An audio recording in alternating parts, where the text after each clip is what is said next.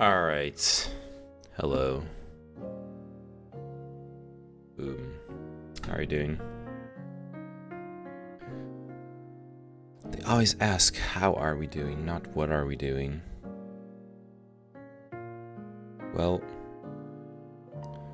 what are we doing? We're gonna watch Nep's video. That's where we're gonna start with. Lower the music a little bit. Actually gonna cut it off. Lower it and then cut it off. Good background volume, and we're gonna check out this video. Is it dark out? Yes, it is dark out, actually. It is pretty dark out. I really hope you're in your garage lifting weights and a waist level cam. Oh, because you were watching the ST Peach stream, right? No, I don't have my own private gym with my own private equipment, so you know, no. But hey, I still haven't done the promised I did promise a workout stream actually a while ago in like a park. And yeah, I should do that. I promised it, I should do it. Anyways, let's check out this video. Don't be afraid. Don't be scared. The Treasurer knows the rule on crops. It's coal. When Scott Morrison brandished a lump of coal in the Australian Parliament, it was a signal to the world that this is coal country. Coal is one of Australia's... Oh, cool. Interesting. So this is about what we talked about yesterday, the fact that Australia refuses to relinquish coal energy in any form or manner. Cool. Interesting. biggest export commodities, it's potholer. generating billions of dollars in trade. And it provides electricity to power Australian manufacturing and light up homes. This coal-fired power station, for example, is crucial for powering the state of South Australia.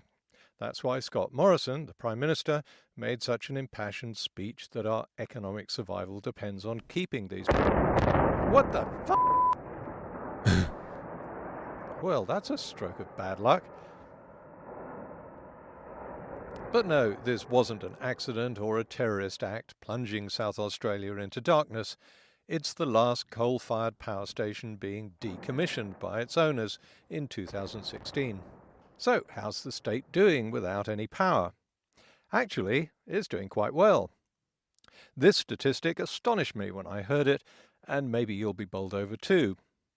If it was an independent country, South Australia would now rank second in the world, after Denmark, in the use of variable renewable power.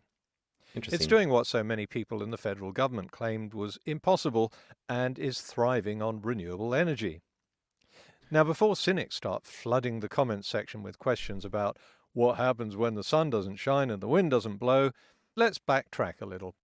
In 2006, South Australia had almost no renewable energy at all. Right, so this is specific to South Australia, right? That's my understanding of what we're looking at. So specifically, this like I don't know how different the different like provinces in Australia are.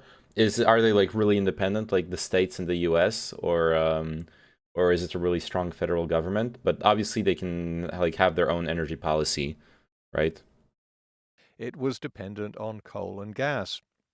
Then, under a left-of-centre Labor state government, South Australia began replacing them with wind and solar power. It had an ambitious plan to produce 50% of its power from renewable resources. By contrast, the national targets were 50% renewable by 2050. Within just 10 years, South Australia had replaced all its coal-fired power with renewable power, and that's when it decommissioned the last of its coal-fired power stations.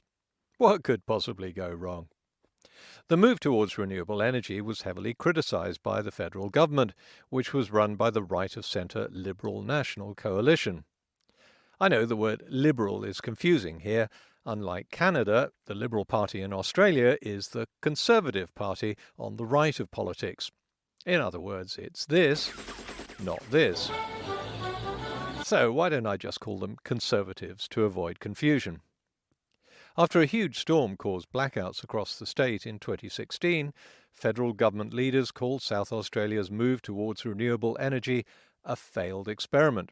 Businesses are investing millions of dollars in backup generators. That's the great achievement of the Labor Party's energy policy in South Australia. They invited in this high uptake of renewables, the highest on a per capita basis anywhere in the world. Now, this big experiment failed. Actually, the story's a bit more complicated than that. The main cause of the statewide blackout was infrastructure damage caused by a storm, but some of the criticism I expected this when they showed the power line that fell. When renewable sources weren't working, and South Australia had the second most expensive electricity in the country. And this was something of an experiment. So even beyond the storm and the blackout, there was a problem with South Australia's renewable energy program. At times, the system was producing way too much energy that couldn't be stored, and at other times it wasn't producing enough and had no backup, except to import electricity from neighbouring states. So the South Australian government decided to get around the problem with another experiment, the world's largest battery, to be built by Tesla at a place called Hornsdale. This is going to be the largest battery installation in the world by a significant margin. This is a 100 megawatt battery installation. The next biggest battery system in the world is 30 megawatts. So we're talking about something that is more than 3 times as powerful as the next biggest battery installation in the world. And because so far this story is playing out along stereotypical political lines, a battery must be left-wing, so the politically correct position for a Conservative government has to be this. By all means, have the world's biggest battery, have the world's biggest banana, have the world's biggest prawn, like we have on the roadside along the highways around the country. But that's not solving the problem. Well, there's only one way to find out. But hold on, because I still haven't finished the story. In 2018, there was an election in South Australia, and the idealistic, Chardonnay-sipping, politically correct, green-loving, snowflake lefty government, led by Jay Weatherill, got booted out. And in his place came the new Premier, Stephen Marshall. Hang on, that's not right. Oh, there he is. It's a joke. I know him. He won't mind.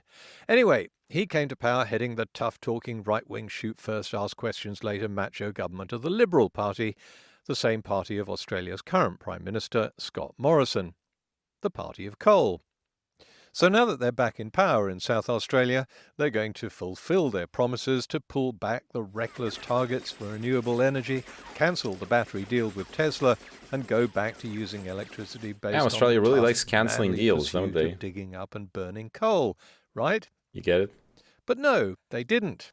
They realized that the experiment was succeeding, for reasons we'll see, and that consumers, energy companies, and industry wanted to keep it. So instead of scrapping the green-loving snowflake lefty program, the new Conservative government massively expanded it. New and bigger wind and solar farms were planned and built, and the target for renewable energy was raised even higher. Even the Hornsdale battery was enlarged, and this time, for some reason, there were no comparisons to a big banana. I wonder why. So, under a right-wing government, South Australia is now at 70% renewable energy and aiming for 90% by 2025. Senior politicians in the federal government had warned that the push for renewables in South Australia would lead to an unreliable power supply and higher electricity prices. The reality is that since the Hornsdale battery has been built, the electricity supply in South Australia has been pretty stable and even has advantages over coal and gas. One of the headaches of grid engineers is trying to regulate the output of electricity from power stations to meet demand, which varies throughout the day. Here's the response time of coal and gas-fired power stations, and here's the response time of the Hornsdale battery, which is measured in milliseconds. Right, yeah, having it, but that's okay. Just to be fair, much more. If I understand correctly, what the video is talking about, that's an advantage of just having a huge battery between your power source and the rest of the grid. That's what creates this like immediate response time. That has nothing to do with green energy in and of itself. It's just that green energy being less reliable. It's factorial 101. Yeah, exactly. Green energy being less reliable, it created the need for a battery. So now they noticed, oh yeah, a battery is actually like really efficient for the grid power. More economical and much more efficient. The Hornsdale battery has been but so you could very well put a successful battery that it's behind a bunch of coal profits plants for its owner, the French company Neoen, and paid for itself within just a few years. And so successful that it's been expanded from 100 megawatts to 150 Yeah, okay, megawatts. that's really cool. As for the cost of I shit on Tesla earlier, but hey, that's really fucking awesome. If they actually succeed, like did a public works project like this that really delivered on what was needed, that's really cool. Good on Elon, good on Tesla. It's now so cheap that South Australia has turned from having the second most expensive electricity in Australia during the coal-burning era Hey, thanks for the like, to the Kyle. cheapest. And the renewable energy program has sparked new industries and I'll check that out, innovations turn it like in a Sundrop minute. Farm, which is using solar energy to turn seawater into fresh water. Prior to this innovation, the semi-arid land on which the farm sits was only able to support 3 cows. Now it has an abundance of water taken from the sea and produces 14% of Australia's tomatoes. And for people who have no idea what those are, they're tomatoes. Government officials in South Australia also have their eye on attracting international firms that need cheap renewable energy as a power source. because increasingly countries that are signed up to treaties limiting carbon emissions will penalise companies that have a high carbon footprint. Whether you agree with that or not, that's the reality. And this is how we now get to the current position of South Australia having the second highest uptake of variable renewable energy in the world, if it was an independent country. The state government not only met its renewable energy targets, it exceeded them. But for some pundits, speaking in the year 2020, it's still 1995. Renewables are nice if they work, but they're expensive, unreliable, impractical, and frankly, a bit of a con. I guess that after pushing the same message, Yo, isn't Sky News based on technology that's 30 years old, like one of the Murdoch it's hard to change direction. news channels? The success of renewable. Let me check that real quick. Sky News. What is the Murdoch mega corporation? Yo, Magic Turtle. Sky News. Fuck, what's it called? It all is. Yes, yes. Murdoch. Let me just Google this. Rupert Murdoch. Yeah, okay, it is Rupert Murdoch. Fuck me. Renewable energy in South Australia is reflected in plans to build a huge renewable energy hub that will produce 1.2 gigawatts of wind and 600 megawatts of solar, backed up by a battery with that's a lot of 1.8 energy per pixel. gigawatts of storage, 10 times bigger than the original Hornsdale battery. So South Australia could soon be producing far more electricity than it needs, nearly all from wind and solar, and much cheaper than neighbouring states. What will it do with all that cheap, clean energy? One answer, which is now being trialled with a pilot plant, is to split water molecules and produce hydrogen, and then export it to countries like Japan and South Korea that are also switching away from coal and oil and looking ahead to a hydrogen-fueled economy. Liquid sunshine, as one Australian engineer described it. I spoke about this in my video, A Conservative Solution to Why not Climate just Change. farm Bitcoin with that free energy? This Magic video Turtle is really was a practical on it too. example Mine of what I was Bitcoin. saying in that video, which of You course can't- is all my opinion. You can't, okay, you can't send Bitcoin over to Japan to fuel, like, the heating their houses. Until you can do that, then... A vision of the future that's not calling for world government and state control, but a free enterprise solution that should be easily adopted by both sides of the political equation. Now we can see what happens when we put that into practice. A measure of the success in South Australia is that other states like Victoria and New South Wales are now trying to emulate it, building similar renewable energy farms backed by battery storage. And Nice. again, this goes across party lines. New South Wales has a Conservative government, Victoria is left-wing. In another video, my previous one, I asked the question, do you get it now? And clearly most of the states do, but there's also some encouraging news in the media. News International, which dominates Australia's media and is owned by Rupert Murdoch, who also owns Fox News, The Wall Street Journal and The New York Post, has spent decades downplaying or even denying the link between carbon dioxide and global temperature, and of course rubbishing renewable energy. But almost overnight, it's announced a major editorial shift. Apparently they do now accept the science, at least here in Australia. They've finally figured out that carbon dioxide does cause global warming and that something needs to be done about it, and that renewable energy is now a good thing. After scientists have been warning about this for decades, Murdoch and his editors suddenly decided they were right. Okay, this But is during huge. This is, like, those super decades, positive. News International has been spoon-feeding millions of readers. I understand and why you viewers wanted a me steady to watch diet this of net. slanted scientific So, like, nonsense Australia that I've might, been debunking on my channel, splashing opinions from scientists already with be no completely reversing. qualifications in climate science, That's really good. and pundits who never passed high school science, and even an op-ed piece written by a special correspondent who turned out to be an anonymous flack working for a resources industry lobby group. Well, I suppose it took the Roman Catholic Church over 350 years to finally admit that Galileo I wouldn't was go that right. far, but it's now The Earth miserable. does orbit the sun. Yeah. The one scary thing is the contrarian politics, right? What he opened with, the fact that when the left-wing government is all right. Good night, Roser. when the left-wing government is doing clean energy, the right-wing government is like, ah, that's terrible, and then like, yeah. But hey, if people can get out of their like contrarian mind and just agree on good things, then that's good.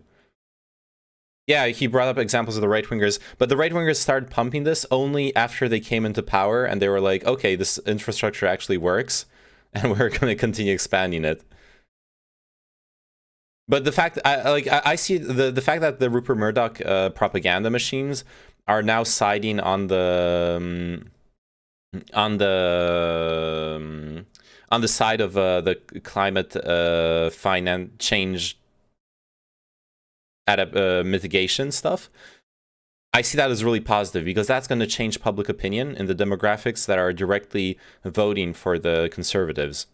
So that is what will create really a bipartisan push for clean energy in the country. I believe. I hope. Should be a hybrid. Sure, but I'm sure a Bitcoin mining farm is easier to scale than a hydrogen plant. I think I stand by what I told you when we debated over like Bitcoin and energy. If there's excess energy that there isn't the infrastructure, there isn't the equipment to store it in any other way right now, then sure, like dump it into Bitcoin. But if there's any other more useful like way of using it, and I do count stores of hydrogen as more useful. Like as long as the tanks of hydrogen aren't filled, then they should be filled in priority. But like, yeah, once the tanks of hydrogen are filled, pump out some Bitcoin, sure. I don't have a problem with that. Son, and it took creationists half a century to admit that animals do change over time to the point where they can no longer interbreed. So it does take a while for entrenched ideological and religious beliefs to finally succumb to science. I guess then what we're looking at, Nept, right, is the when the federal Australian government will like review the climate change plan that we saw. Because if this trend is true and will continue, of the conservatives now siding on the side of renewable energies, then that means that sometime in the next 10 years, the climate change plan will switch from we're going to keep using coal and gas in 2050 to like, well, we're not going to need coal and gas in 2050, right? So I guess that would be like the big sign that things have changed, maybe. Isn't it nice to see what can be done when everyone does listen to the science and the ideological bickering stops? All right, that's cool. That's a very hopeful that's a very hopium video. Not copium, hopium. South Australia's big Tesla battery sued for not helping during Queensland coal power station failure. South Australia's big Tesla battery is being sued for allegedly failing to live up to its promises to help rescue the power grid in the event of catastrophe. The 150 megawatt battery has been paid to be on standby to pump energy into the grid at short notice in order to arrest the system failure in the event of a major power plant or transmission failure. But the Australian energy regulator alleges it did not deliver as promised during a major Queensland coal plant failure in 2019, creating a risk to power system security and stability. Wait, is it possible to have a 100% clean way to burn coal? Not sure if you've ever investigated clean coal. Well, you can filter the output of a coal plant, right? And like carbon capture at the output. But I don't know what the efficiency of that is. I haven't really delved into it. I honestly I go by the basis of. Plus, like then the coal also has huge extraneous costs in the mining. But yeah, usually filters will never be 100%. I don't know. It's something to look into just to be sure. But yeah, that will literally be a physical impossibility. You can filter like a lot of stuff out, but yeah, I don't know. And you could capture all the smoke. You could capture all the smoke and then pump it somewhere and under the ground where it will never surface again.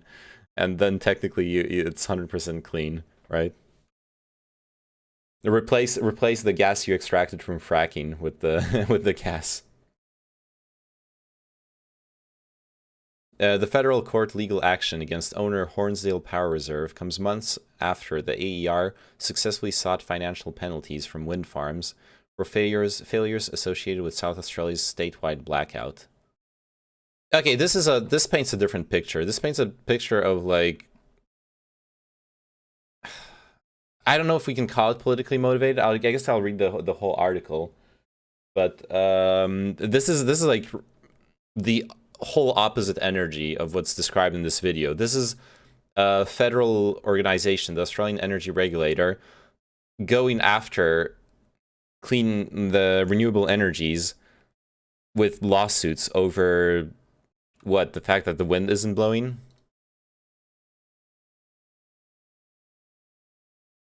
Or if they're talking about South Australia's statewide blackout, that has nothing to do with wind farms, according to the video we just saw. It was actually caused by infrastructure failures, so storms pulling down power relays, stuff like that. The Hornsdale Battery near the mid-north town of Jamestown was built in response to the blackout as a storage of energy in case transmission was again cut unexpectedly, and as a way to stabilize power flow as more electricity comes from renewable energy. It used Tesla batteries after the company's head billionaire Elon Musk promised to provide them for free if a 100-day deadline could not be met. The AER alleges Hornsdale Power Reserve, owned and operated by the French renewable energy company Neoen, failed to provide the services it was paid for by the Australian energy market operator between July and November 2019. AEMO first brought the alleged conduct to AER's attention following a power system disruption at the Cogan Creek Power Station in Queensland. AER chairwoman Clara Savage said the AER was sounding the alarm on concerning behavior in what is known as the frequency control market. It is vital that generators do what they say they can do if we're going to keep the lights on through the market's transition to variable renewable generation. We expect providers to be in a position and remain in a position to respond when called upon by AEMO. Failure to comply with the latest market ancillary service offer and AEMO dispatch instructions is in breach of the national electricity rules and may result in AER enforcement action. Okay, I mean that actually makes a lot of sense. It makes a lot of sense in the sense that, yeah, you want to be whenever there's like an issue in one state, you like the whole grid's connected and you're supposed to be able to pump energy from another state. So, and I guess that's the suit or whatever they you want to call it, the suit or the fines or whatever are what they do in those cases. I just wonder if they do those kinds of lawsuits, if like, because they're talking about the the Cogan Creek Power Station failing. What if it was South Australia asking for energy from Queensland, and the power station fails? Does the AER then throw a lawsuit at the power station? If not, then this is like some weird political bullshit. If yes, then this is some weird like how the AER operates. Maybe we can look it up. Australian Energy Regulator lawsuits. Hornsdale in court, Tesla Big Battery, Neoen SA, Tesla. Can I? What's the command in the Google search for not a keyword? I don't remember.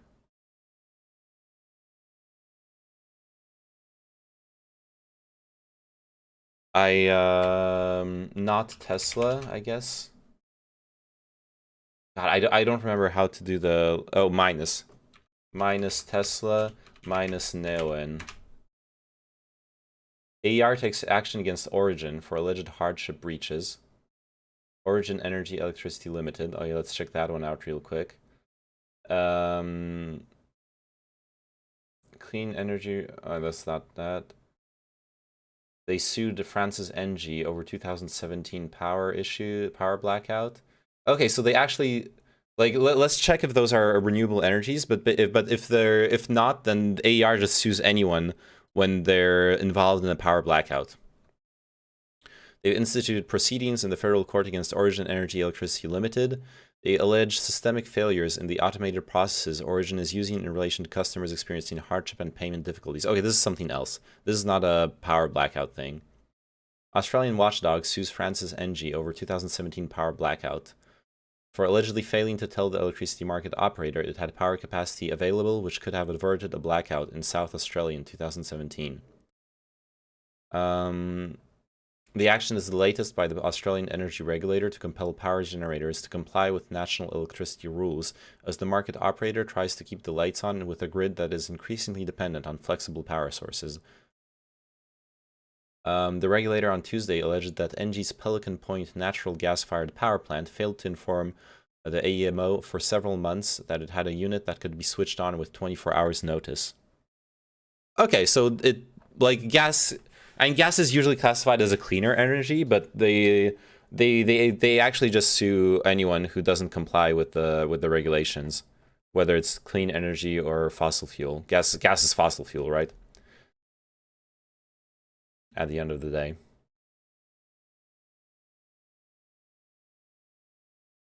AGL misled the market. There's another article where they have a complaint. Energy company AGL faces legal action over allegations it failed to provide accurate information to the... So those two lawsuits are quite different. There are situations where the information was not provided. A suit for mismanagement, essentially, is how it read to me. Yeah, well, in intention, yes. Like it's being sued for mismanagement.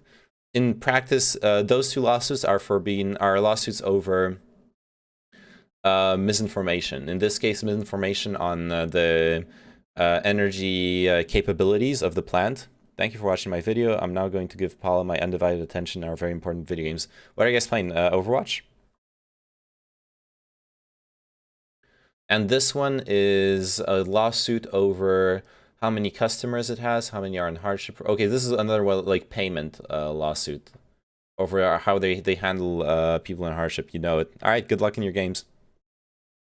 Thanks for the video.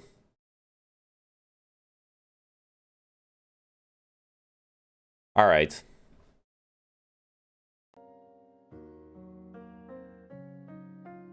Yeah, so it seems like, I know, at first glance, it seems like the AER is really just doing what they're supposed to be doing with this lawsuit. Because the batteries promised this amount of energy if they're called upon for it. Apparently they didn't deliver it. So they get a fine, right? That's what the AER seems to do.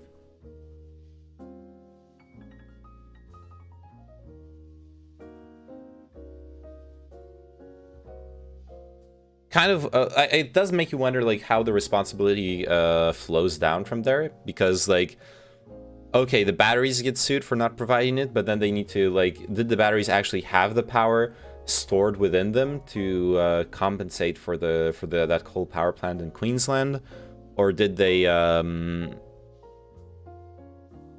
like what if they didn't have enough energy? Do they then get to sue like the windmills and the solar panels that are supposed to fill them up?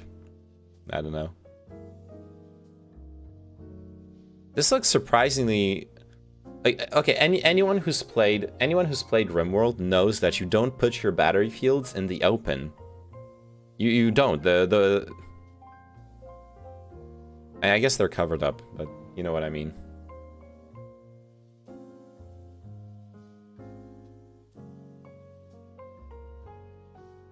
Kyle Rittenhouse found not guilty on all charges in Kenosha shootings. I wanted to check out, apparently the verdict came out. It was yesterday or 2 days ago. I wanted to see what's up with that.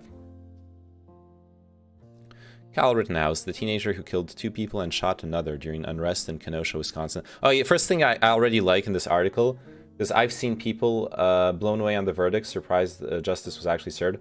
I'm not surprised at all. If you followed how the lawsuit was not the lawsuit, how the court proceedings were going, and like read up on precedents in American law and whatnot, it was pretty obvious he was going to get he wasn't going to get charged, or found not guilty rather. At least for the At least for the murder charges, it was. I think it was pretty obvious that he wasn't going to get anything for it. The miscarriage of justice was just as obvious in the Floyd trial, but it went the wrong way. I would disagree. The Floyd trial, I think, was clearly the Floyd situation was clearly an abuse of was clearly police brutality, and that should be punished. It's not the, but I don't remember how the Floyd trial went, actually. I don't, my memory is kind of murky on that. Floyd trial verdict. Trial of Derek Chauvin. What happened again? Blah, blah, blah, blah, blah. Sentencing. Verdict. Followed closing arguments. On jury announced that had reached a verdict after 10 hours of deliberation. Chauvin was found guilty on all 3 counts. So convicted of murdering a black person, so that was murder, right? What were the charges? They just say all 3 counts, but I want to see the... Alright, charged with 3rd-degree murder and 2nd-degree manslaughter.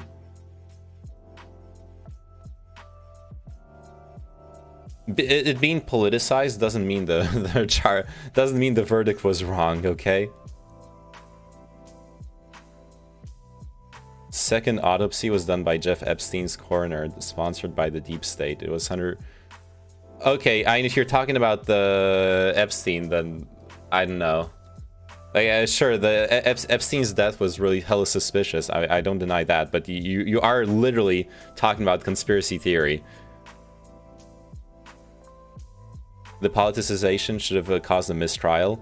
Well, the problem with that, if you truly believe that, the problem with that is then you can never have a trial where there's anything political at stake, because you could always quote a mistrial whenever there's anything political at stake. So like that is impractical. That is just not practical. Then any crime that is political in nature could lead to a mistrial. You understand what I mean? Like that I don't think justice could be allowed to work that way.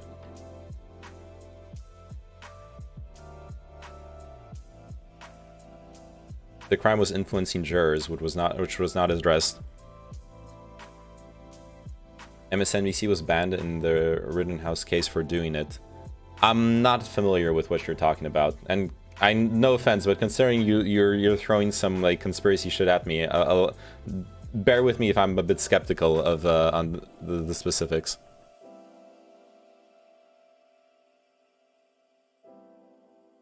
God bless Kyle, thank God the correct verdict was reached. Look, I'll be honest with you guys. I agree with the as far as my understanding of American law goes. Yeah, Kyle, the Kyle verdict is the correct one. Under US law, it is the correct one. Now, do I agree with the US laws in question? I don't actually. I don't think you should be allowed to open carry in general. And especially in the situation where you're walking into a volatile scenario, I consider, morally, ethically speaking, open carrying to be an escalation of violence. If you're the one escalating, then then that taints any concept of self-defense. Morally speaking, legally speaking, he was in a state where open carrying is legal, so that is not escalation, legally speaking. So obviously, what he did was legally self-defense. But morally, I'm not on his side. Legally, the verdict is the right one.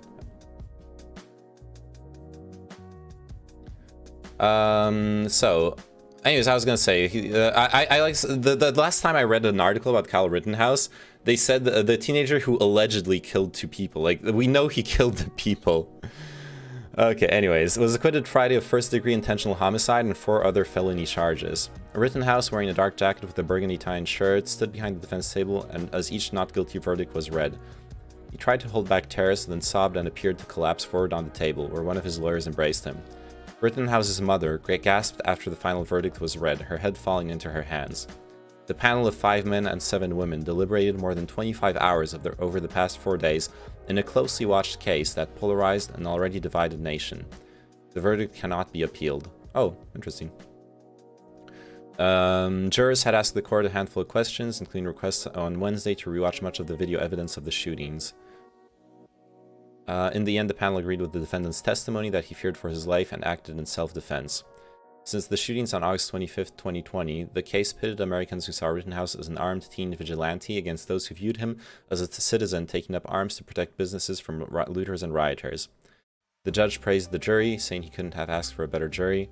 Some jurors appeared fatigued in the jury box as the verdicts were read, their hands on their chins or rubbing their eyes, according to a pool reporter. Others appeared ill at ease, their arms across their chests. After the verdict was announced, lead prosecutor Thomas Binger told the court, "The jury has represented our community in this trial and has spoken." Blah, blah, blah, blah. They're like jerking each other off. What a good trial. It sends the, oh, someone's unhappy about it. Anthony Huber, the family of one of the victims, says there's no accountability for the person who murdered our son, sends an unacceptable message that armed civilians can show up in any town, incite violence. Well, see, this is the thing. Like, under American law, walking around open carrying is not inciting violence. But what if everyone else is open carrying / armed, then it's not an escalation? A knife is already showing deadly use of force. But that's not the case, right? This is something I've seen people say concerning the situation. Is I guess this is kind of what this person is saying as well. Like, does this mean that the future of protests and riots is a bunch of people on both sides, like the counter protesters and the protesters and the rioters and counter rioters, all showing up with like open carrying guns or concealed carrying, whatever is legal in their state? I don't see that as an improvement of civil society. Avengers Civil War, yeah, literally. But it, once again, mon gars, wesh, Tazumbaji, comment ça va? But once again, this is what American law states. Like, this is the correct legal outcome. I'm not contesting that. If you don't like this outcome, like I do, then you would want the law to change. You shouldn't look at this trial and be like, the trial of a result should have been different. You should look at your lawmakers and vote in different ones, or petition them to change things. If Rittenhouse followed the law, he would not have been on trial. That's not how justice works. The trial is not, trials aren't there because people break the law. Trials are there to verify if they have broken the law. So I'm sorry, but that is just patently wrong.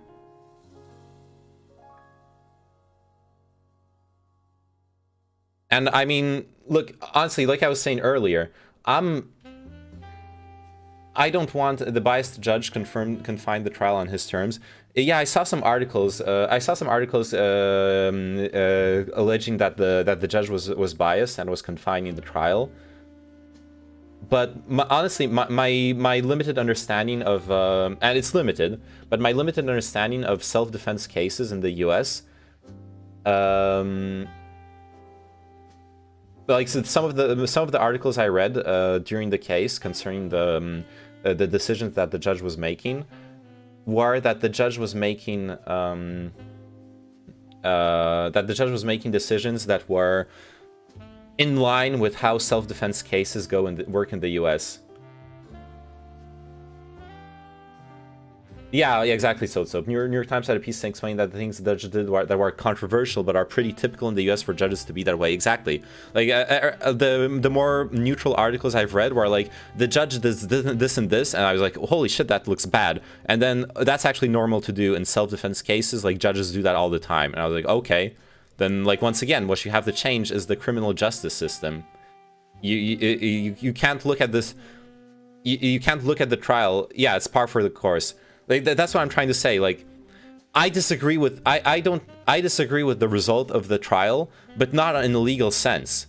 Under American law, my understanding of it is Kyle Rittenhouse, under American law, acted in self-defense, and the verdict is correct, like, legally speaking.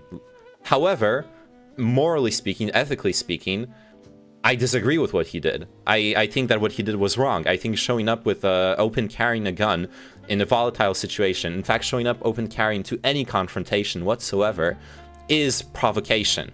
And you cannot plead the self-defense plea after provocating with a lethal weapon is not the same story. It's just depressing because once again the flawed system that governs us is completely detached from the reality we live in. It's attached to the reality of a country that wants to open carry guns. That's what I see, what I perceive in this case. If you consider it legal and moral to walk around with an AR-15 on the street, then this verdict is perfectly normal. Which is sad, because I'm not for open carrying.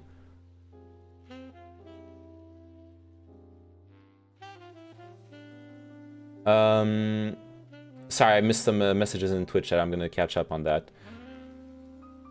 Yeah, if it's all about self-defense, he has a case, and that's what the judge said, that he was gonna make it all about the self-defense. But my point is that he is wrong, and he was in the wrong overall. Don't think you broke the law at all, right? From what I followed, the gun thing was stupid, but it was legal. Yeah. The judge has Trump's theme song as phone music. Yeah, I read about that. The judge had that music for 40 years, according to other people. Oh, I didn't know that. A 17-year-old is not allowed to have an AR. It's some weird legal loophole where they're like not allowed to possess it, but considering it was a friend in the state who lent it to them, that was legal. I don't remember the details. I would need to like read up on that, but my understanding was that the original thoughts that he wasn't even allowed to have the gun in the first place ended up being wrong. He's innocent of self-defense, but should be punished for being illegally armed. Well, my understanding, that was my original understanding of the case, but stuff I read recently said the opposite, that he was actually legally armed. Was Kyle Rittenhouse legally carrying? Oh, this is a New York Post article, but so obviously it's going to be biased on the other hand. But hey, that's how you learn. You check out what are the opinions on every side. PolitiFact has been slammed for a fact check that claimed to readers that Kyle Rittenhouse's possession of a firearm was illegal. After the judge presiding over his murder trial threw out the weapons charge against him.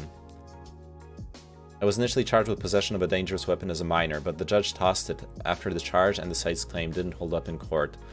The judge agreed with Rittenhouse's lawyers that the ban on minors with dangerous weapons only applies to those weapons that are short-barreled, unlike the one that the teen used. What?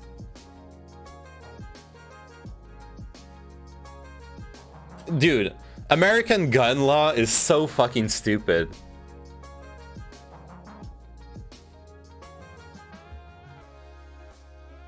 American gun law is so fucking stupid. And once again, like, legally, sure, okay, the judge made the right decision. This is so fucking dumb, though. He banned calling the victims victims. Zazumbaji, that's actually normal. That one really shocked me when I read the article, but then I looked up about it. It's actually normal in self-defense cases. If there's precedent for judges not allowing the victims to be called victims in self-defense cases. It had nothing to do with the politicization of the trial. That is actually status quo for self-defense trials in the US. And I understand if you consider that biased, but you know, like, it's a different thing when it's something they do in every single trial. You know what I mean? I don't believe it, friend. And we can double check it. It's been a while since I read that article, so let's double check it. Let's get all our facts straight. It's a hunting law, I think, where you can own a long barrel rifle but not a short one. Yeah.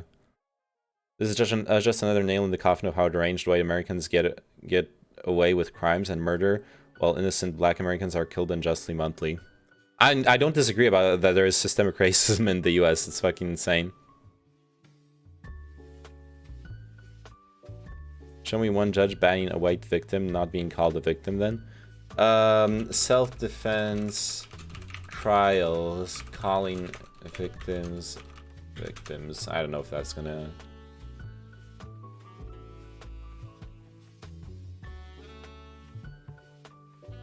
CBS News. Why? Here's why people shot by Kyle Rittenhouse can be called rioters, looters, and arsonists, but not victims at trial. He made the decision at a pretrial hearing where the parties debated several issues ahead of the next week's trial.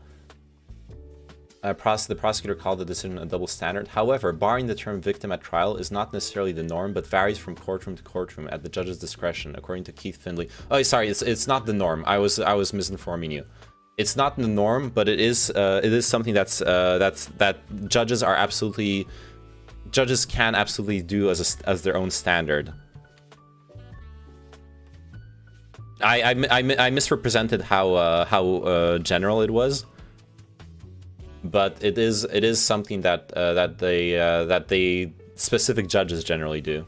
Findlay explained that the judge is differentiating the facts of the case from the questions the jury must answer. Since Rittenhouse is claiming he acted in self-defense, the question is not who shot 3 people, killing 2 of them, but rather if Rittenhouse was justified in defending himself out of fear of bodily harm.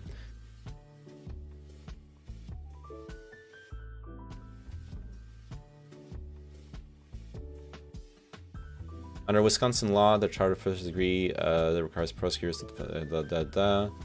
Is there any mentions about, like, other precedent?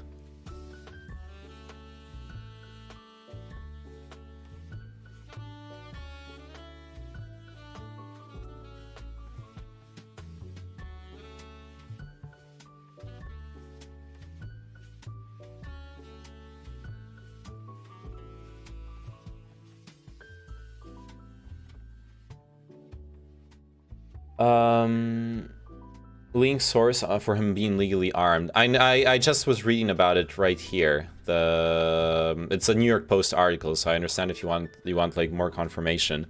But apparently Kyle Rittenhouse is allowed to carry a long-barreled rifle.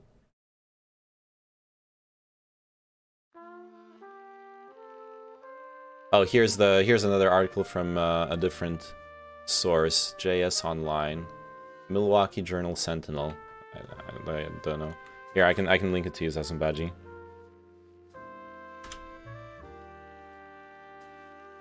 Oh, sorry. I missed a bunch of streams messages. Let me catch up. We agree basically 100%. I'm sure we've discussed it already. Yeah, I think we've discussed it already.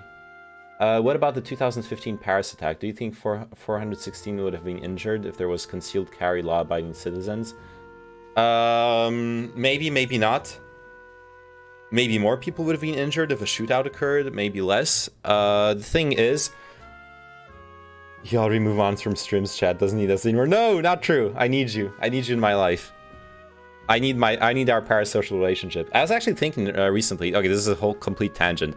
I was actually thinking recently about how much, like, for big streamers, the parasocial relationship is the onus is fully on the viewers. Like, the viewers are vying for attention. Hey, big streamer, man, please pay attention to me. Please read my messages. Like, donating money to get the TTS messages so the streamer will actually respond, etc. And then for a small streamer like me, it's actually me vying for your attention. I'm like, please keep on watching, please. I'll be entertaining. I swear I'll do whatever you want me to. So like the parasocial relationship is actually, onus is kind of like actually on me in this situation. I have the power here, exactly. Anyways, yeah, I don't, in general, I don't believe in the good guy with a gun story that is used by a lot of guns rights activists. I just don't believe in it, Kino. The reason I don't believe in it is because pulling out and using a gun appropriately in stressful situations is extremely hard.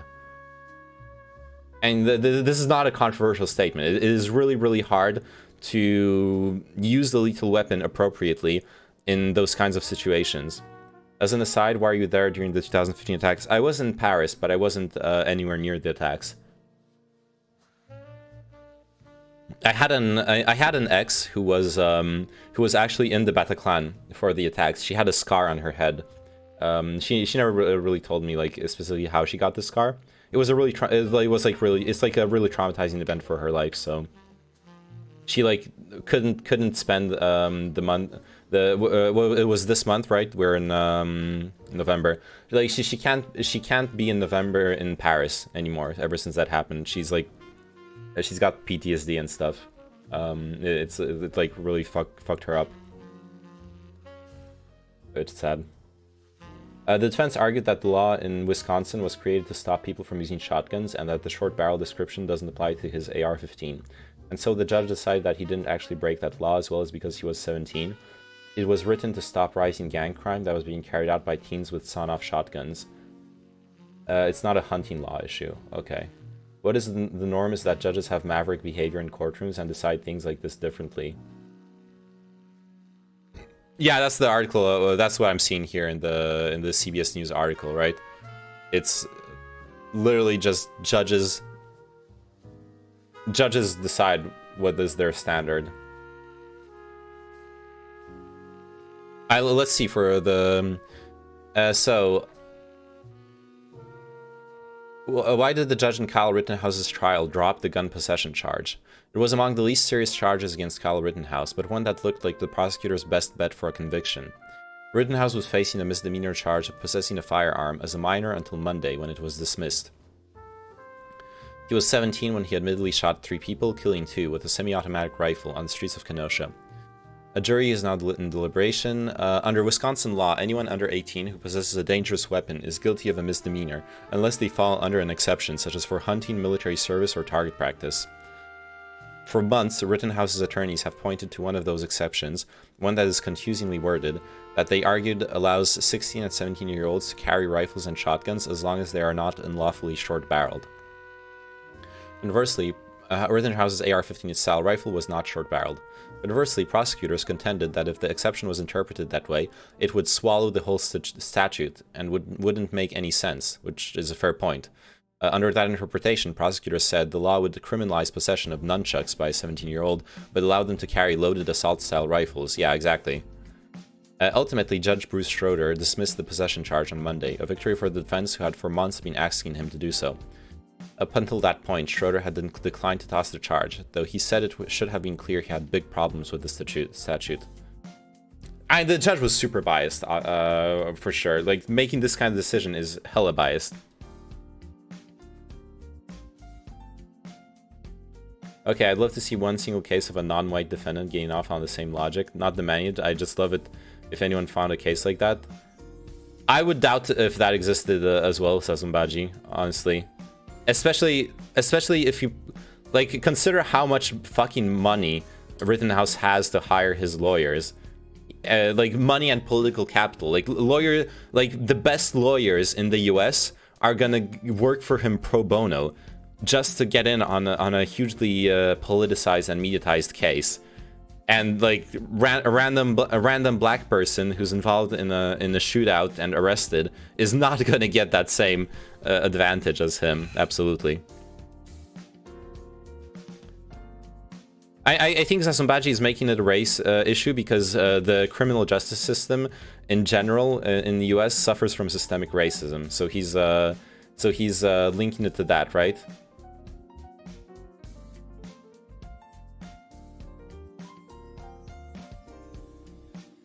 But I also agree with exploded knees. Like it's a problem, but it is what it is. What I 100% advocate for, if you're a U.S. citizen, petition your lawmakers. This stuff needs to change at the lawmaking level. It's not going to change in the courtroom.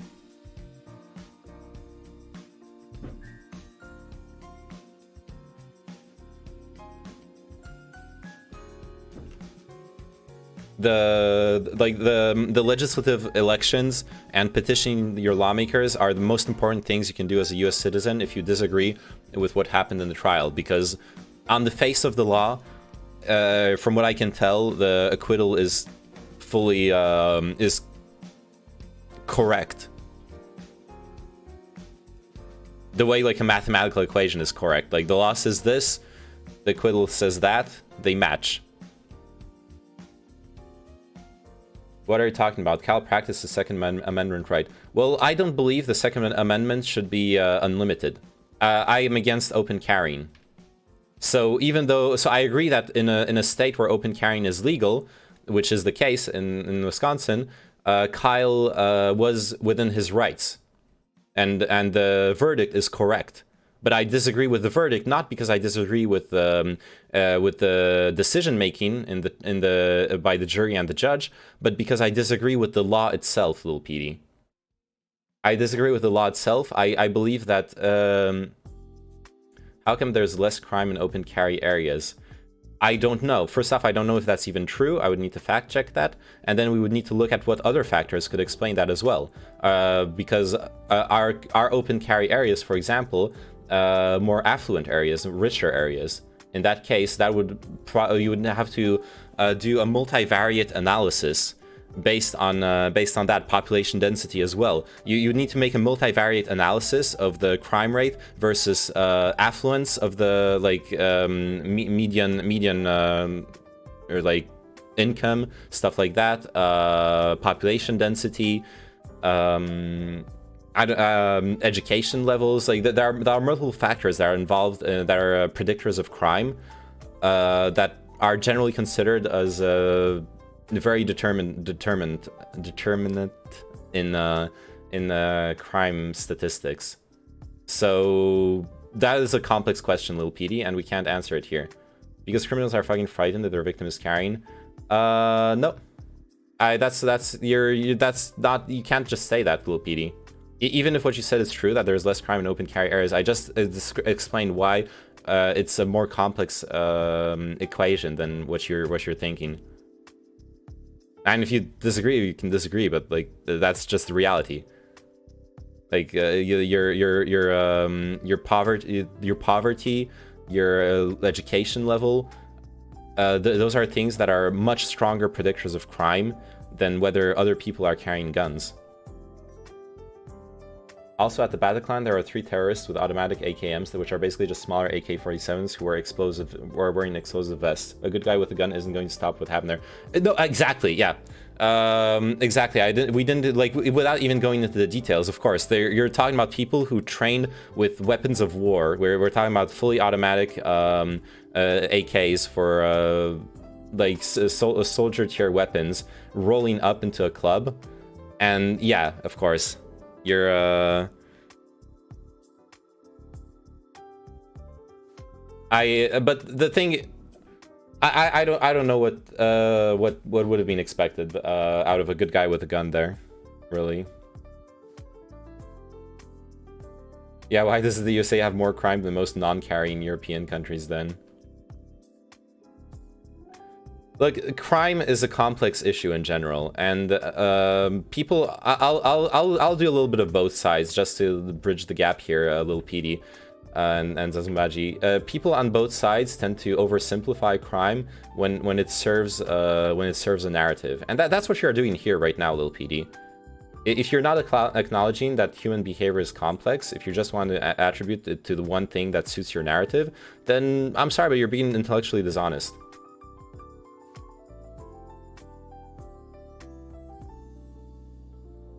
It's the same nonsensical argument as the death penalty having a deterrence effect. Well, it is an argument about deterrence. Yeah, I understand the analogy.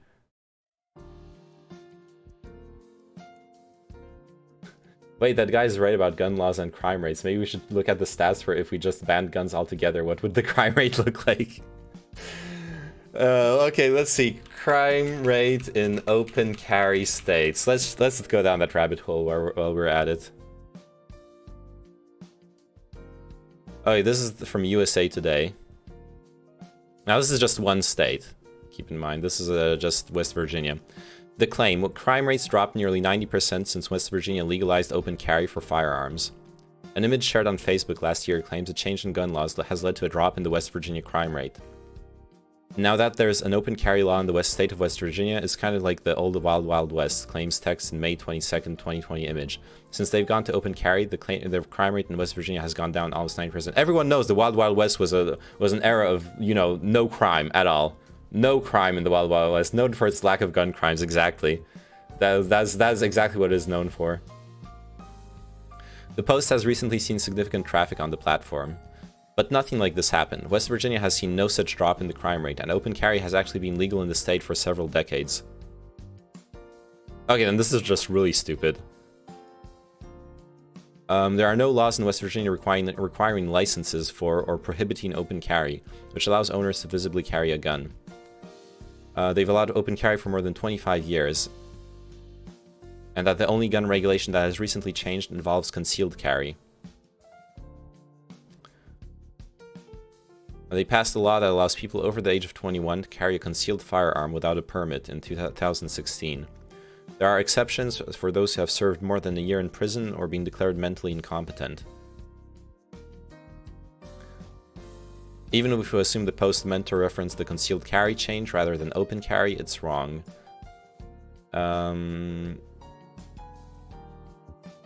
The available data from the FBI and Centers for Disease Control and Prevention has shown no major changes in the crime rate in recent years. Both data sets show violent crime, murder, and homicide rates in West Virginia were nearly the same in 2014, 2 years before permitless carry was enacted.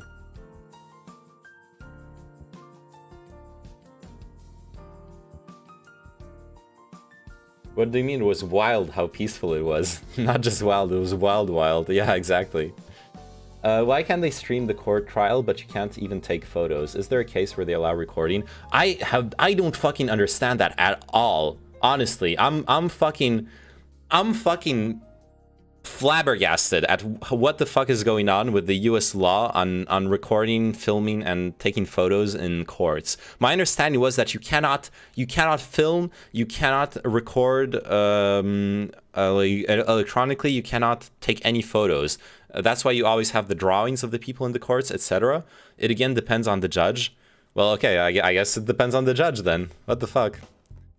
I actually like judges and law enforcement officers having a certain amount of leeway in how they apply law. That is something I'll actually defend.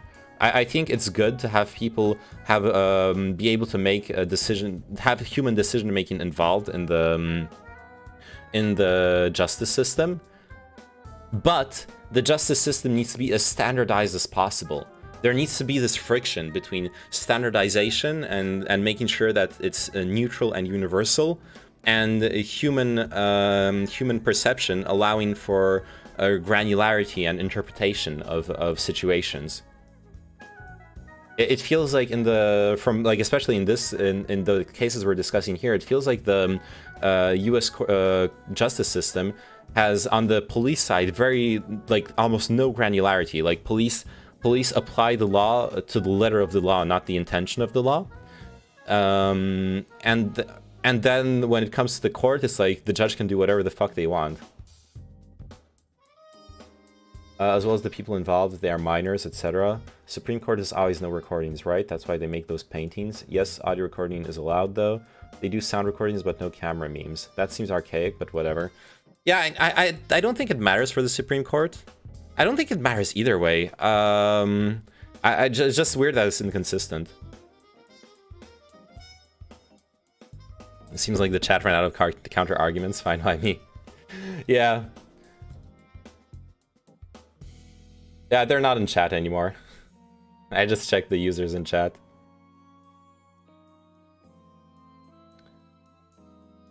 Flash photography will make the justices decay faster.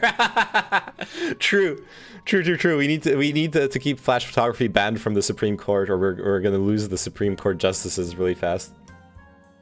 The sound recording is fine. Live streaming a court case, that'll make people mad whatever way it goes. Yeah, the live streaming. Honestly, the fact that the Kyle Rittenhouse court case was live streamed is wild to me. The fact that it's politicized this way. But maybe it's positive. What am I sipping on? Some green tea. It's just green tea. Basic green tea. No sugar, no honey, nothing added.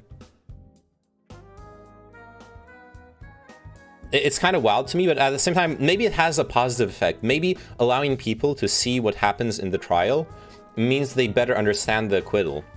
Because imagine, like, it's happened several times, right? There's court cases where no one knows what happens, and then no one knows what's happening. No one understands the arguments and counter arguments. No one's actually followed the trial like play by play. And then the acquittal comes, and everyone's like, "What the fuck?" And there's riots and protests and everything.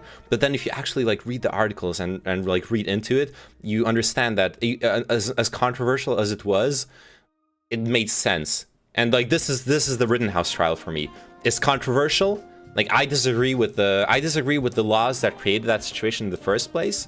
But once those laws are in place, I agree with the judge's decision. Not with the gun, like that was an interpretation thing. The fact the short barrel gun thing, that's an interpretation thing. I think the judge is really dumb about it, but he's allowed to make that interpretation. It's fucked up, but once again, it's the law that has to be changed, right?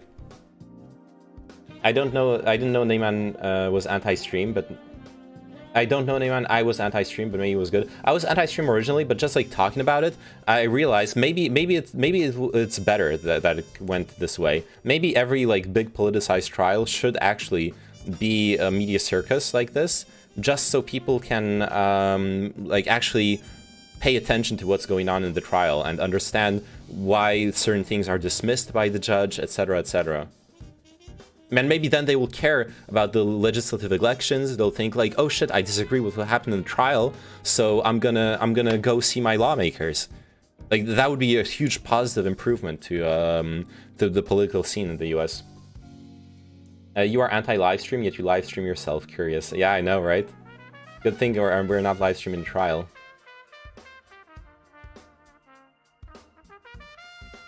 The only thing that's really weird about the case is how a minor is allowed to carry a rifle. Yeah, the article we were reading here is wild. Like, you're not allowed to carry a knife or a sword as a minor in Wisconsin, or a short-barreled shotgun, but you are allowed to carry a rifle. That's what this judge created in Wisconsin, just so he could free, so he could like free Kyle Rittenhouse of the gun misdemeanor.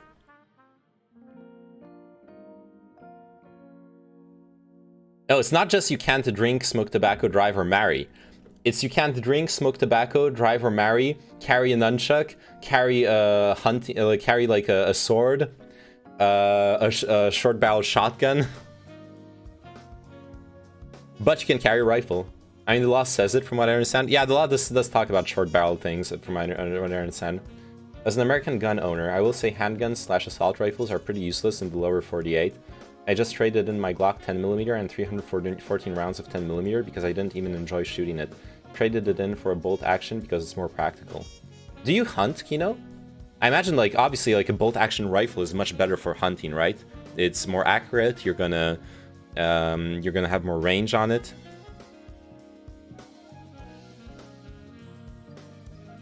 Bow and arrow is probably banned even. Yeah, no, only with a short arrow, you know, because short barrels. If the arrow is full length, then you're allowed. If the arrow is short, then you're not allowed it.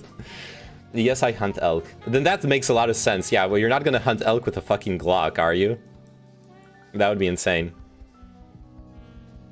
Oh wait, Streams chat is turned off here. Sorry. There you go. BLM marches to COVID-enforced Muslim culture. Wait, what are you talking about, Kyle? I don't understand that sentence. If you have a longbow, you're going to the slammer. Yeah. Yo, this is like Age of Empires shit. If you're massing longbowmen and you're under 18, you're going to jail. Only crossbowmen allowed.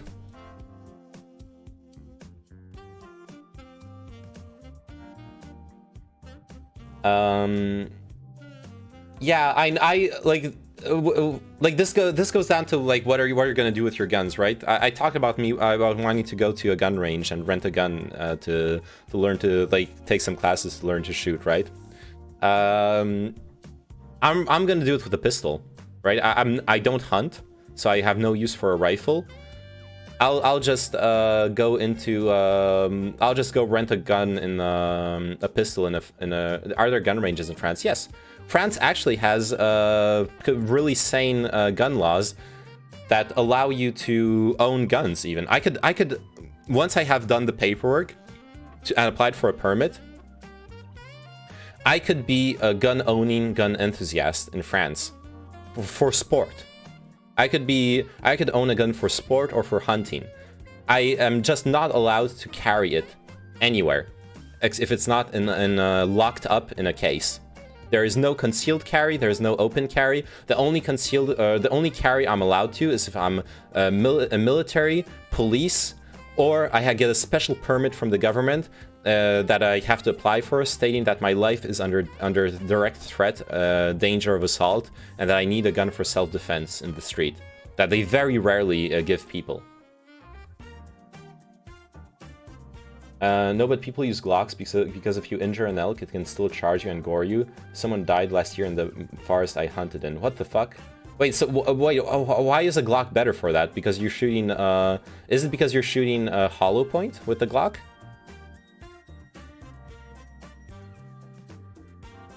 Oh, you meant BLM marches to COVID enforced Muslim, the recent decade of USA social standing. Oh, okay. So it seems like a 17-year-old can legally have an AR-15, but somehow not a 5-shot revolver, if we understand the law correctly, just in Wisconsin. I don't know if a 5-shot revolver would count as a short barrel, but maybe, yeah. Well, what a failed hunter getting killed by their prey despite being armed with a gun. If it's a bolt action and they're like depending on the range, that actually kind of makes sense.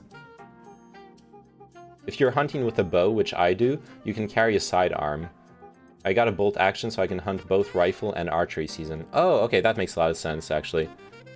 Okay, yeah, that makes a lot of sense. So you're hunting with a bow, and you have your sidearm, your Glock or your 1911, whatever, in case you get charged and you haven't killed them with the bow. I'm assuming he means because you can't use a bolt action rifle on a charging 2,000-pound elk. Well, yeah, that as well, of course. If it charges you, you obviously using the bolt action against the charging one, the charging duder is dangerous. No shave man today? No, I'll probably shave tomorrow. I'm letting Nigel have a little bit of that stubble. I was just lazy.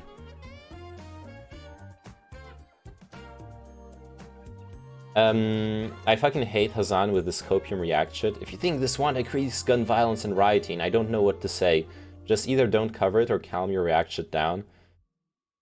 I mean, he's plain. He's not even grifting at this point. Like he genuinely believes in the bullshit he's spouting, right? Looking good either way. Thank you, Sasambaji. I appreciate that. Flattery is the best way to get to my heart.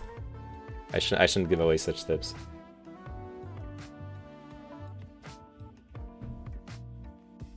I don't know what Hassan is on right now. Like he's a political streamer, but also he spends most of his time like watching dumb like YouTube reality TV type videos.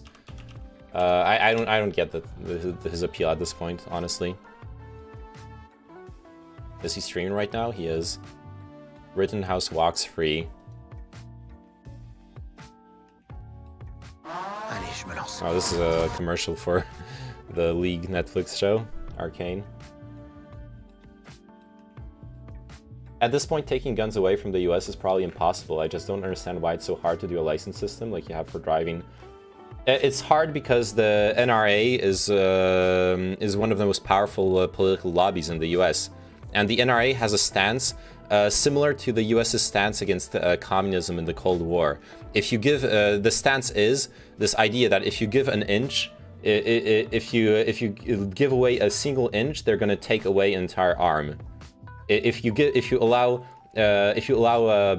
permits on gun ownership, you're going to lose all your gun rights. Is the party line of the NRA. So you have one of the strongest popular political lobbies in the U.S. Actively fighting any kind of gun restriction on principle, not because it's whether it's rational or not. They contest it on principle.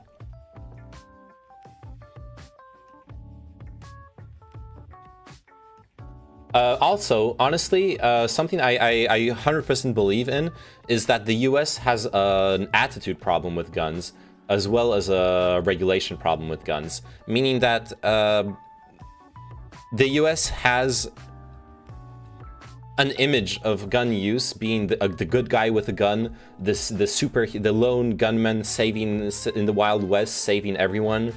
like fucking Clint Eastwood rolling up in every town and shooting all the bad guys. Compare that to a country like Switzerland, where everyone who's done military service keeps their rifle with them, and they have like the closest level of gun ownership to the US. They don't have a culture of using your gun. They have a culture of owning your gun, but not of using it. And that's the entire difference, in my opinion, between Switzerland and the US. And of course, a bit more regulation. Like, they can take away your guns in different situations. But the attitude around the guns is so important, I think. That remember my stats, a majority of American gun owners support sensible... Yes, they do. A majority of American gun owners support sensible gun control, but a lot of them don't realize that the NRA fights sensible gun control. And they still subscribe to it because they buy into the propaganda that the NRA is protecting their gun rights. I don't want him to push a riot. He has too much influence. I don't know. I would need to see like what he actually says to think whether he's actually pushing a riot or not. It's the opposite, but he is. I mean, he's definitely Hassan definitely plays into outrage politics. He is an outrage influencer. He wants you to get outraged at some dumb conservative shit. So he will do it irresponsibly. He will take a situation that can make you outraged, and he will want to make you outraged because that creates engagement. Outrage creates engagement. That's what we've seen in the Facebook Congress trials. It's scientifically proved. Outraging people on social media creates engagement. So Hasnabi makes more money, is a more successful influencer, the more mad he makes people. So he actually has a conflict of interest directly here. You literally called them in to fight by boogling, so they're already pissed off and you're 20, 30 yards away. Oh, the elk? Yeah, that's dangerous. It's the opposite for me. When people compliment me, I automatically think they're lying and have some ulterior motive. Oh yeah, let's talk about that. He is outrage incarnate, yeah. This fucking picture. Okay, this is a fucking hilarious meme. I'm sorry, I shouldn't be laughing, like fucking...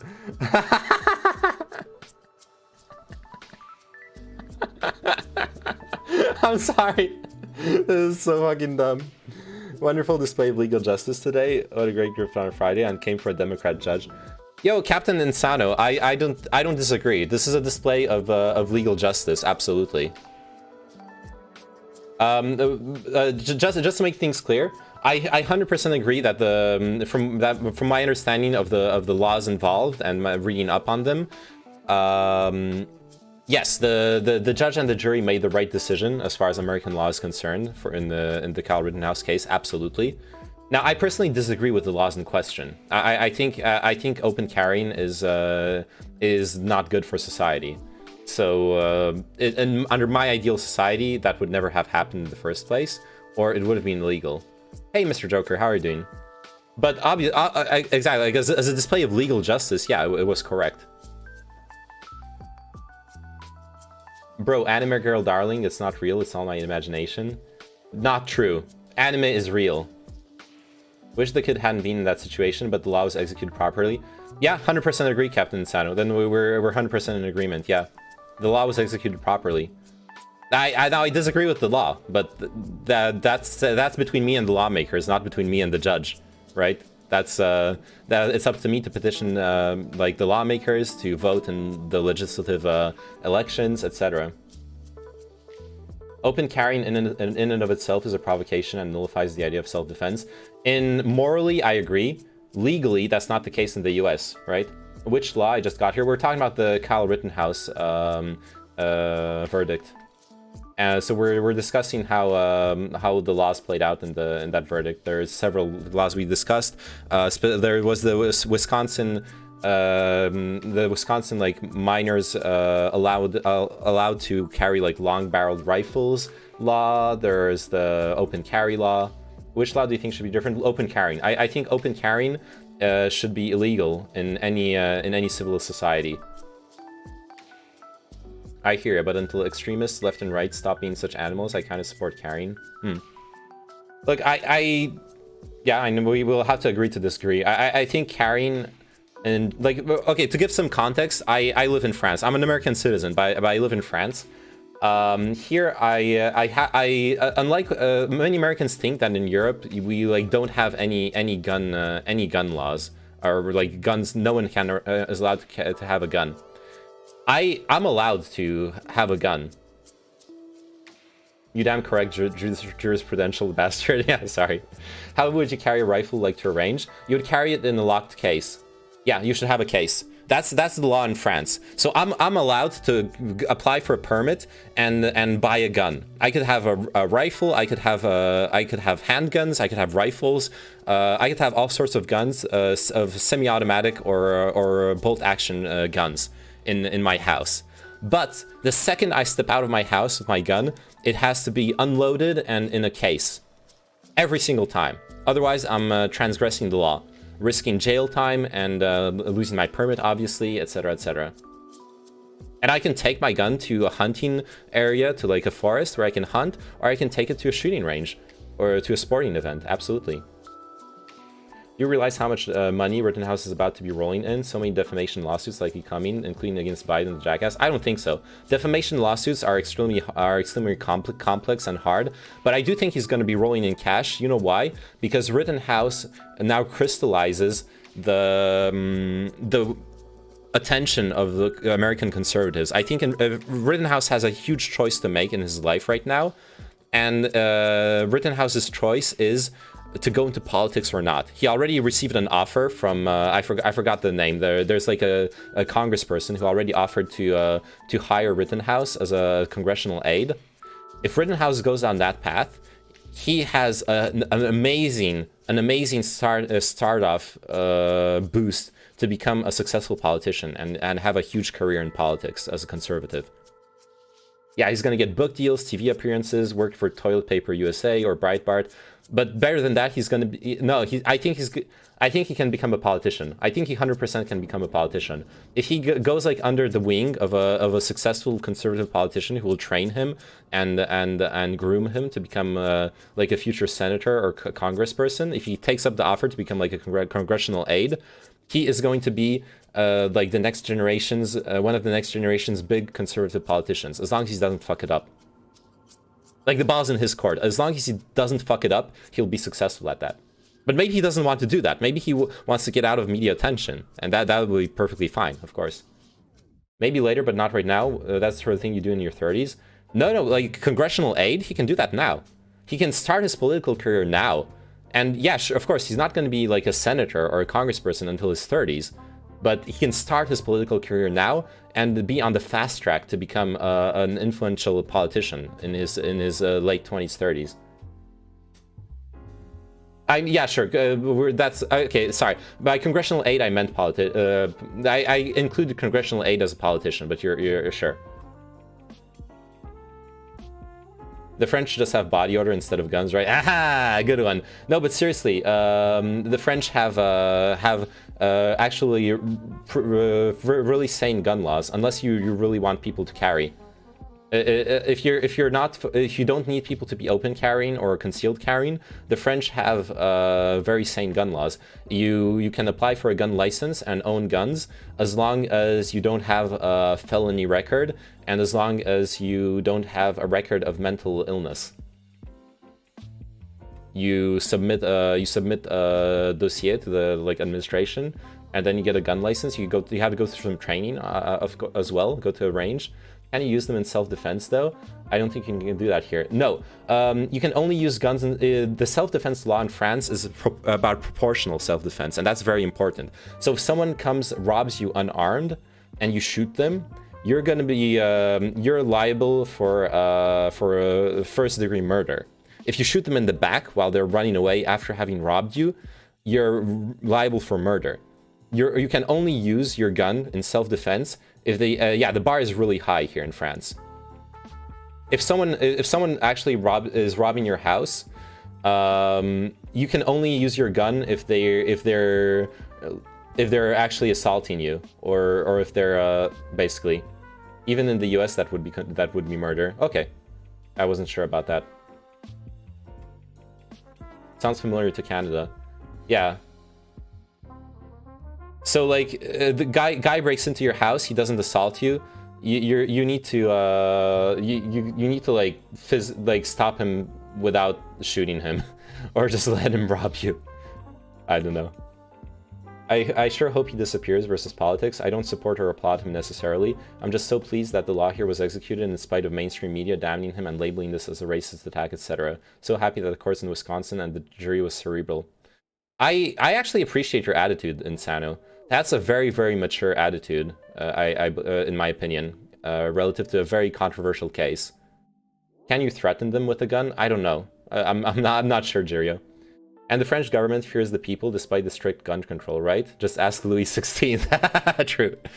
Though, to be fair, the French government has been, for the past 10 to 15 years, militarizing the riot police. And in fact, the French government is on the watch list for by Amnesty International and other human rights groups for impeding on the right to protest, actually.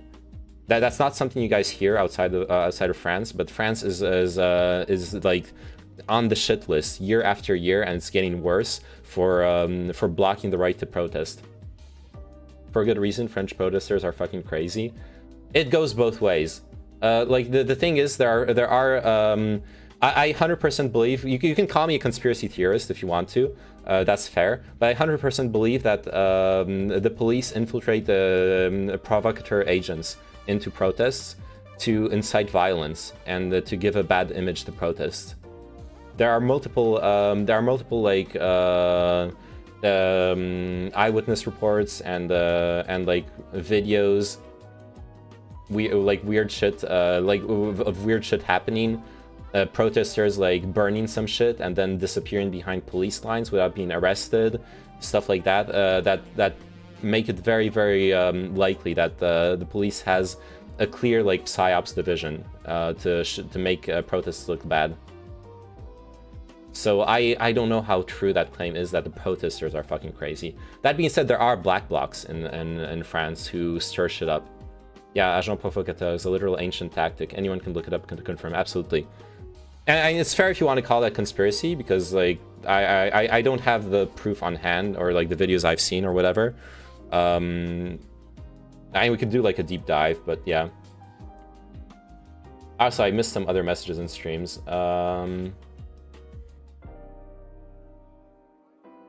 Why did you say the judge was biased though? Because the judge made choices that are perfectly allowed, but kind of stacked against the prosecutors. Nah, I don't know. Like in the end, I agree with Insano. Like the judge carried out justice. The way the law was written, as far as I understand, the judge carried out justice. I shouldn't call him biased. I was calling him biased simply because my impression was that the choices he made, that he was free to do, for example, not allowing the victims to be called victims, had to do with like he didn't have to make those choices. Those aren't classic modus operandi for self-defense cases, but there are modus operandi for certain judges.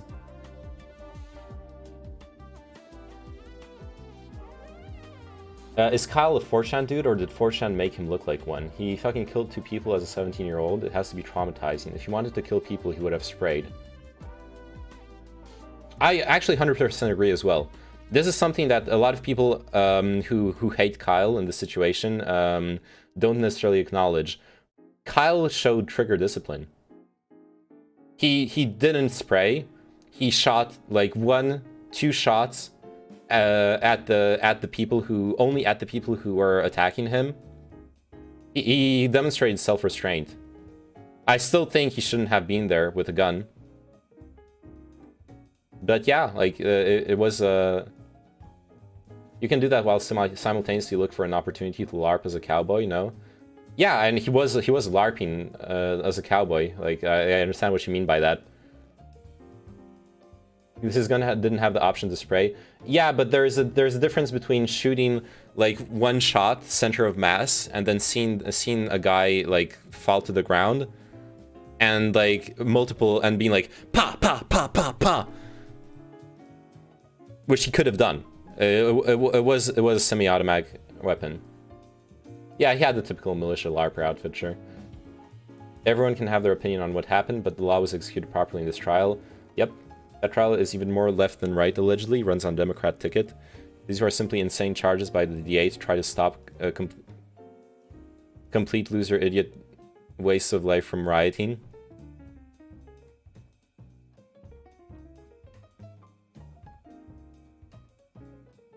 Oh, okay, no, I wasn't sure what you were saying. Oh yeah, so you believe the DA took on those charges to make sure that there was a verdict against those charges, right? The DA knew that the charges weren't going to stick, but they had to charge Kyle Rittenhouse with them, so it would go through court, so that then people who are unhappy with the situation could look at the court proceedings and be like, okay, actually we were wrong to think it wasn't self-defense, right? That's what you're saying, Insano?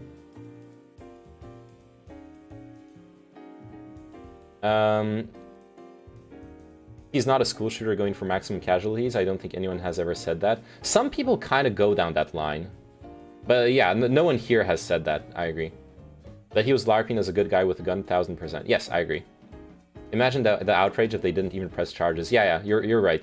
Like, Nept and Insano, you guys are right. That if he hadn't pressed charges, the outrage would have been insane. Do I have bad internet? I think it's you, Insano. I don't think anyone... I have 0 frames dropped this stream. My internet is some fiber shit, okay? Fiber optics. Top quality internet. And 0 dropped frames, so I think it's you. It's not good for any society what happened today. I'm gonna play... sorry, I missed everything you said. I was just agreeing with you, Insano. Yeah, try to lock the quality settings. That's a good suggestion. Actually, do I have quality options? Oh shit!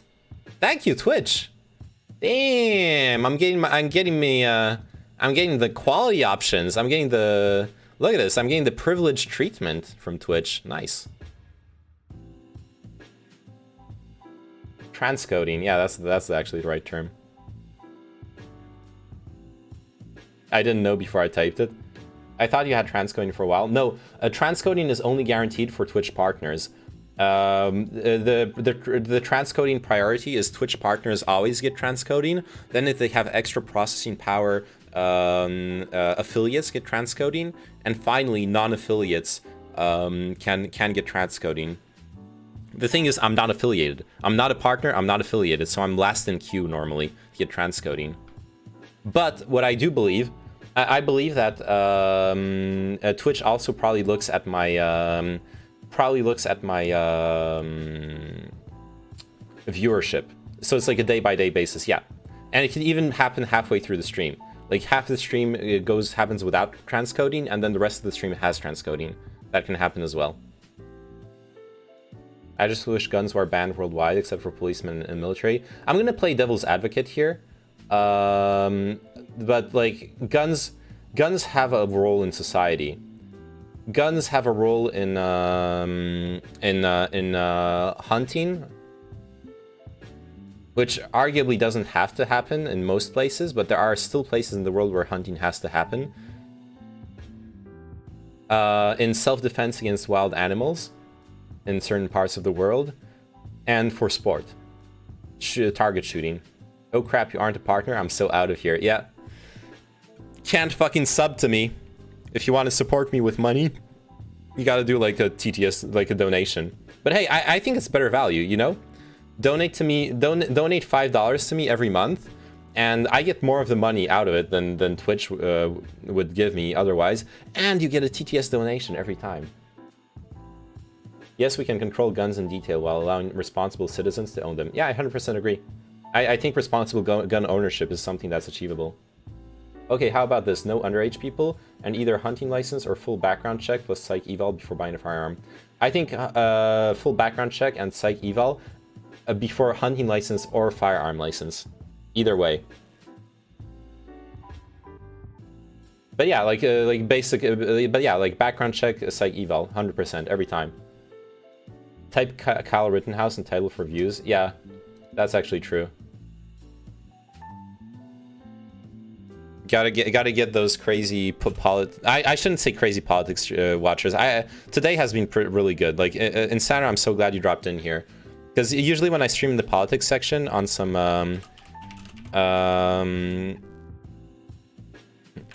like controversial shit, I get a lot of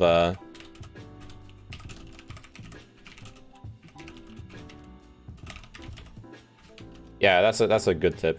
I didn't think I was gonna go full on the Kyle Rittenhouse thing, but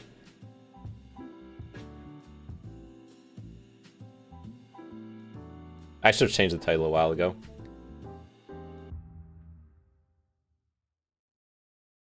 And to be fair, I like half the people in who showed up from like randomly from Twitch throughout the stream have been like talking about Kyle Rittenhouse anyways, so it turns out that way. Yo, speaking of which, I'm not an affiliate, I'm not a Twitch partner, but if you enjoy the stream, yo, follow me so you can get a notification every time I go live. I stream every weekday. If you think this is entertaining, I do a lot of like chatting about politics, reading articles, watching videos. I also do variety. I recently play a lot of Age of Empires 4. So if any of that stuff is like stuff you enjoy, I do a couple podcasts.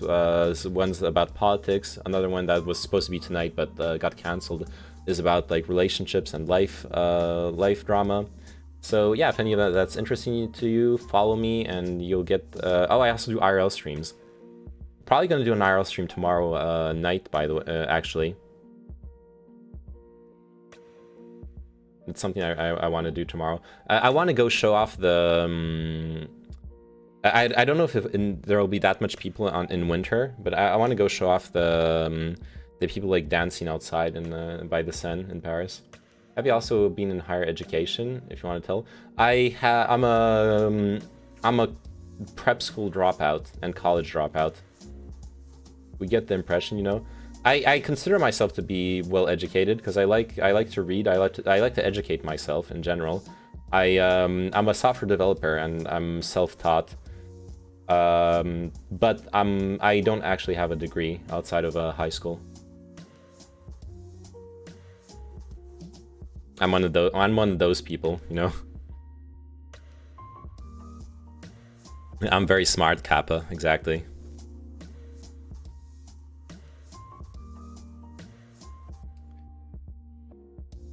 Hey, Zasumbaji, I saw earlier you said you live in Saint-Denis, like in the outskirts of Paris. I used to live in Saint-Denis as well for like 2-3 years. An autodidact, yeah. I really enjoyed. I was living between Porte de Saint-Denis and the Basilique. Between the Porte de Saint-Denis, the Basilique, and the RER station. It was perfect. Like I had the Noctilien for like late night partying and everything. The transportation was great. Persians are fucking stupid about the like living outside of the périphérique. It's actually pretty chill. You do your own research, yeah, exactly. Except I literally do, but except I'm like equipped to, or no, sorry, it's not that I'm equipped to understand the research. It's that if I don't understand the research, I research the research. I equip myself in order to understand it. Nay, mon gars, I'm Swedish, but I was invoking the patron saint of France. I did not know those details of Saint-Denis. Oh, okay, because there's a town called Saint-Denis in the suburbs of Paris, which is one of the most populated suburban towns of Paris. It has a bad reputation because Saint-Denis is also like one of the poorer, most highest criminality areas. The place where the part of Saint-Denis where I lived in, I was the minority there. As a white person, I was the minority in Saint-Denis. It was mostly a Muslim neighborhood, a lot of Moroccan and Algerian descent people. But it was really cool. I really enjoyed that area because it was chill. It was not like one of the high criminality areas. It was like a family oriented type residential area. A lot of the only real difference was that walking into shops, people were speaking Arabic, yeah, and a lot of and you couldn't get pork anywhere. It was all halal meat, or you had to cook it yourself. That was like the only real things that changed for my lifestyle there compared to anywhere else. Well, that and my apartment was fucking shitty. It was the worst place I've ever lived in. But it wasn't the fault of the area. It was the landlord's fault.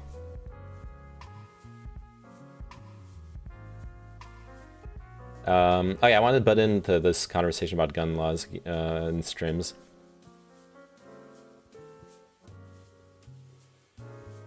We need a medical certificate for getting a driver's license here, for example. Don't see why you can't do something for guns. For most people, you just go to the doctor for your regular checkup and it gives you the paper. Yo, that isn't that what happens in every single country? You need like an eye, at least like a medical certificate for your vision, at the very least for your driver's license. Owning a bolt action 22 caliber rifle is not the same thing as owning a Glock or an AR-15. As far as a human lethality, absolutely, yeah. Like your bolt action 22 rifle is mostly like a hunting rifle for small things. You're not even gonna hunt like you're probably not gonna hunt elk with that, right? That would be kind of stupid and dangerous for you.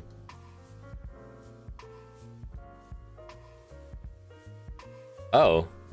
JB Pratt. Oh fuck. Since Ditto is ours for the moment, let's have some fun. This is Abribe keep 3 blue pill a secret document. Streams.gg isn't ready. Streams.gg? I love this the TTS voice. Hey, thanks so much for the donut, Magic Turtle. That's so nice. All right, we can dive into the blue pill after this. Does anyone remember a video about a legit legally blind man locked and loaded in the USA? Not against anything against the visually impaired. Just bringing it up for discussion. I don't remember that, no. Just reset my internet. My Seems advanced to be... intelligence can be used like an octopus to suffocate and pull apart my enemy's arguments. Thanks so much for the follow, Captain Insano. Great TTS voice. Yeah, I went through a lot of the TTS voices, and I absolutely love the Dutch one. Why would it be dangerous to use an AR for hunting? No, I was talking about the caliber 22. If you're hunting big game like elk, the 22 caliber round doesn't have enough stopping power for a big mammal. But an AR would, most likely. Like my understanding is that ARs are chambered for higher caliber rounds, and you probably would be able to murder an elk without too much difficulty. Especially since you have like the magazine and you can like just blast it with bullets. Just because my internet seems to be working now, but I gotta run. Thanks for the brief discussion and thank you for being level-headed. Thank you for being level-headed as well. I really appreciate that. It's nice to converse with someone that isn't an extremist on either end of the spectrum. I agree. Thank you. Hope I see you again. See you, Captain Sano. Good luck. AR-15s shoot 5.56 or 223, which is a similar round but smaller. Okay. 20-06 for the win. Alright, see, we got our caliber fans here. My impression is that ammo capacity is one of the most imperative areas of gun control, not caliber. As far as human lethality goes, yeah. I think so. That's my understanding as well. Well, actually, no, sorry. Let me correct that.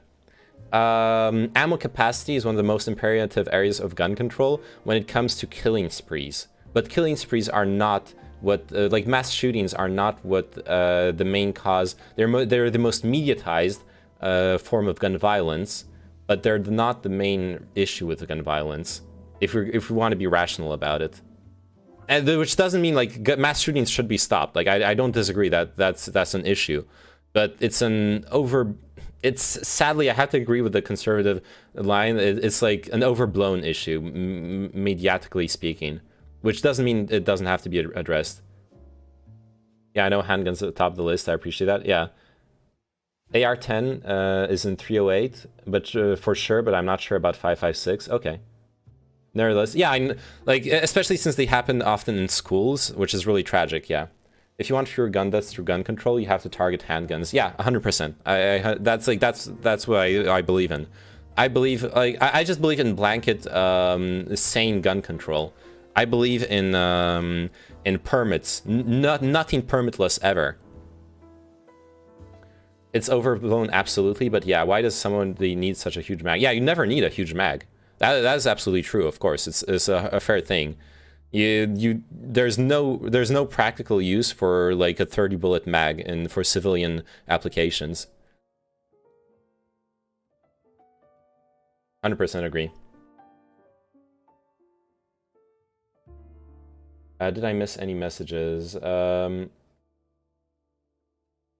I don't think they do it in the US. I don't think they even have to take classes there. Yeah, you only need to take a test in the US for the driver's license in most states. You can have what you want. Second Amendment does not state any limits. Well, I guess the Supreme Court overturned some state laws recently in favor of the Second Amendment. So, but normally that's like before the recent Supreme Court ruling. For the most part, the Second Amendment did have limits. Or dare I trigger the gun nuts? A clip? Yeah. No problem, guys. If you pass the test, you get to carry in my book. Yeah. Yeah, Fleet Admiral Cap. The thing is, I disagree with I just disagree with an absolutist Second Amendment interpretation. I'm not against gun ownership. I'm against absolutist Second Amendment ownership. No, actually, according to the Second Amendment, even kids can have the right to bear arms. That's an interpretation. The thing is, amendments can be interpreted. Amendments can be amended. If we're gonna go into like literally what the Second Amendment meant at the time, then you shouldn't be allowed to have guns the way you understand them. You should only carry muskets. Like, let's be a bit intellectually honest here, okay? No, it is a militia of the people to prevent tyranny. Then if we really are going to go down that route, then that's insane. That's actually insane. You having guns is never gonna prevent a concerted coup or if the U.S. military choose to make a military coup. There is no kind of civilian militia that can fight against that in the U.S. You could have a guerrilla warfare, I guess, with all the guns you have.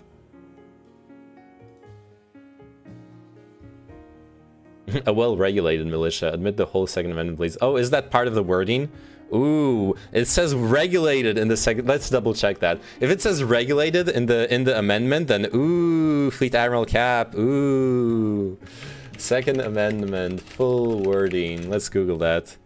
Please confirm. I'm confirming it right now.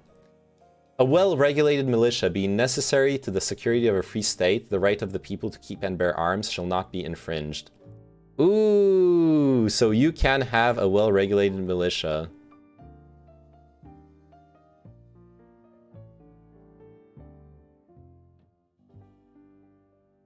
I just want the full wording. This is already like an interpretation. I guess the precedent is important in US law. Let's just read this then. Or I can just go here. Second Amendment.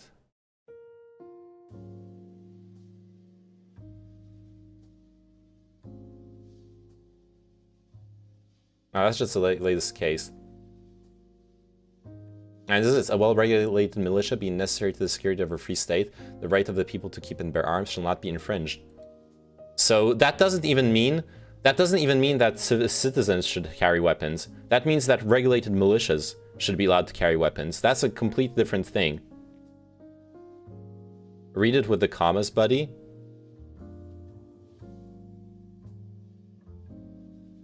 Oh, you're interpreting the commas as... Okay, so you are interpreting this and this as being different statements. A well-regulated militia being necessary to the security of a free state, and separately, the right of the people to keep and bear arms shall not be infringed. You're interpreting those... Do you understand commas are just fake and like... Yo, Fleet Admiral Cap. You understand they can be interpreted differently.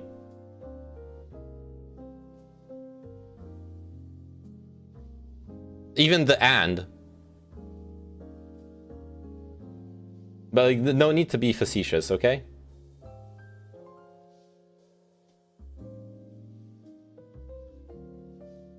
But okay, that's fair enough. Still.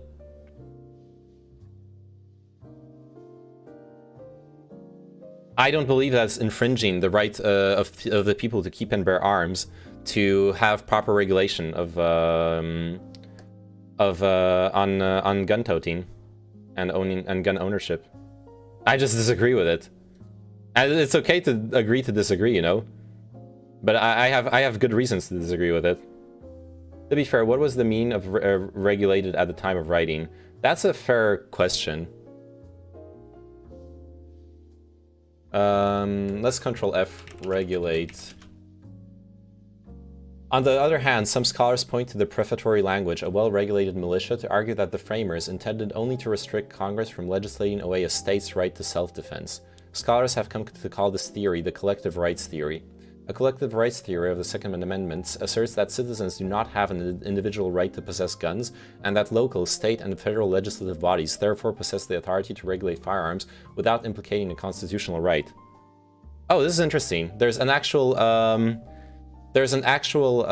scholarly interpretation of the Second Amendment that completely disagrees with you, Fleet Admiral Captain. Completely disregarding your commas. Let's go. That's awesome. You're reading up on our rights. I am. So we're having a discussion on it. Yes, from lefties. Oh, so you think that because people have different opinions, those opinions don't matter? That's a very open mind, the Fleet Admiral Cap. You understand? You live in a democracy and you have to like deal with discussing things with people that disagree with you. Or do you also disagree with democracies?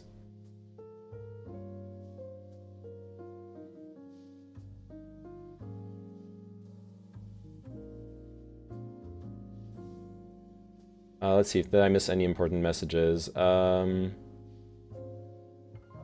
and you can support the Second Amendment and gun control. Like, those are different interpretations. See last post, please. To be fair, what was the meaning of... Oh yeah, what was the meaning of regulated at the time of writing? I don't know the way that life can suck. That would seem like hard to research and very open to interpretation regardless. Do you think Kyle should have seen a prison cell today? No.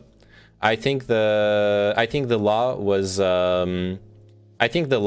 applied to the correct interpretation or meaning. The law was applied to the correct meaning, right? Kyle shot the people he shot in a state where he was allowed to open carry, and that is that. Like, the people attacked him, so he acted in self-defense, and that was the ruling. That was the verdict from the court case. Yes, he was within his rights exactly. Smart boy. This doesn't make me smart or anything. This just makes me capable of reading articles and texts of law. Unfortunately for the hackers. Now, where I would like to nuance this and make things clear, so you know, like, where I personally stand. I disagree personally. I personally disagree. No, gun charge was dropped. Yes, I know the gun charge was dropped completely. I didn't say the contrary, Fleet Admiral. Not you, Rittenhouse is smart. Oh, I don't think so. I completely disagree that the laws should be in this state that allow someone to open carry. I disagree with open carry. I believe open carry makes for a worse society.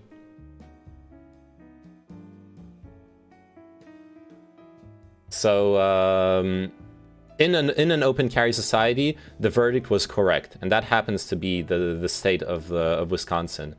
But since I believe that an open carry society, concealed carry, then I think concealed carry is a bit less worse. See, the problem I have in that situation with open carry is that I believe open carry is an escalation of violence. If you're like, look at a situation where you're under assault. Assume you're concealed carrying. Someone is threatening you and is going to assault you. You have several steps of escalation. You're going to step back. And you're gonna show him your gun. Say it's holstered. Say it's holstered here. You're gonna show him your gun, like, hey, I have a gun. You're gonna unclip it, and you have your hand on the gun. If he keeps going towards you, you pull your gun out. You can have your gun out, not pointing at him, not your finger not on the trigger, like good trigger discipline, and then he keeps aggressing you. You take the safety off, etc., etc., etc. You can't show your gun under concealed carry. That is a crime. Aren't you supposed to be able to use it in self? I'm talking about the self-defense scenario, Fleet Admiral. But I'm literally talking about a self-defense scenario, not about showing your gun.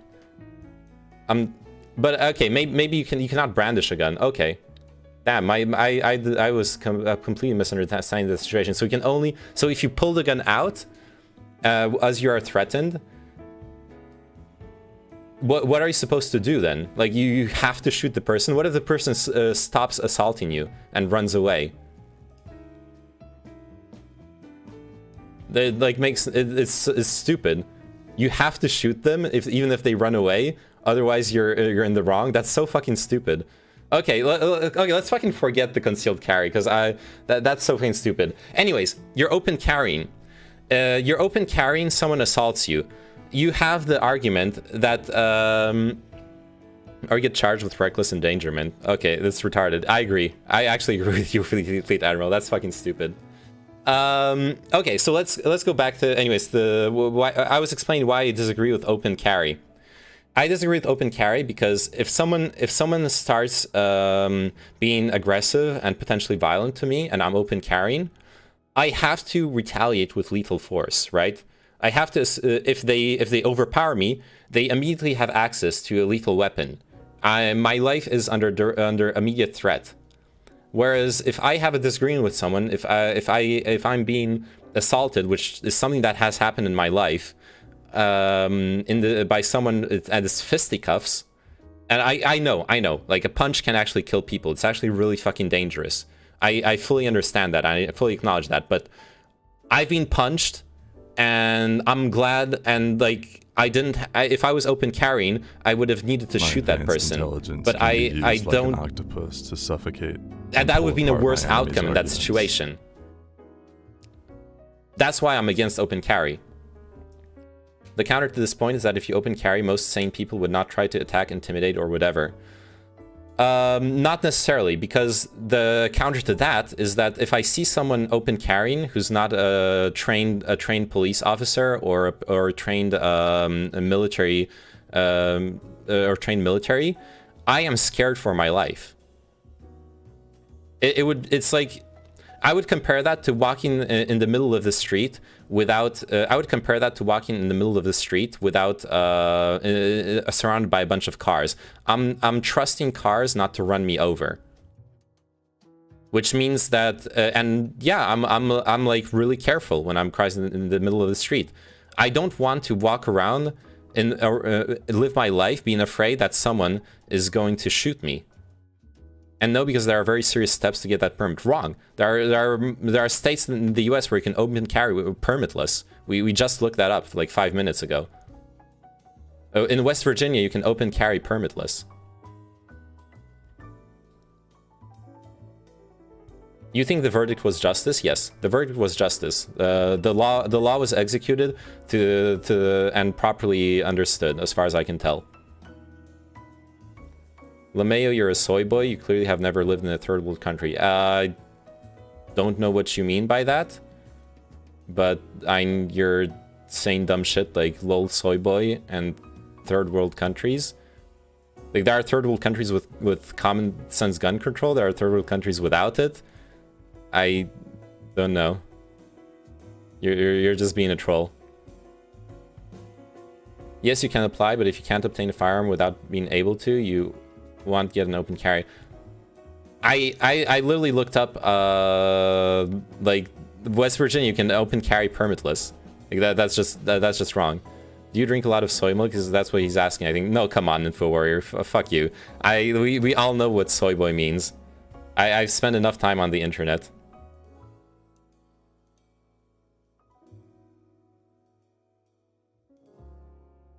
Oh, and also, sorry, thanks for the follow, Lord Zuri. Thank you very much. You are right about permitless, sir? Okay, yeah, I just looked it up literally like 15 minutes ago. It's not something I casually know. No, it's not permitless. You have to have a permit to own a firearm. Well, let's double check. West Virginia firearm.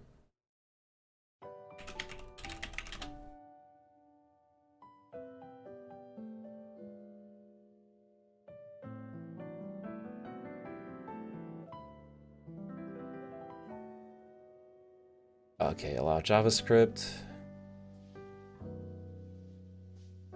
Tune out to talk to Skits as Neyman is switches to politics section. Come back, he's getting called a soy boy. Feels good, man. Yeah. Dude, I'm so sussy about cars. Yeah. Whereas, oh yeah, West Virginia. West Virginia is a permitless carry state, but you do need a gun permit to conceal carry firearms, which has changed recently. To apply for a pistol license, okay, for a pistol license, you need to meet all requirements of the state gun law. West Virginia is a sole issue state for firearm permits, and the sheriff's office is in the local county is in charge of the application process. State issues regular permits. How to get a gun permit? You must have legal rights for the possession of firearms and meet the age requirement. They allow. Okay, interesting. So yeah, you're correct. You do need you need a permit for the firearm in the first place. But wait, is that a pistol license, or is it the same for rifles? It must be at least 20. Oh yeah, there's different types of gun permits. State permit to purchase long guns, handguns.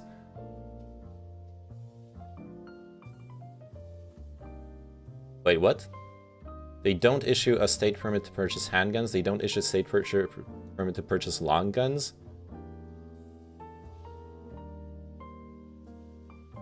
Wait, what? But then they say that you need a permit. I'm so confused now. Alright, let's catch up on Twitch chat.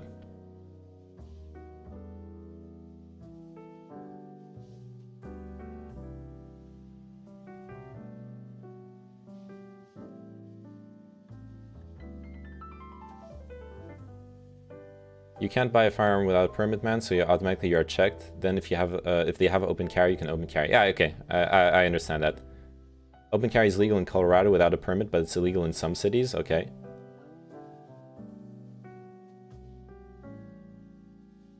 You need a permit in every state in the USA. Okay. Simply not true, says Lord Zuri. You can get a short rifle with a gun permit as long as the caliber does not exceed certain parameters. Okay, you guys are getting conflicted sayings. Do you need permit to own gun? USA. Federal law does not require the licensing, but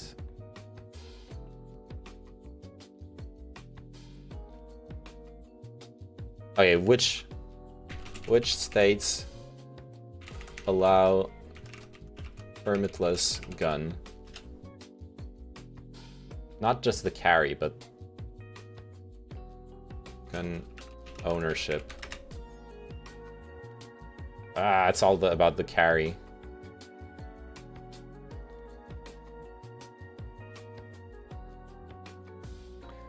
Yeah, I understand it's not a federal permit, it's a state permit. I understand that.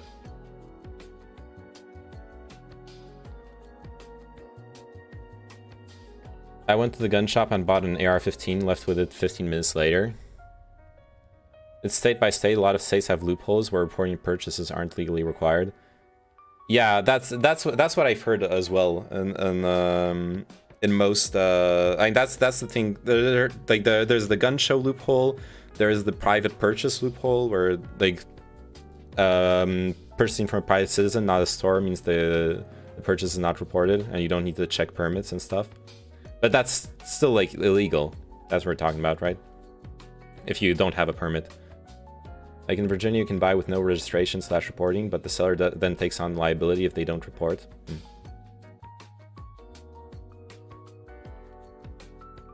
For example, if I'm not a US citizen and I have a piston and rifle at a gun range in Florida in my name. Now, if I'm not a US citizen, I can have a piston and rifle at a gun range in Florida in my name.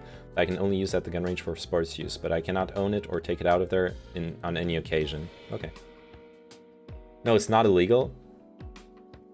Oh, pistol, not piston. Wait, no, I'm so fucking confused. Okay, Alabama, state permit required to purchase? No. Alaska, state permit required to purchase? No.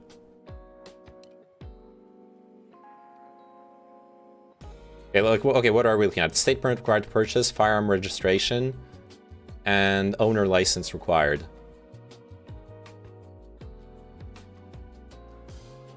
Those are the three questions we're looking at. So Alabama, you don't need a permit. Alaska, you don't need a license, you don't need a permit. Arizona, no. Arkansas, no. California, yes. With big blurbs of text. Colorado, no.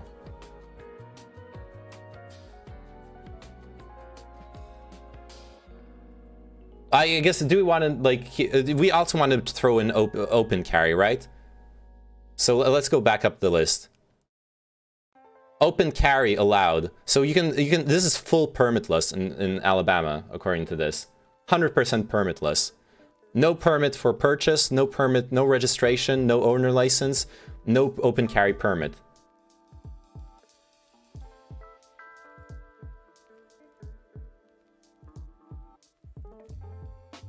Hello, Ovo, scrolling through random channels. Hey, Emperor of Cheese, welcome. We're in a full-on crazy gun debate. Great job looking up laws. You have no idea how rare that is. Thank you, Lord Suri. If in doubt, I Google. That's what I do.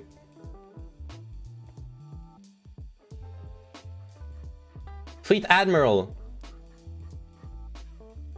Literally, if I scroll up in chat, I have you. Literally, if I scroll up in chat, I have you telling me that you literally said that every single state in the U.S. required permits. And just looking at this, that was false.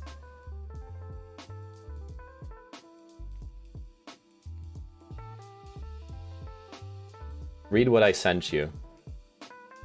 Constitution of Alabama provides that every citizen has a right to bear arms in defense of himself and the state. The state preempts local regulation of firearms. The purpose of the section is to establish within the legislature complete control over regulation and policy pertaining to firearms, ammunition, and firearm accessories in order to ensure that such regulation and policy is applied uniformly throughout the state to each person. So the Constitution of Alabama provides that every citizen has a right to bear arms in defense of himself. Yes? So they base it upon the Second Amendment, but I still need background check. That is current protocol.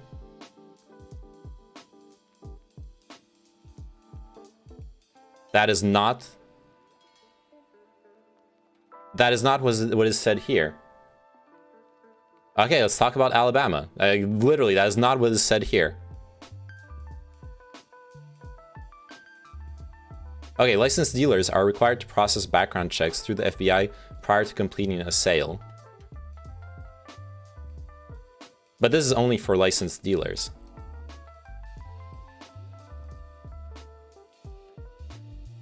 Oh, hey, look, firearms are prohibited from certain places, including demonstrations. Funny how that works out.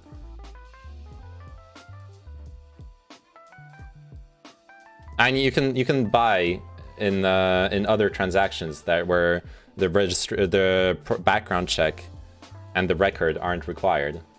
You can't buy from unlicensed.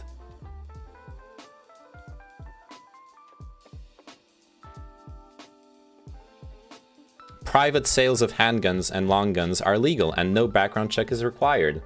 It's literally written here, Fleet Admiral. You can buy from unlicensed sellers within the private sales of handguns and long guns.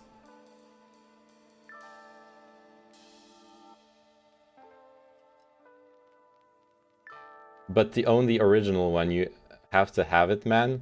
Yes, some person originally had to have bought it. Look, dude, it's okay. Like, I can admit I'm wrong. Earlier you corrected me on something. I don't remember what it was already because we've moved on to other subjects. You can admit you're wrong on this. It's fine. And it has a serial number that is registered. Well, what does that matter if the registration is obsolete? because it changed hands in private sales 5 times.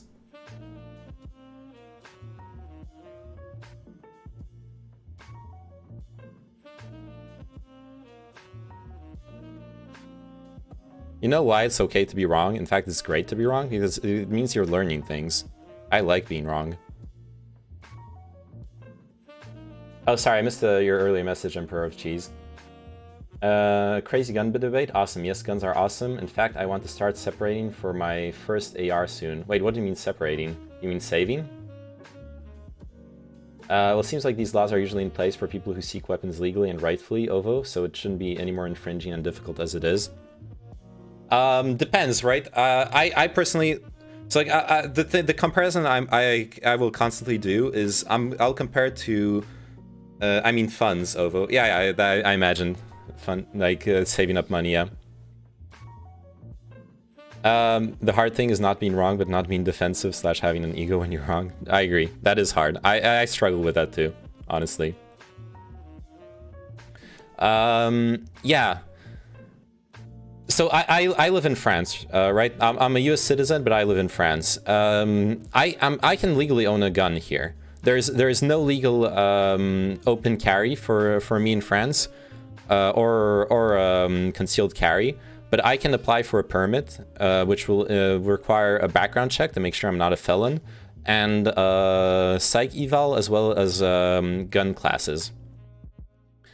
And even without that, I can go to a gun range and rent a gun and learn to shoot at a gun range, which is something I'm planning on doing soon once I get some paperwork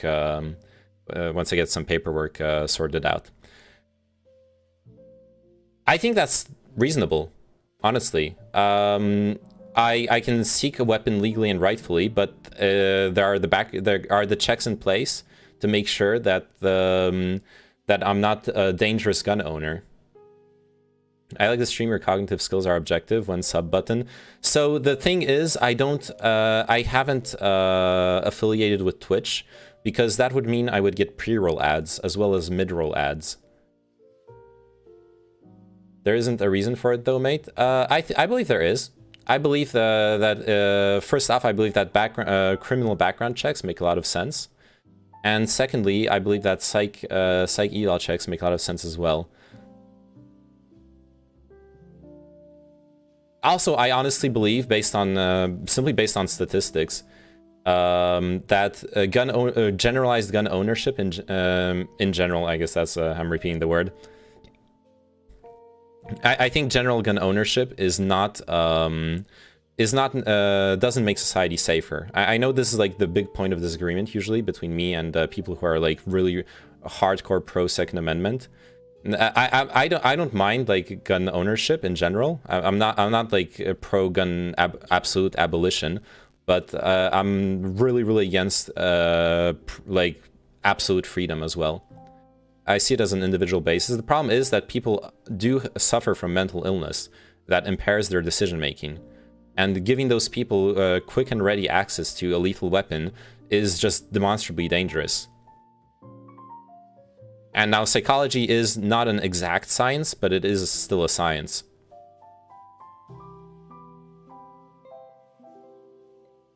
So, yeah. I understand some skepticism in regards to psychology, but first off, it's made as a field, it's made enormous progress in over the past 100 years, and yeah, I think it's a fair trade-off of like safety and freedom in this specific case. Oh yeah, sorry, to finish responding to your question. Yeah, I don't want pre-roll ads. It's Devin Nash, who I don't know if you're familiar with him. He used to be a Twitch streamer. He stopped streaming because of the gambling and hot tub shenanigans on Twitch. He keeps on doing YouTube videos. He's one of the founders of a Twitch streamer and YouTuber talent agency. So he's like very into the Twitch stream business side of things. And he's stated, according to the data of his talent agency, that having pre-roll ads loses you 30% of your like random natural viewers that like discover your channel from the Twitch browsing section, which I think for a small channel like mine is like that'll be far more hurtful than having a couple subs. Though I try to balance it between the fact that if you do sub to me, then you have an incentive to come back to watch me as well, like get the full value out of your sub. So I don't know, maybe I would get value out of subbing. I'm like, I hesitate on it, but for now I haven't gone affiliate. I can understand that, but there are people that don't, so it's a gray debate that will always be gray. And not in the country I live in here. Here it's clear cut. There's no real gun debate that involves removing like a basic psych eval from the question. You know what I mean? That's a very American debate in general. Can we agree that then being able to own it for home defense with no restriction on type of firearm should go without question? Naturally, after background checks and evaluation, I'd also say gun safety maintenance training.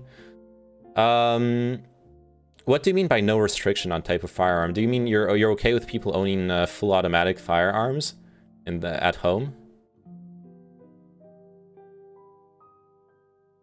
And like bazookas and trebuchets and the fully armed M1 Abrams tanks. You can't own full auto, and I'd say it's fucking stupid. Okay, because when you say with no restriction on type of firearm, I'm interpreting you literally, which means like I can own like fucking 3 RPG launchers, I can own a nuke. No, I mean rifles, shotguns, pistols. Okay. Yeah, if you went through the hoops to legally own guns, I'm okay with that actually. Yeah, I think I can agree with you on that. As if government entities haven't abused weapons, anyone can kill, can cause destruction, life is dangerous, things can happen. Only thing is I don't want others imposing their affairs on me, I can't be responsible for others. I feel you, like, I understand you're coming from, like, the more classic libertarian point of view, and intellectually I completely understand it, and I can even sympathize it with it to a certain extent. But... okay, I'm gonna have to say the meme sentence. We live in a society. We do impose our affairs on each other. If you don't want anyone ever imposing their affairs on you, you need to be a hermit. If you believe in that in absolute terms, the only way to have that is you leave society. You live outside of society, and then no one's imposing their affairs on you. But the moment you choose to live in society, we all depend on each other, we all trust each other, we all restrict each other's freedoms in order to function together. That is what it means to live in a society. That is the basic premise. So what we're debating on is not whether, and the reason I'm insisting on this is to frame the debate correctly. We cannot debate about this speaking about absolutes. Only Sith deal in absolutes. What we're talking about is where do we want to put the limits. But whatever limits we put will always be a compromise. Right? Like even Fleet Admiral Cap here, who's super pro Second Amendment, agrees that full auto guns are stupid. So like that's where his limit is, or the hair limit, where their limit is. So that's where we need to already accept to frame the discussion with limits, is what I want to insist on. Ovo, what is the next debate? Cheesecake or cheese? Oh fuck, I love apple pie. Apple pie with cinnamon is delicious, but cheesecake is so good. I love cheesecake. I think you can own full auto based on the state. Yeah, but we're not talking about can you own full auto in this or that state. But we're talking about can you own full auto in the ideal situation that Fleet Admiral is discussing, right? He's discussing the hypothetical, like how things should be. Doesn't make you sad knowing the white man won again? Can I ask a serious question? And you can ask a serious question, but I doesn't... The court case itself doesn't make me sad in the sense that the court case itself was a proper rendition of justice. The court case itself, the laws were went over, and the judgment, the verdict seems to be in line with the law of the state.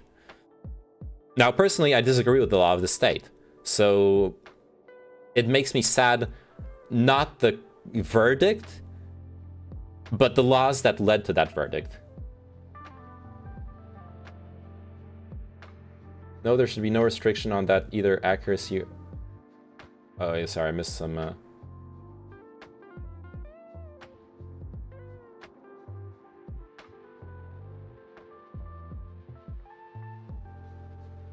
Yes, we live in a society and I want full auto. Well, I don't want to live in that society, honestly. I don't see the point of owning full auto. I understand the point of owning semi-automatic guns. Well, I do. Well, enlighten me. Well, what is the point of owning full auto? Like, considering that it's a trade-off, you're arguing owning full auto, fully aware of all the potential dangers of it. You're like looking at semi-automatic weapons, which are a tool, and thinking like those aren't enough to accomplish what I need to accomplish in life, and I need this way more dangerous thing. Full auto used to be legal without the license. Interesting.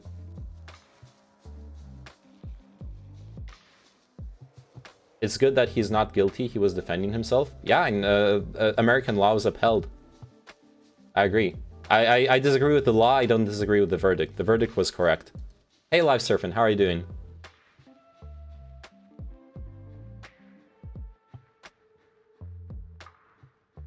You don't have to understand the laws of the USA as a European, but if he has done nothing wrong according to the law, he's innocent. I do have to understand the USA. Masturbate, and I can be in thanks for the follow, pain Fleet Admiral. and like breathing, like spitting my lungs out. Have to bounce. Sorry, but it was a good conversation. All right, thank you for dropping in, Fleet Admiral. I appreciate the conversation as well. Thanks for discussing things with me. I'm doing well, buddy. How are you? I'm doing good. We're hosting a gun debate in the politics section of Twitch, talking about Kyle Rittenhouse and stuff. You don't have to understand the laws of the USA as a European. First off, I'm a US citizen, even though I live in France. Secondly, is it true you stick tin canned good in the lower area of backside? Let me think about it while I don't usually have chatters in my YouTube restream, so let me just deal with this real quick.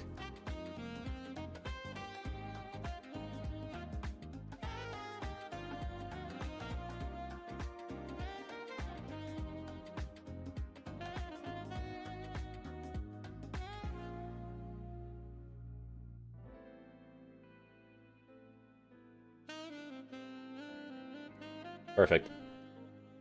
No, and also, since we're talking about a trial that happened in the US, if I want to understand the trial that happened in the US, I need to understand US law. But we're talking about different things, right? On the one hand, there's the Kyle Rittenhouse trial. On the other hand, we're also talking about the ethics and morality of gun ownership. And those two things are related, but those are two different issues. Obviously, to understand the Kyle Rittenhouse trial, we need to understand US law. And to understand the ethics of gun ownership in the US, we also need to understand US law to understand how what is the consensus on gun ownership in the US. The law is kind of the crystallization of the consensus of the people on what is ethical. But then I'm arguing like my own personal ethics. Other people are arguing their own ethics in chat, and we're going back and forth on different aspects of gun ownership and the issues surrounding that.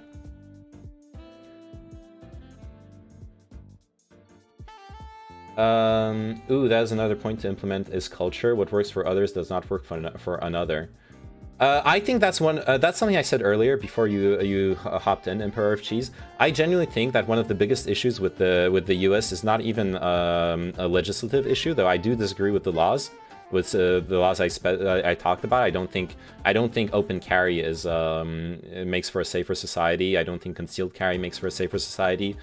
I don't have any problem with ownership as long as it's responsible.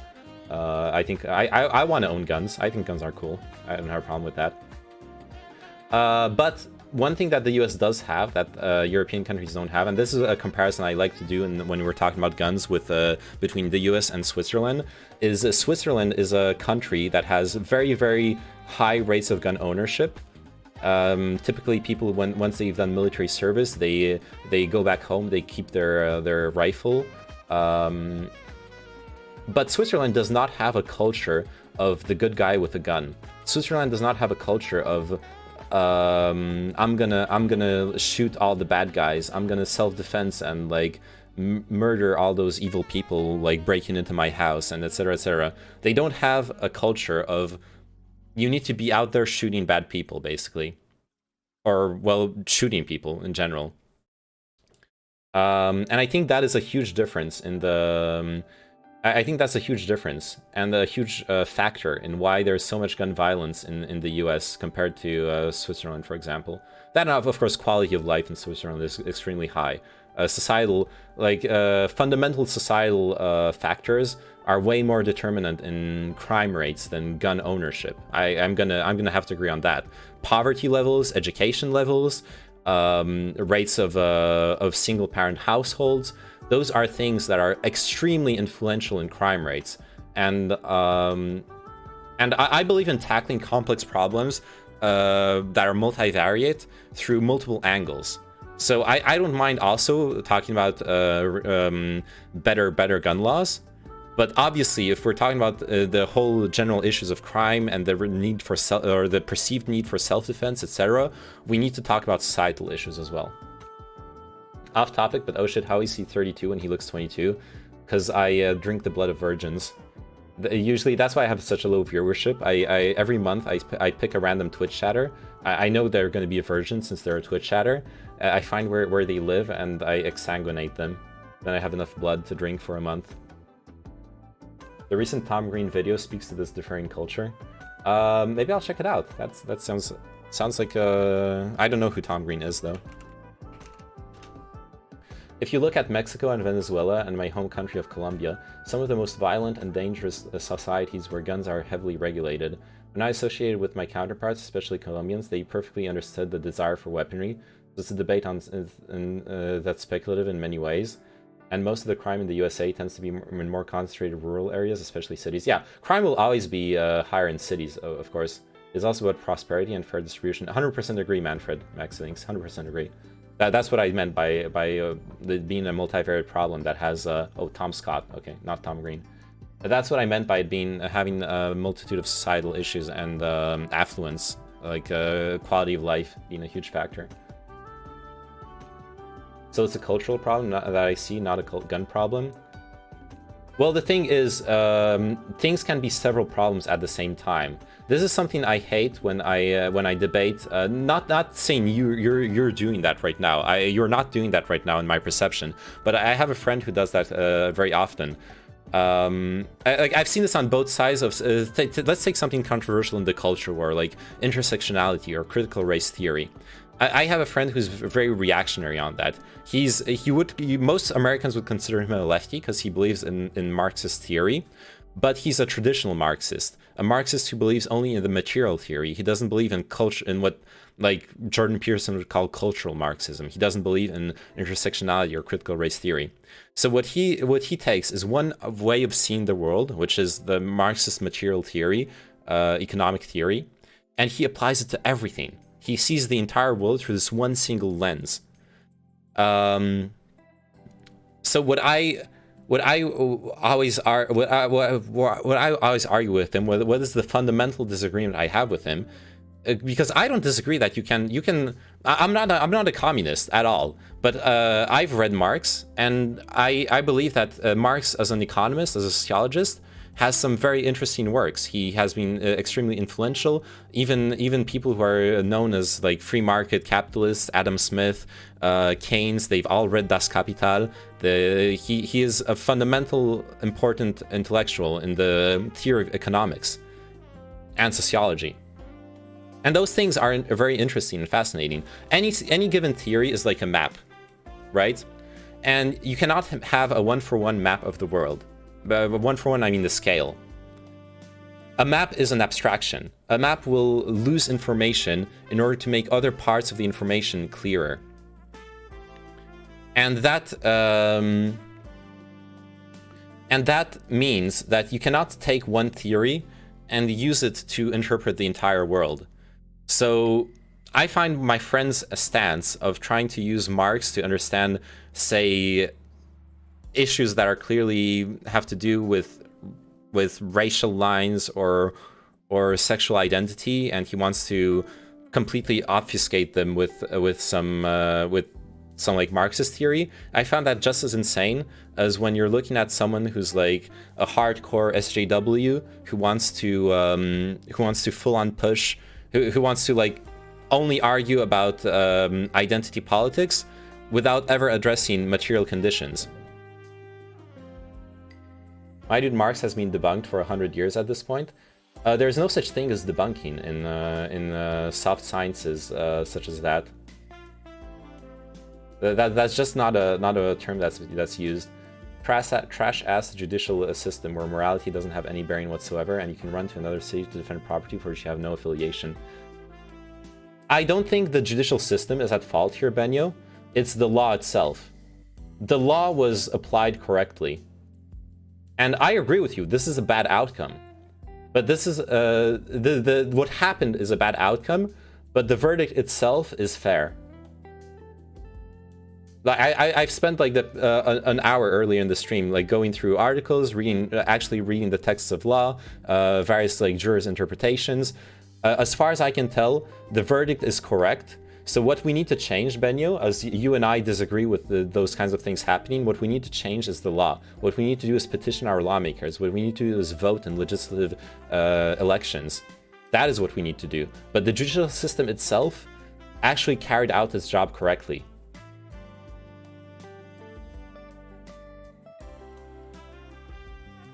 Why is there no distinction in the USA between socialism, social democracy, and communism? Because of the rhetoric of the Cold War, is my theory. US conservatives assert they have the one map. Everyone who's like 100% ideologically bought into a theory thinks they have the one single map of meaning to the world. Like, it's very hard to find people who in my experience, who want to have the nuance of understanding that one theory can apply to one situation, one theory can apply to another situation. Sometimes different theories, different perspectives can explain different parts of the same problem. But isn't that the same as encompassing the lens of a moral and ethical idea and applying it on the world by saying all of society is better off without more guns? I see what you mean, though. Yes and no, because I'm thinking about specific aspects of like earlier when we were arguing, like when I was explaining why I see society as better without not without guns, but without like open carrying. I specifically talked about the idea of violence escalation and how carrying a gun in front of me to me is escalating, and safety in interacting with people in the street and such and such. But I'm not like trying to apply one single moral and ethical idea. There are specific things that pose a problem to me here. Or at least I try to. Maybe I'm post hoc rationalizing. Maybe I have an emotional aversion to it and I'm post hoc rationalizing. I'm just a human being after all, but that's how I understand my perspective on this. Dude, read theory. Economic calculation in the socialist commonwealth demonstrates taking Marx seriously is a waste of time. As if reading Marx didn't do that already. I don't know that text. Maybe I'll check it out. But and yeah, there are people who disagree with Ludwig von Mises. Alright, I'll check it out. I'll make it for an interesting read. A degenerate savant, you disagree, but I don't know what you disagree with. I understand the verdict is lawful, but lawful and unlawful isn't the same as right and wrong. All this trial did was set precedent. I agree, but once again, if you want to change it to what you consider right, what we need to do is address the lawmakers. That's the next step. Oh, degenerate savant, you explained what you meant in the next message. I believe that the issues would be better dealt with by addressing common morality and by instilling actual care of community in people from a young age. You mean like the issues we're talking about with gun ownership? I'm sorry, I'm like a bit behind the chat. I don't know what issues you're referring to since we kind of went all over the place. But I don't like common sense arguments in general, in the sense that I don't like relying on common sense to... But that being said, I fully No, wait, sorry, that's wrong. I like addressing complex problems from multiple angles. That's what I want to say. I want to address complex problems from multiple angles. Having people involved in communities, making them feel like they have a stake in a community, 100%, super positive thing. That is like demonstrably a positive for every single society. I 100% agree with that. But that you can't just do that. You cannot just do that when the societies, when communities are hurting already, because many problems have feedback loops. Poverty has feedback loops, for example. Poverty creates situations where the poverty will perpetuate itself. And poverty itself is a huge determining factor for being alienated from society and being and is a predictor of crime.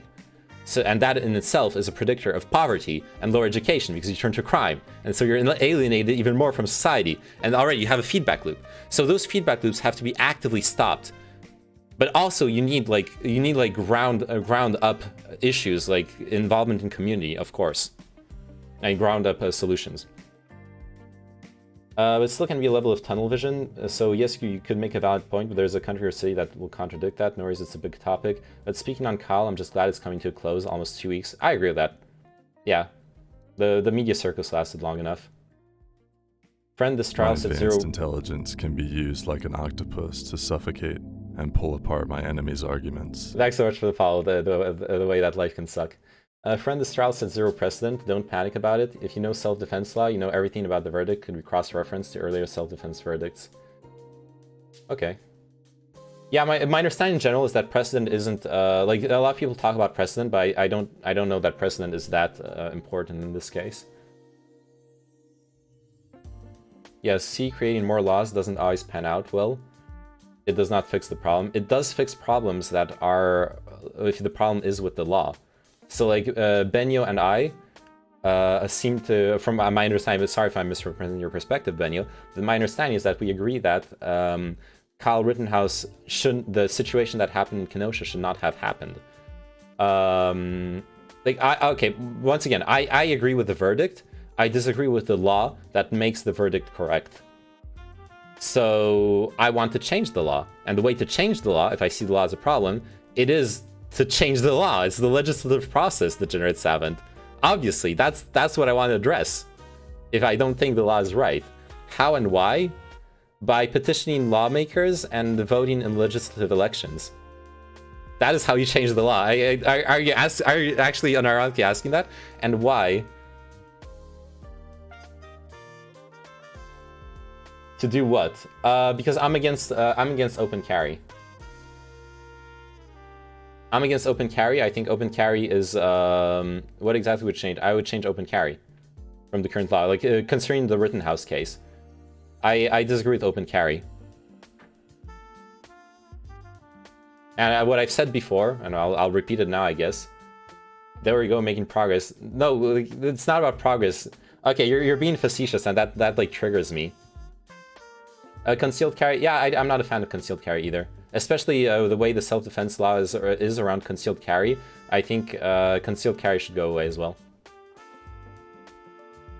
Like, okay, you're being like, okay, making progress. You have to understand, I've been streaming for 2 hours. I've said this like 5 times already. You showed up halfway through. I'm gonna have to repeat what I said before. Get him on the call, debate him. No, come on.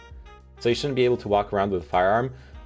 You're allowed to walk around with a firearm if it's in a locked case and you have a legal permit to own it. Or if you're in a hunting area, or if you're in a shooting range. If you're like in a wildlife hunting area, you should be allowed to open carry. If you're in a shooting range, you should be allowed to open carry. My advanced intelligence can be used like an octopus to suffocate and pull apart my enemy's arguments. Thanks so much for the follow, Firewise. So trust the cops. That's how a lot of countries do, and they have far less gun violence. Problem is they have the right to bear arms, and that criminals don't obey laws. Okay, the criminals don't obey laws thing is stupid, because then why have laws at all? You know, we should just allow everything, because criminals will do it anyways. They have the right to bear arms. We as a society can choose what rights we have. Those aren't fixed in stone. You can amend the Constitution if you disagree with things. That's how other countries do is not an argument. It is an argument when the argument is that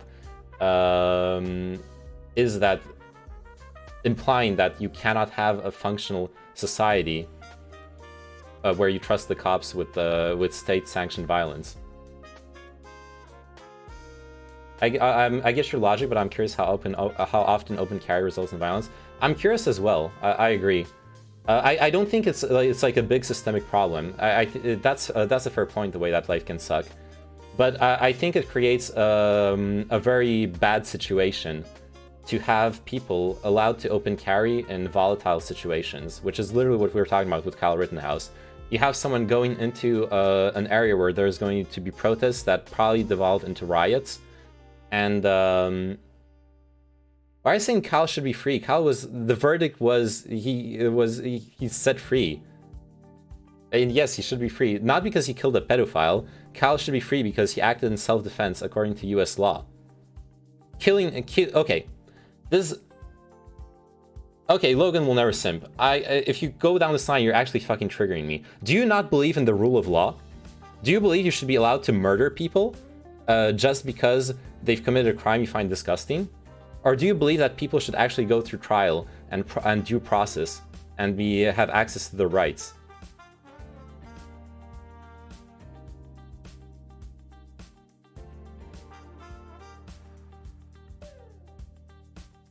I'm waiting for your answer, because I've seen this said before, and this is fucking stupid. Oh, you're defending a pedophile. So what? We should just murder everyone who you think is a pedophile? Just shoot them in the street? Don't you fucking believe in the rule of law? Get out of here. I understand. I see this constantly on Reddit, and this is like cross. It wasn't murder. Yeah, sorry, it wasn't murder.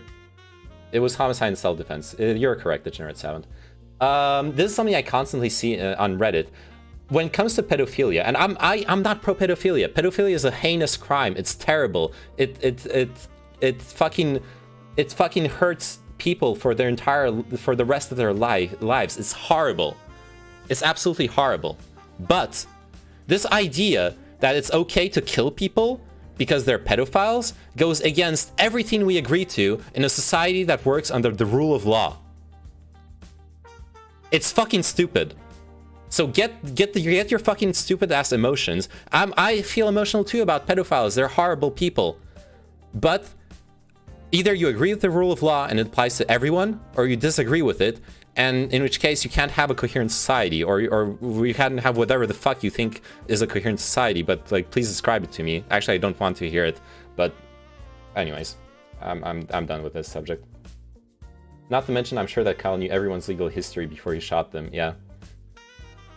Let's get to an actual interesting subject, or back to an interesting subject.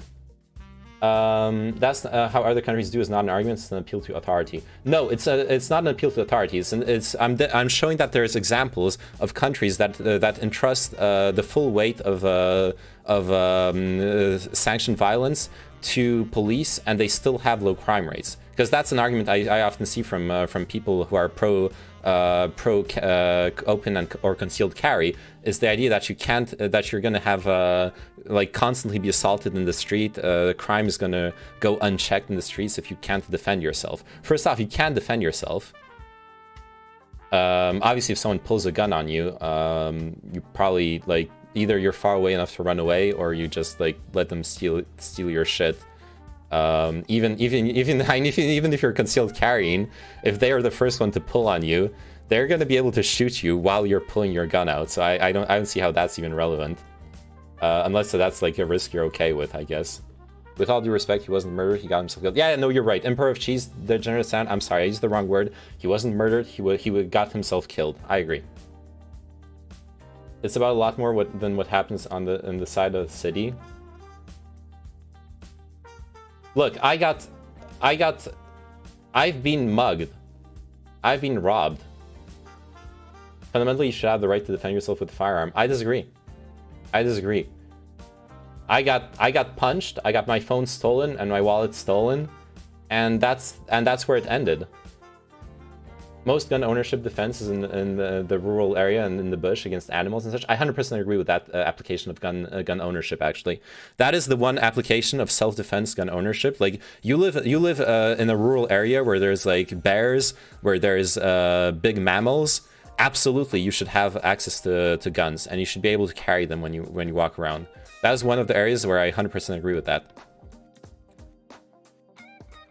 Gun laws affect everybody the same, and any changes will affect people who live in places where they absolutely need it. That just depends on how you phrase the law. That I disagree with, however. That's where I stop agreeing with you, Savant, is that you can absolutely structure the law in a way where you allow people who need the guns in rural areas to have access to them, but restrict them in you can restrict open carrying in cities, for example. That's a very simple solution to that. Should bears be allowed to open carry as self-defense against humans? Absolutely. Why do you think it's the right to bear arms? It's not just the right for humans to bear arms, it's also the right for bears to have arms. That is the only correct interpretation of the Second Amendment. The right to keep and bear arms shall not be infringed. Absolutely. This is why the current framework allows for a city to have bylaws about carrying where the federal law holds its standard by the Constitution.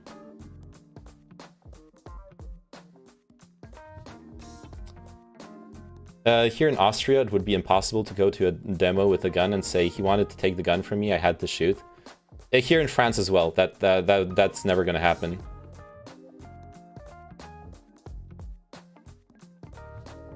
First off, because even though I can legally own a gun, once I apply for a permit, that's relatively easy to get. I just need to not be a felon. I can get a gun permit, I can buy a gun, I can own a gun. But I need to carry it. Americans fought the war to live, not like Europeans. Okay, dude. Please read a European history book.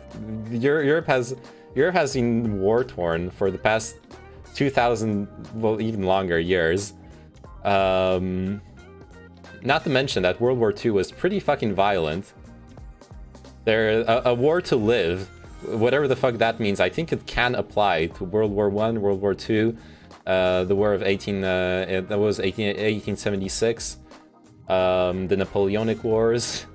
I can keep going further back. The genocides in Serbia in the 20th century.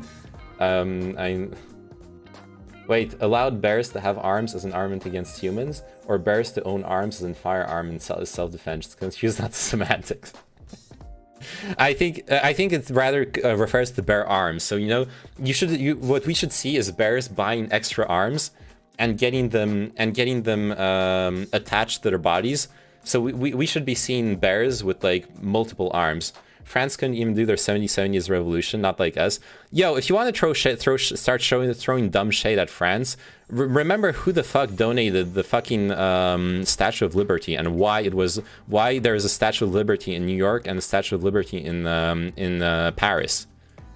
It's because France was the biggest ally of the U.S. Revolution against the UK. Please, if we want to go back in history, try to remember who the fuck helped you. Not to mention the French Navy that helped the revolutionaries win. Yeah, please, come on. Oh, surrender, monkeys. Without the France, the U.S. would still be a British colony. I don't know specifics on how essential it was, the U.S. acquiring independence, but I know it was important, yes. You did it despite the Brits, don't lie. That's big true, actually. The French 100% did it despite the Brits. But on the intellectual side, French thinkers and French the French intellectuals who were then key thinkers of the French Revolution were also 100% enamored and fascinated with U.S. democracy. I forgot his name. There is this French noble, one of the main people who went to the U.S. to help support the revolution. He wrote a book about it. I forgot the name of the book. I need to look it up again. And there's a quote I remember from the book. I just remember it because it's hilarious when we were talking about democracies. He wrote back to the fellow nobles in France, fellow noblemen and aristocrats in France. He wrote to them, "Do not be afraid of the democracy, of the American democracy, and that it will come to France. because the people who vote for who we tell them to vote for. I find that super cute. You can't say for certainty that they would not have won, but the French support of the revolution was critical. There's no way to say otherwise. Lafayette? I don't think it was Lafayette. No. It was someone else. I would need to do some research to find it again. Look, we can recognize France as being there for us when we crushed the British. The USA came to the shores of Normandy, so let's call it even Steven. Yeah, I think we can even, instead of like doing the stupid dick measuring contest thing that people do when they start going to like weird cringe nationalistic like dick measuring, just agree that maybe we're like friends, we're like fellow democracies, fellow liberal democracies that agree on very important fundamental things like the liberal good, the freedom of our people, democracy, free. You know, we agree on a lot of things. We're allies. We like each other. We don't need to be doing this stupid dick measuring stuff. It triggers me a little bit. As someone who's I was born in the U.S. and I've lived most of my life in France.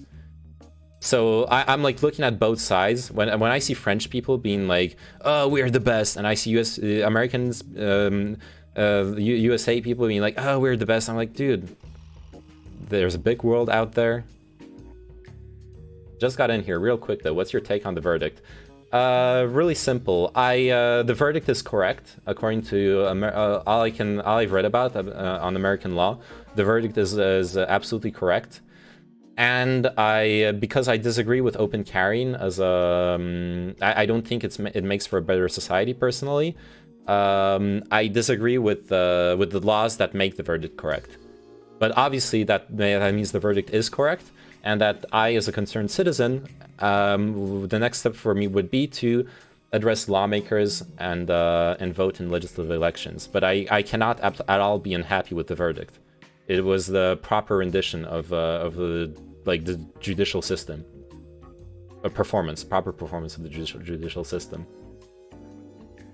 I feel like when you're talking about a fundamental right for the United States and then use continental Europe as an example, you can move the conversation to a wider range. Maybe you don't critique a right that was written in 1776 when you realize we're chopping people's heads off with a three-year difference. You think the U.S. Revolution happened without killing people? You're trying to talk about something being a false equivalency, and then you make just make not ad hominems but ad country M's. Like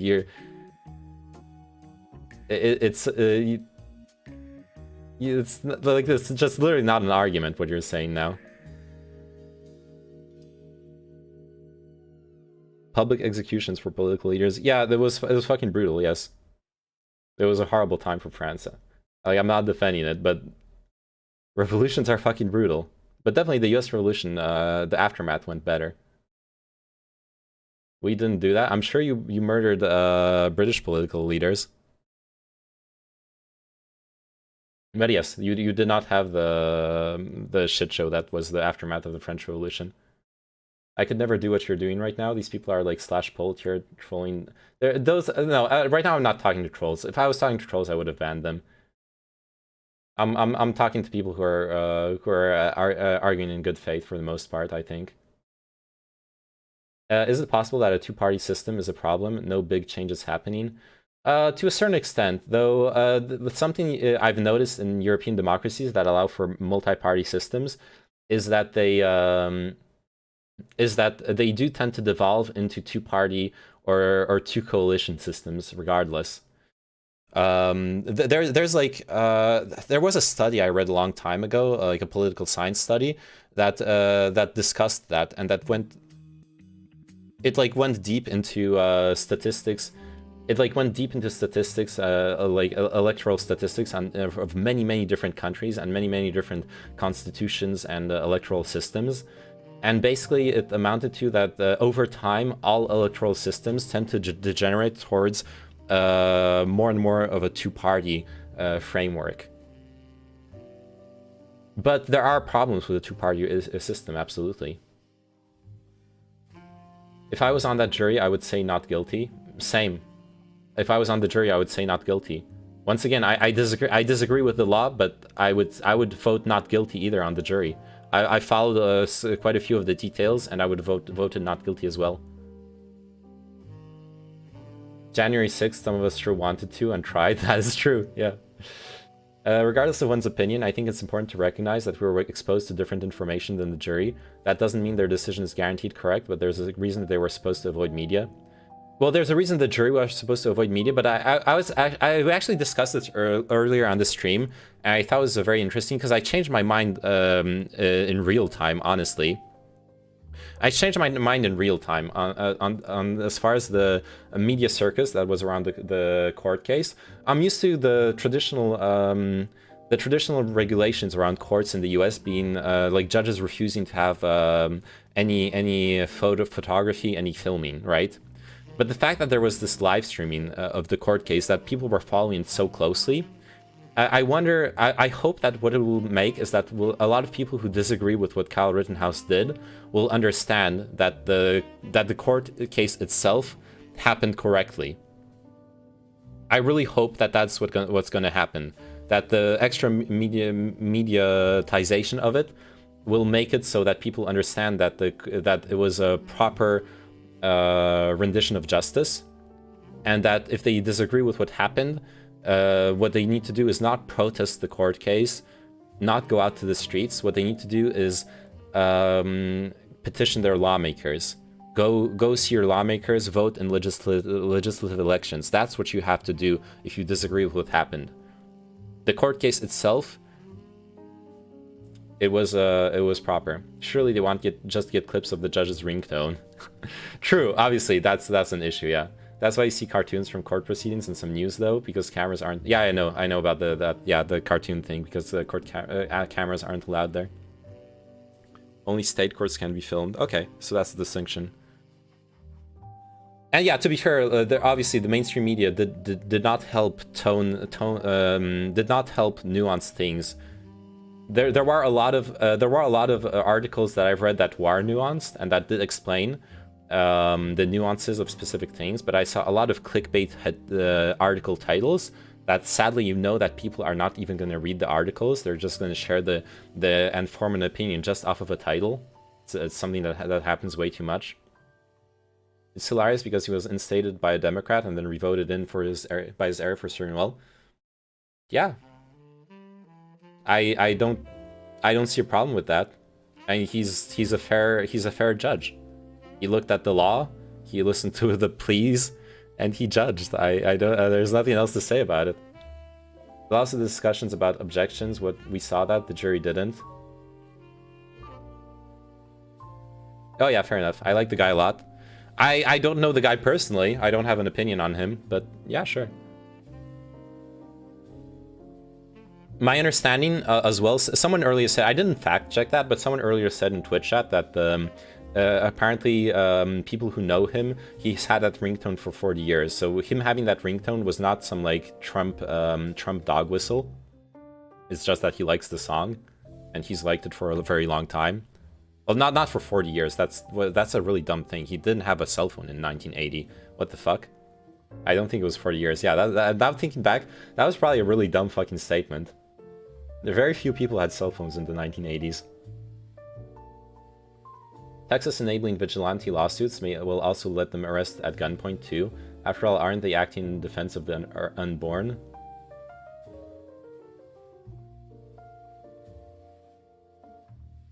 Oh, with the abortion law? Fuck me. Yeah. Yeah, the Texas abortion law is a shit show. It makes sense. I mean, the guy's literally a judge. Well, yeah, that's his job. We can only hope. Oh my, your boy Lucifer. That's sarcasm, by the way. Yeah, I know that it's sarcasm, Masked Ferret. This Lucifer guy is either 100% troll, or he's like, but even if he's trolling, he like actually believes what he's saying. And he's like taking what you said in first degree. To be honest, I think we shit on the media too much. We gotta simp for it a bit. Yeah. Yeah. I'm okay with that. The scales need to be balanced. I actually agree with that. Maybe Kappa. Maybe. No, I actually agree with that, Nept. The media gets shit on constantly on both sides, honestly. And credit has to be given where credit's due. Yeah. We've read some really good nuanced articles on the Kyle Rittenhouse trial, and that helped us form a nuanced opinion on it. It's way too fucking acceptable for dumb fucks to just say the mainstream media lies. I agree. It infuriates me as well. It infuriates me all the more that the media does lie or convey lies or convey wordings that are dishonest or ideology, and that makes it really hard to contest it when you have legitimate issues with it as well. The M&M never lies. M&Ms never lie. I think that if you took a reputable news source and you actually read the articles, you get such a better picture than from almost all of the alternative media shit. I think what you do, what's even better, is if you take several different news sources. If you take different news sources and read the articles, or like read alternative media shit while fact checking using mainstream media, you get much better pictures of everything. Like, I remember that video we watched about Venezuela, that was coming from a very like pro-Venezuela leftist standpoint, but we were fact-checking every single thing, and we got a much more nuanced picture of what happened in Venezuela out of that. You want a handy trick? Use News Voice. What is that? Is that like a website?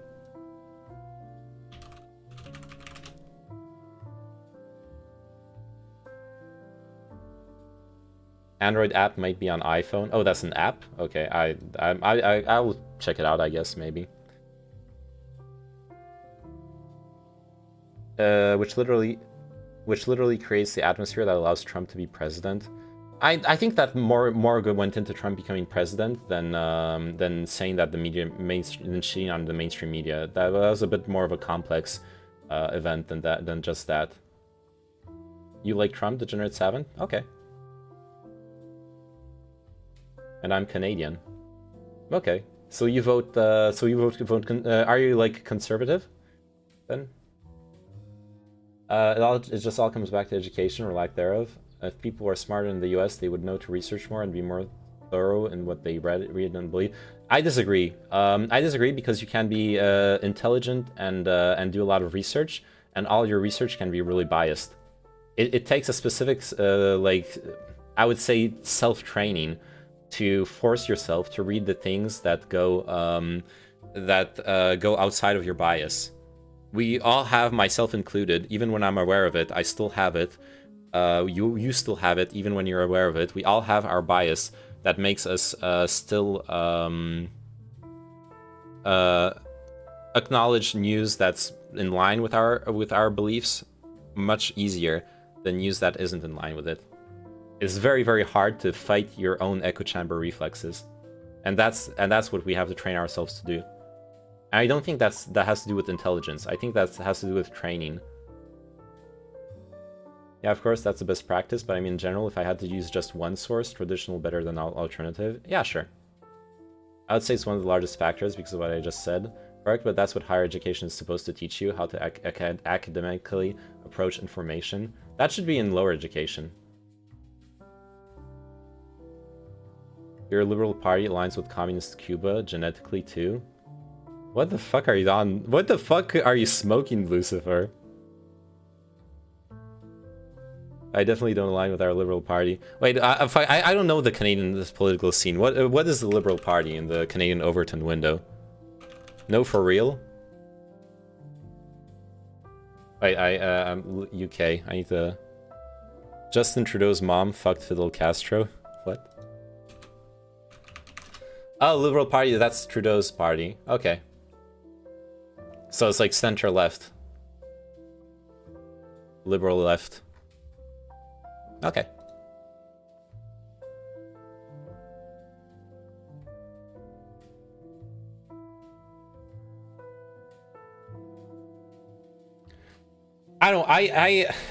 Moving on to a different subject.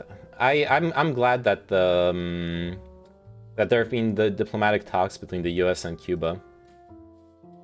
I do hope that in general the whole like Cold War stuff goes gets put behind us. It's kind of pointless, especially at this point in history. It's not good for the Cuban people, at the very least. And it's definitely not gonna like putting more sanctions or whatever is not gonna change the regime in Cuba, or help make it more democratic or not. He's Castro's son. Justin Trudeau is Castro's son. Oh shit, that's a good one. I'd gladly support deporting the deplorables to Alaska. You can hang out there. Oh, they threaten to secede with Alaska all the time. Let them have it. Wait, do you have... oh yeah, okay. Anyways, getting out of that subject. I actually agree, if we trade with China, why not Cuba? Yeah, absolutely. It's fucking dumb. It's fucking dumb, and it hurts Cuban citizens. They like, them having a shitty regime doesn't mean they deserve to suffer for it. I'd rather not allow communist countries into the World Trade Organization, though.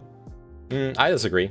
If it's a world organization, it should allow countries to participate in it. The WTO, after all, only does its own, like, then the WTO has its own decision-making process. Like, they aren't gonna just like give out loans to Cuba if they expect them to be, or investments if they expect them to be or reappropriated by the communist government, you know? It is supposed to be in both educations, but usually not in lower education. Sorry, I'm skipping between both chats, so I hope you don't mind. Who didn't? Everyone got a turn with Castro? That GF. A decent education pre-college will teach you these things too, but most people don't get decent education in the US, yeah. I think anti-vax is showing that no place is immune from this. That is true as well. Where is Peng Shuai? I don't know. I'm gonna Google it. I'm just gonna Google it. I don't know what the fuck you're talking about.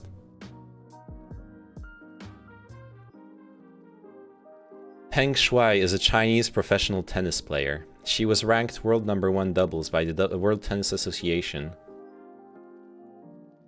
Okay. Oh, but she got disappeared by the Chinese government. Oh, fuck.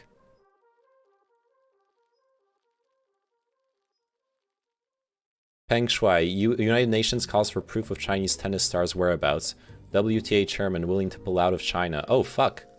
China is facing pressure from the UN over Chinese tennis star Peng Shuai's whereabouts as the organization called for an investigation into her allegations of sexual assault. Oh, right, she's the one who had allegations of a sexual assault against like prominent people in China. Oh no. She has not been seen in public since she accused former Vice Premier Zhang Gaoli of coercing her into sex at his home. Oh no.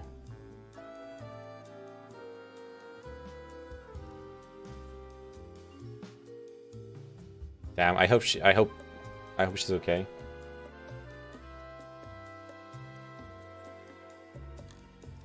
Oh no, not an abusive state. We know China's a fucking horrible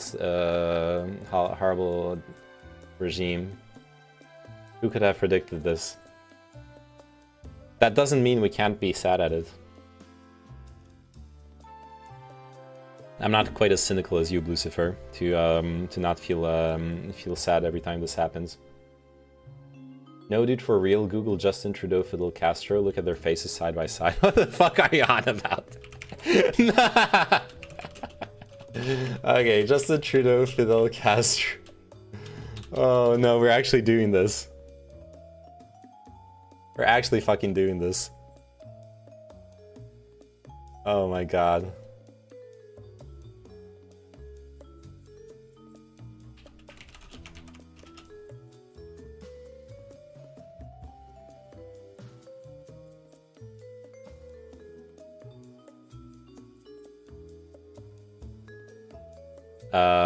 I don't see it.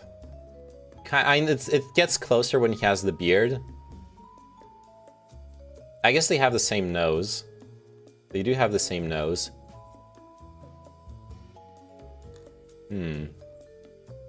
A lot of the Trudeau pictures are type meme after. Justin Trudeau, Fidel Castro meme.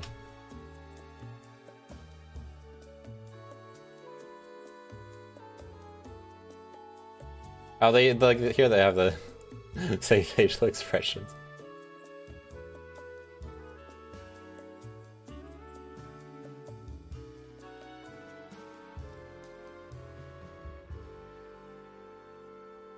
I guess they do have kind of the same shape of the eyes as well, a little bit, not entirely.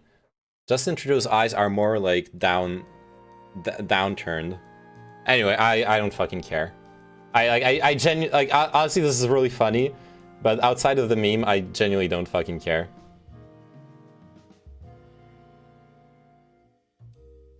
Total commie. Justin Trudeau is not communist. There is no communist or capitalist country. I disagree.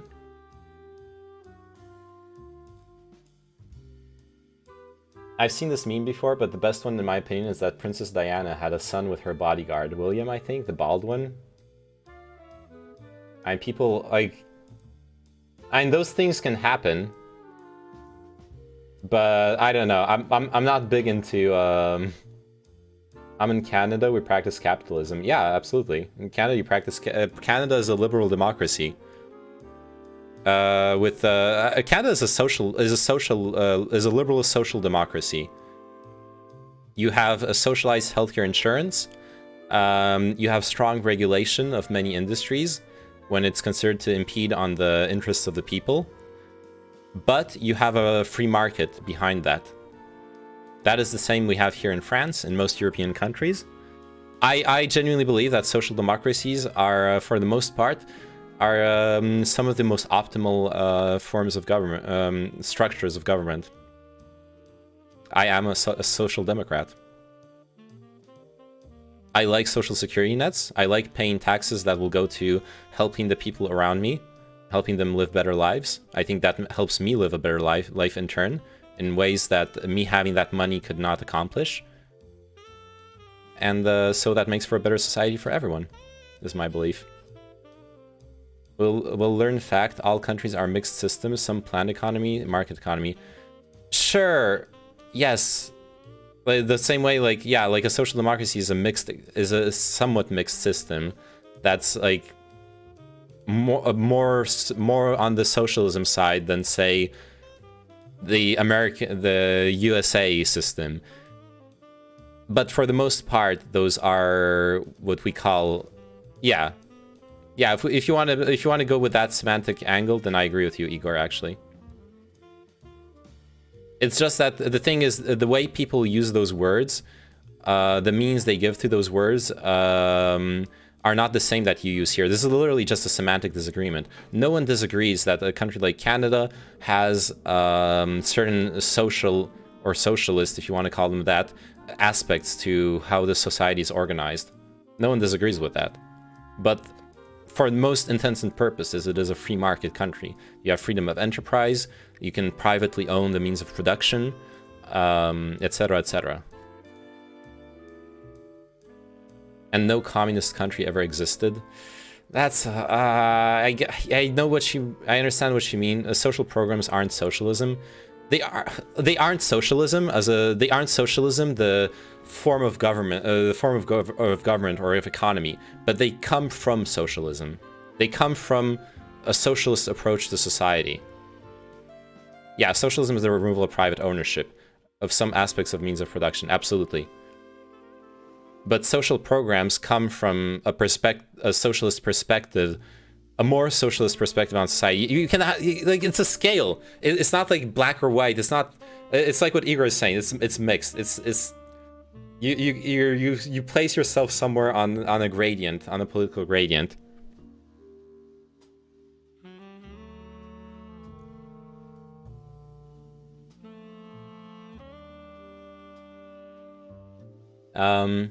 Yeah, with the whole communist country, no communist country ever existed thing. Like, the thing is, I don't like I don't like it when it's used to justify a violent revolution to try to implement a communist regime in countries. Like a lot of tankies will say that, oh, communism has never really been implemented, so we should just overthrow our government and repossess everything, and it will work out great this time. Like, no, that's not the right. That doesn't make sense, right? But also, yes, what communism, like what's described by Marx, has never been achieved. Absolutely, the real communist state is almost. My understanding is like it's almost like post-state. You only establish what you call the dictatorship of the people to organize society after the revolution, but you organize society in a way to make it free from the state. Communism is something which you believe can exist in the future. I think communism, the way Marx described it, can only exist in a post-scarcity society. Post-scarcity meaning that every single necessary good, every single necessary means of production can be made freely available to every single citizen. As long as there is scarcity of things, whether it's energy, whether it's food, logistics, etc., etc., you need to have ways of determining who gets things, who doesn't get things, and just like the government like redistributing everything doesn't, like, just mathematically doesn't work out if you don't have enough for everyone. But like what's called in memes like hippie gay space communism, yeah, that could exist. Like the Star Trek stuff where you have replicators and everything, sure. Having a tax-funded healthcare system alongside private industry for medical care is not socialism. Yeah, I agree. But having the government monopolize the medical industry and remove private industry is socialism. Yeah. What I like to see, for example, here in France we have mixed healthcare. The most important parts of large parts of the healthcare are public. Most of the hospitals are publicly funded, but you can also have private clinics and private hospitals. They are allowed to compete with each other.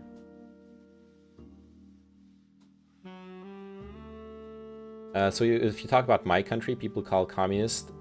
So there are people who work for money, so no talk about communism. What country are you from, Igor? Where are you from?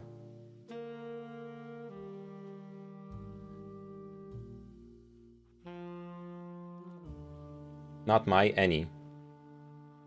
Oh. I don't think... Okay, maybe I misunderstand things, but I don't think having money means that it's not communist. You can have money as a form of exchanging wealth while still having collectivized the means of production.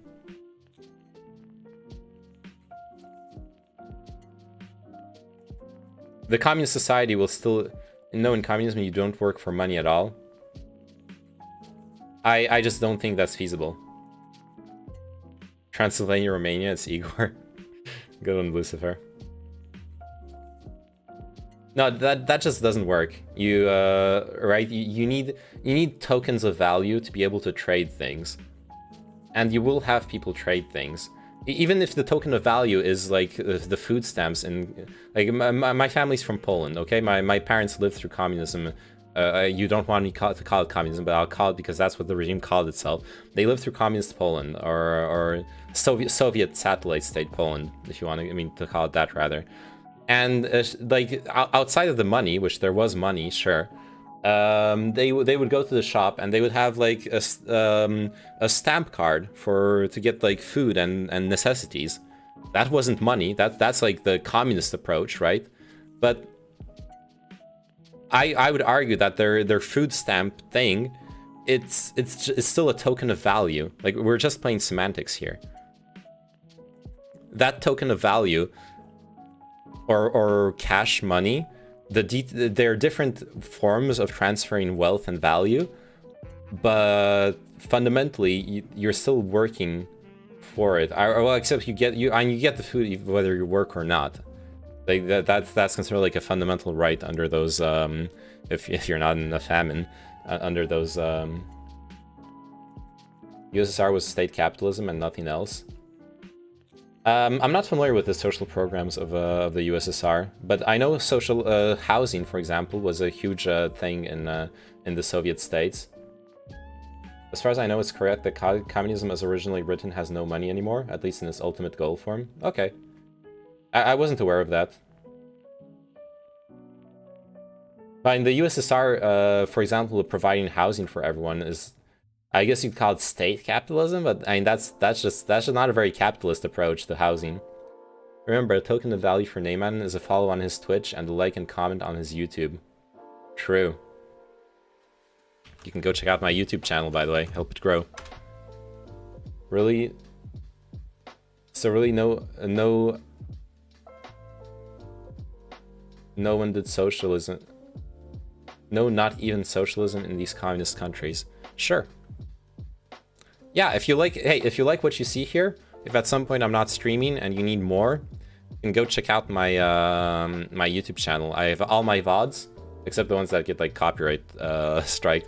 All my VODs are on the YouTube channel, and I also get like edited videos of like some best moments or just on specific topics and stuff. I also do some IRL streaming, as you can see.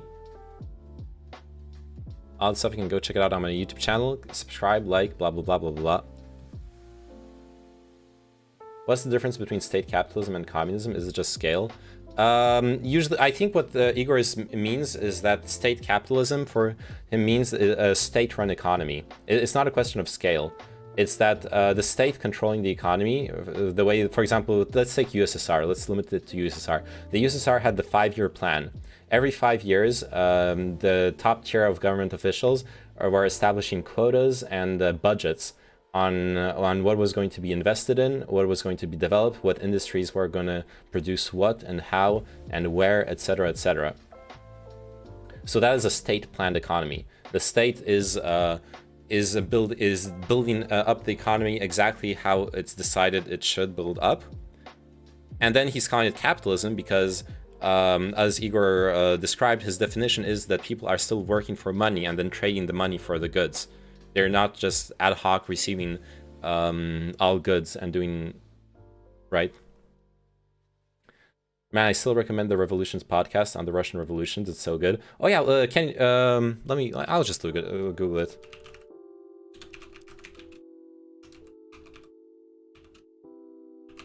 Yeah, I talked to me about it a while ago. So how do you have a communist country without a leadership that doesn't resemble a state? I don't know. I'm not a communist, dude. I struggle with seeing how it happens as well. I haven't been convinced by the communists I've been talking to. Though tomorrow I am going to go to a conference by the like local communists that I've met with. So I'm curious. It's not going to be on the subject on this subject, but I do want to. I am curious. I hope to like talk with them a bit. And I'm curious if I'll get like interesting discussions out of it.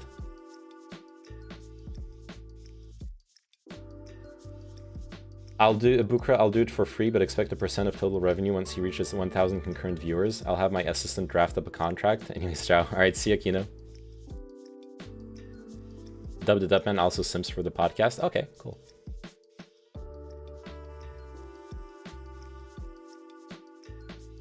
We're both big Mike simps. Mike is the GOAT.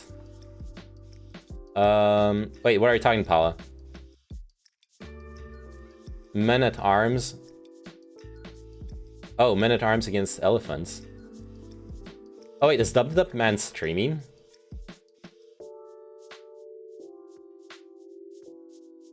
Oh no, he isn't. Are you guys playing Age of Empires without me? Is that what's happening? We were watching Grubby. Oh, you're watching Grubby. Oh fuck, is Grubby streaming? Nice. Okay, sure, as long as Neyman is okay with signing away your fortunes, then I think we're good here.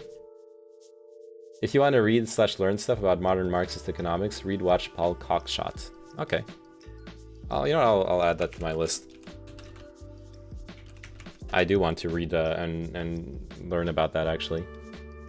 What is my ideology? Your name and hey, random Polish kid. Jak się masz? Gdzie jesteś z Polski?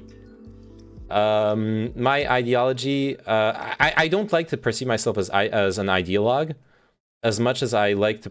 I would like to think that I pick and choose what makes sense to me from different theories and what seems to apply best for society. But my belief for what makes the best society right now is social democracy. So I like a liberal democracy, but with strong social elements, safety nets. I want socialized healthcare insurance. I want socialized unemployment. I want honestly, I would even be for stuff like UBI. Or like negative income tax, stuff like that. I want the full like social help package in general,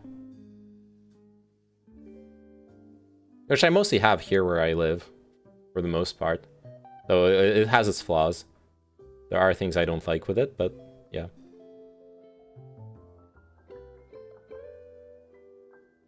And what is your ideology, random Polish kid? Paula has been dying to play with you. I want to play with you guys too. I really do. William Paul Cockshott is a Scottish computer scientist, Marxian economist, and a reader at the University of Glasgow. Okay. Strasserist. Wait, what is Strasser? Strasserism. Strasserism is a strand of Nazism that calls for a more radical mass action and worker-based form of Nazism, hostile to Jews not from a racial, cultural, or religious perspective, but from an anti-capitalist basis, to achieve a national rebirth. That just sounds like Nazism with extra steps. It derives its name from Gregor and Otto Strasser, two brothers initially associated with this position. Otto Strasser, who opposed on strategic grounds the views of Adolf Hitler, was expelled from the Nazi Party in 1930 and went into exile in Czechoslovakia, while Gregor Strasser was murdered in Nazi Germany on 30th of June 1934.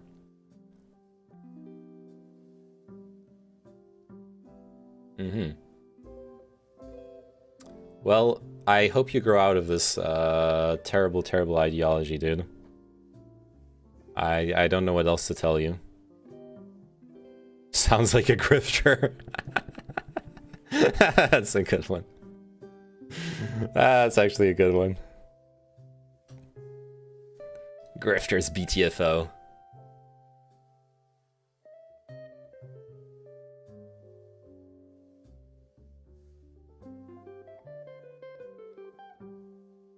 Friend who is a pastor in training put a quote in linking to a serious article about the decline of the church. Part of her quote includes, "The new life that is being born among us."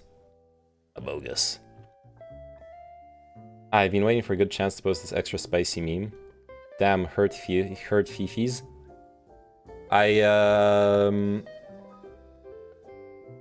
Polish person, the worst opinion you've heard in your life. I feel personally attacked, Soap. You're attacking my entire fucking family. That's actually appropriate here. Talking about hashtagging. Oh yeah, let's do a meme review on my Discord. I haven't done it in a real long time. Good call, Trinit. Actually, a really good call. So it's all gonna be like stuff Trinit posted.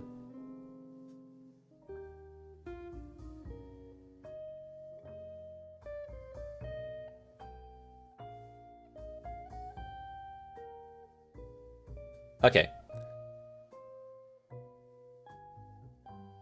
The decline of artistic standards from PragerU. I'm just gonna do this. I can zoom in. Why is modern art so bad? Wow, this is a very scientific graph. I guess that's the joke. I'm like half Polish too, so I think I have enough % of a pass to say it. I have a hot take. The whole thing where you need a pass to make jokes about an ethnicity is low-key kind of dumb. I actually think it's dumb. Like, I don't care that you're half Polish or not. Like, that meme was funny. Because like, it was contextual. I understand that you don't actually believe it. You don't actually mean it in like a racist way. We can contextualize it properly. The past is if what you say is actually funny, then you can say it. Yeah, pretty much. Pretty much, Richardson. Yeah. Where am I from? Okay. I live in France, but I was born in the US. I'm an American citizen, or a US citizen, sorry. And my family is from Poland. I'm of Polish descent. I can tell based on your reaction that I was joking. Yeah.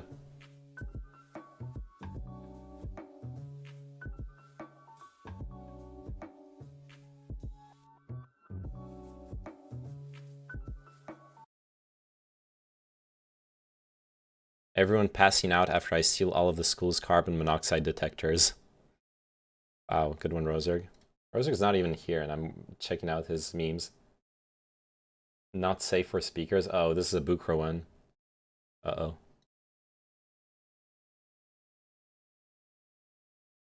I would totally eat goulash with a side of brie. Oh god, no, that's cursed. I love goulash, and I like brie. I would not mix them. Actually, you know what? Actually, I would mix them together. Holy shit. You're a fucking genius, Jitsun Gaiden. You're so fucking big brain. Holy shit. That's... Dude, a big... oh my god. Oh my god. Guys. This guy is fucking Einstein in my Twitch chat. A big platter of goulash, potatoes, and a side of brie with some bread and red wine. Holy shit, that would be so fucking good. You've just blown my mind. You've actually blown my mind, Judson. Fuck me. I remember this one. Okay.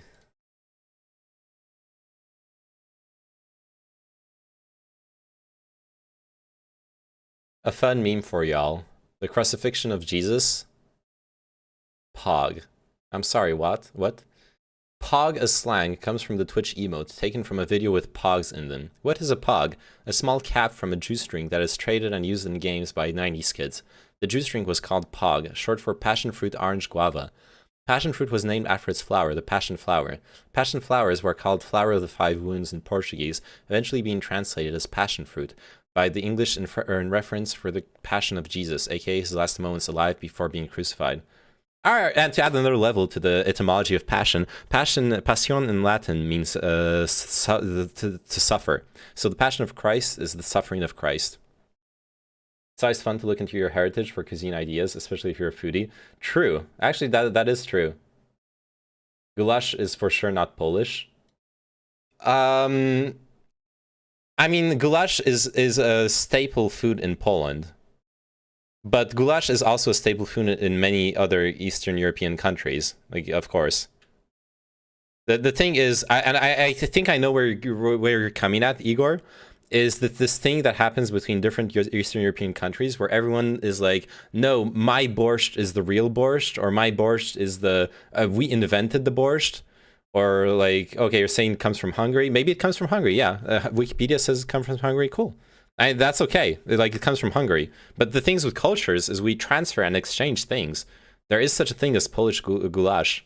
My grandma makes goulash. Every time I go see her, she has like a huge fucking jar of goulash that she prepared for me.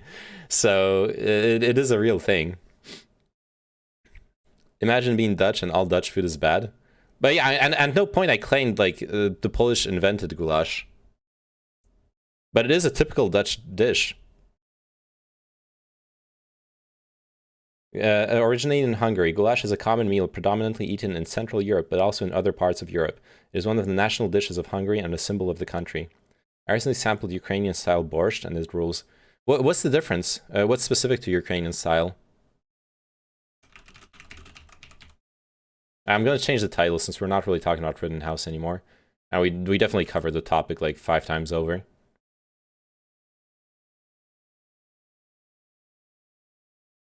All Slavs eat goulash all the time, yes. I agree. Evil programmer be like, goodbye world.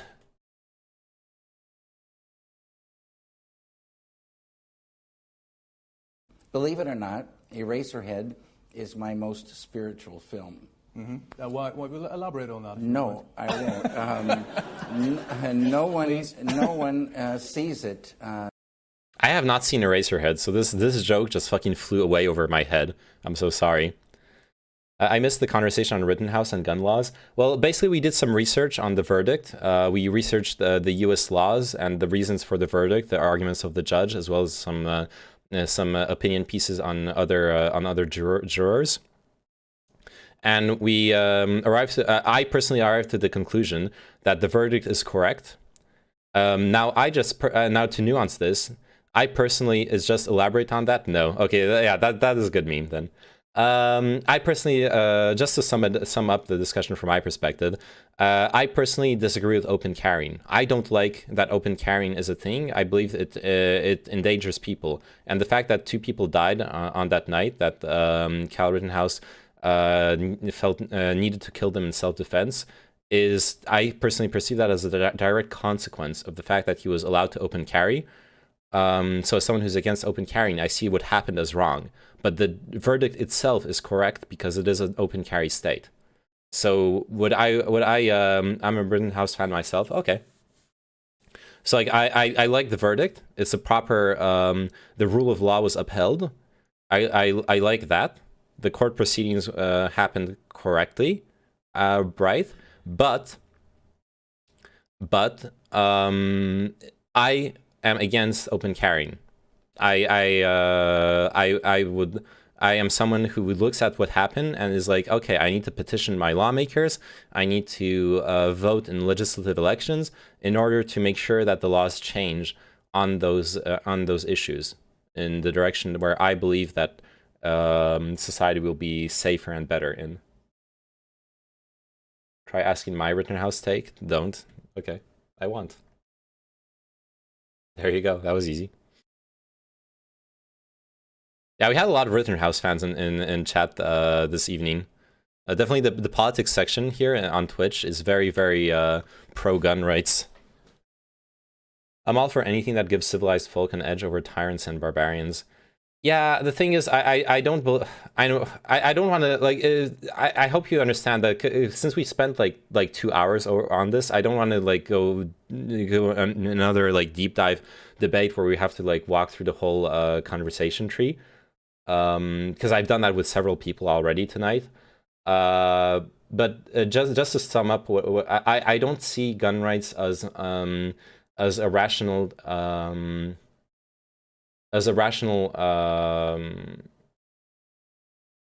check on the government's power. The government can exert power regardless of people owning small arms, and as well as the fact that I believe in democracy. I believe that things voted in with the government, people should not have the power to make it so might makes right as far as government decision making goes. That it can also go excessively the other way. And also as far as barbarians go, I also don't believe in the good guy with a gun narrative. And like I have like facts, quotes. I don't want to be like condescending. I have like, and I have an informed opinion on that.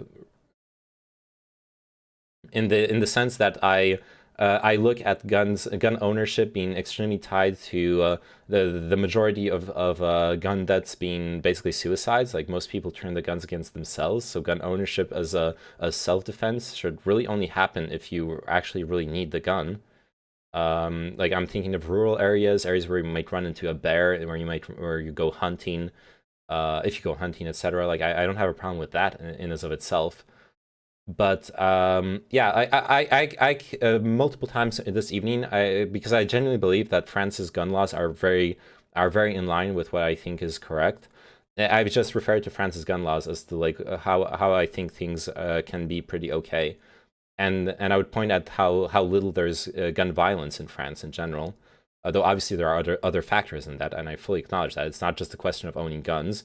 It's crime is a much more complex question than access to guns. It's much more important to talk about societal issues, quality of life, quality of education, single parent families. All those are huge predictors of criminality. Anyways, to skip over that huge subject that we can delve into some other time again, but you took the bait again. Yeah, I'm going to finish my monologue. But to summarize my take, France has. I can own a gun here in France. Like, I know a lot of Americans think Europe is like no guns, no one has guns. Not true. I can own a guns. I can go to a shooting range. I just need to prove that I'm not a felon. I need to not have a history of mental illness, like clinical mental illness, and I can own guns. Only semi-automatic. I can apply for either a hunting license or a sports license. Personally, I don't hunt, so what I will do is I'll apply for a sports license for sports shooting, like at targets, because that's what interests me. I like guns. I've played CS:GO all my life. I think it's fun. And with that, what I can own guns. I can buy a gun. I can have a gun at home, but I can never go out of my home with my gun if it's not locked in a case. And the gun is expressly for my either my private ownership within my home or my my private use within ranges or for hunting. No concealed carry, no open carry. If I'm carrying it, it's locked in a case, and I'm never pulling it out. I'm okay with that. And I could be in pain and like breathing, like spitting my lungs out. Thanks so much for the follow, Judson. I'm a Slavaboo myself. Nice. Do you have guns there in France? Yeah. People, hunting is a big activity in France. It's a minority of people, but there is a big hunting culture in France. There is like a sports shooting, target shooting culture in France as well. I have my girlfriend's younger sister when she was well, now they're non-binary. When they were 16, 17, they actually went to shooting ranges to shoot for sport. Neyman needs to have this monologue on a soundboard so he can slam the button when this comes up. Yeah, I should have just prepared for tonight. Yeah. And like I was saying, I can I plan on Jan McCollum's Forgotten Weapons is a Frankaboo, and he even wrote a book of French firearm history, plus the FAMAS and the PAPAP. Yeah, some of the like Fabrique Nationale guns are really cool. Like from a like gun nerd perspective, for sure. Now I would never be able to own those as a civilian because those are war weapons, automatic weapons. Slam soundboard button, leaves for 10 minutes while monologue plays. Yeah, that's really efficient streaming, dude. I don't even need to be in front of the computer. Kevin Gates says men shouldn't ejaculate during sex. Nice! What the fuck? What the fuck is this? I just realized what I opened. What the fuck? During an interview on Jilly the Kid and Wallow's $1 million worth of game podcast, Kevin detailed his health and fitness journey, which includes nutrition, yoga, and meditation. Oh no, I get this. Yo, okay, I get this. This is in line. Okay, you guys might not be familiar with this, but this is in line with some like traditional magical stuff in the tantra, in the Eastern Tantra. There is the belief that semen is energy. You can tie this also with Taoist thinking, like semen is the qi, is the yang, is the male energy, is the yang energy. So when you release that energy, you lose it. So having the energy rise within you, but then cutting off the ejaculation, being able to come to feel the orgasm without ejaculating is actually something that you're supposed to train within the tantric teaching. You're supposed to be able to orgasm without ejaculating when you follow the tantra. It's something you can train for, according to the books I've read. Yeah, I've never tried that, honestly. I would have said if I did, but yeah, it is a real thing. Fucking based, my semen is magic. I'm not going to let you have it for free. What are your views on the Confederates? It's off topic, but I'm interested. What is there to say? I'm anti-slavery, so I don't look at them very positively. Well, that would ruin porn. And it depends if you have the semen fetish or not, right? You can enjoy pornography without any form of ejaculation fetish. Plus, they were economically incompetent. I don't know much about the economic policy of the Confederates, but I just know that their social policy is enough to discredit them entirely in my eyes. And like that's enough. Like even if they were really good with the economy, if you built the economy on slaves, that's just not okay. That you're disqualified. You're out of the talks. You can if you pinch the gooch right behind the balls, you stop the cum. Actually works. Okay. The worst part is that they were hypocrites. I don't know about that. What's your views on imperialism? Oh yeah, sorry. Earlier you asked. I think I responded. Where are you from, Cringe Society? I think I responded that, right? Did I? I thought every single sex session has to end with her entire face glazed in semen. Yeah, if her face doesn't look like this, you're doing something wrong. I think we can all agree on that. My views on imperialism, I'm not a big fan of it. Ideology-wise, I'm a big fan of the people's right to determine themselves. Now, I have to acknowledge that certain interventions have been actually positive in history. It is a bit of a case-by-case basis thing as well, and depends a lot on the. So it depends a lot on the context. It depends a lot on the what is happening with the peoples. Like I'm thinking of, for example, stopping NATO stopping Milosevic. Slobodan Milosevic was, I think we can all agree, was a good thing. But whenever we have military intervention, what we are seeing in general is that there is there's a big problem with reconstruction. There's a big problem with the aftermath, and that is often where like interventionism fails for me, or for everyone involved, except the contractors who like siphon off money. I don't know, and also like imperialism is like historically it's the inheritor of fucking colonialism. It's like neocolonialism. It's ugly in many ways. But I want to just be nuanced and acknowledge that like stopping the genocide is probably a really good use case of foreign military intervention. I'm not gonna deny that when it's feasible, at least. Like I don't see it feasible, for example, intervene militarily in China. It's definitely one of those situations where might makes right. Like the only reason we could intervene in Serbia is because NATO could fucking overpower everything that was around there, right? I literally have $1 to my name right now. What's your Venmo? Jeremy Dan requests $1. The last one, good. Wouldn't that be unimperialism? Depends. I was going off the definition of imperialism being any form of foreign intervention. Right? It's to prevent oppression, then it's anti-imperialist. Nah. Imperialism. I know we're disagreeing on the definition, right? But I'm working off the definition that imperialism is when one country wants to. Sorry, I'm conflating imperialism with interventionism. Interventionism is when one country believes it's entitled to intervene in other countries.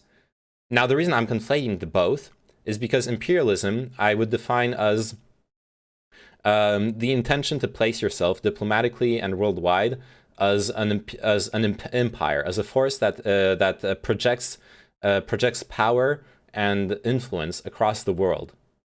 So imperialism, all imperialism is interventionist.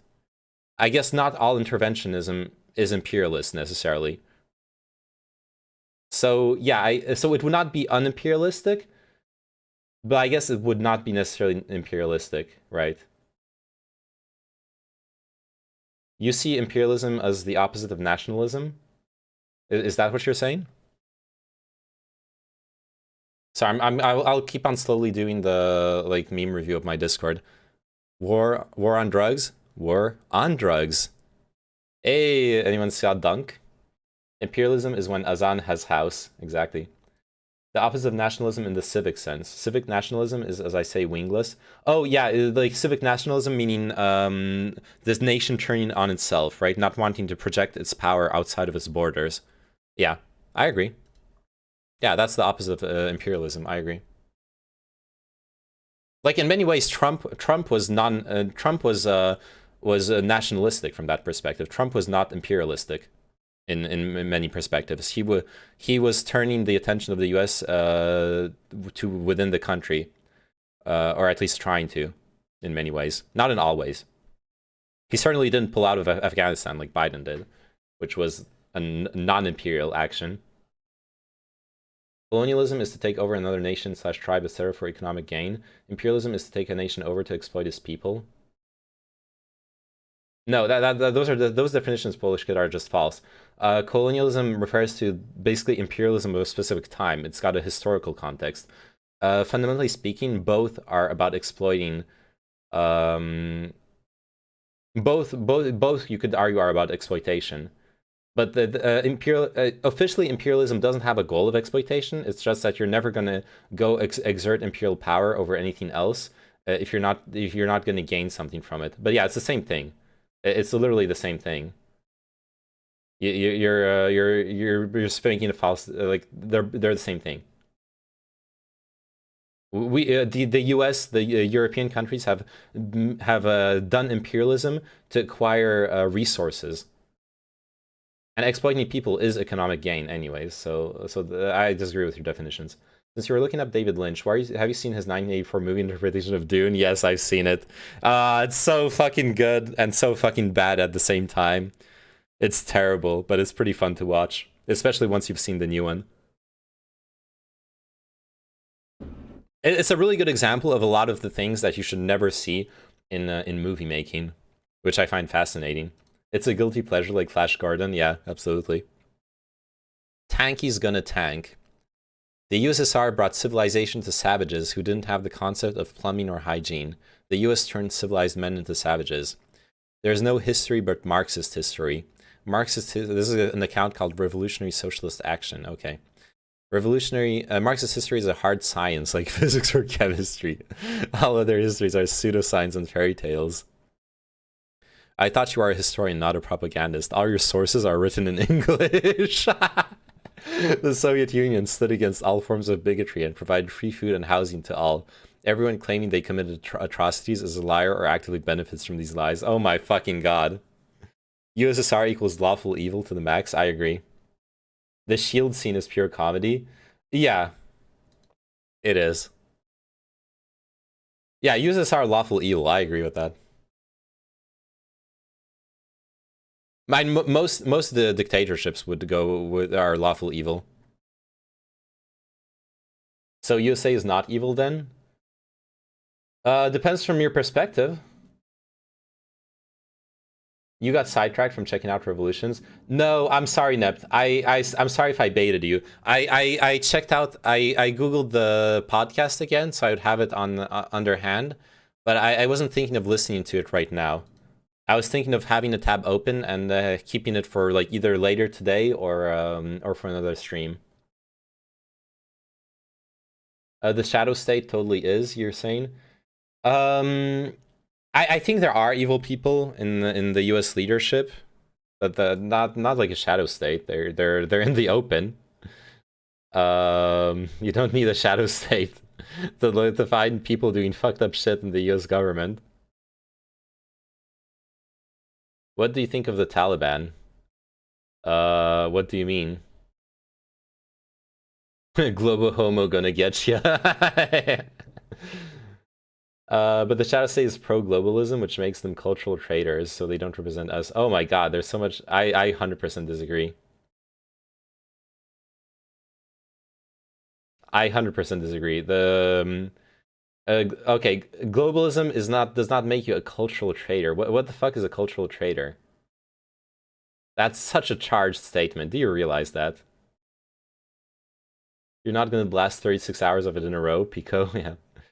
So who leads the world imperialism today? Oh yeah, the U.S. is one of the biggest actors is the biggest actor in imperialism today. Absolutely, Do you think the Taliban are a bunch of evil, crazy people or freedom fighters? They're both. They're really evil. They're pretty fucking crazy. They're a bunch of people, but from their own perspective, they're fighting for the sovereignty of their nation. Both can be simultaneously true. You can fight for your freedom and be an evil person.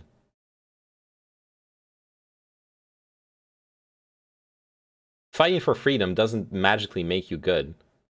You can commit atrocities. You can believe that freedom means limiting women's rights.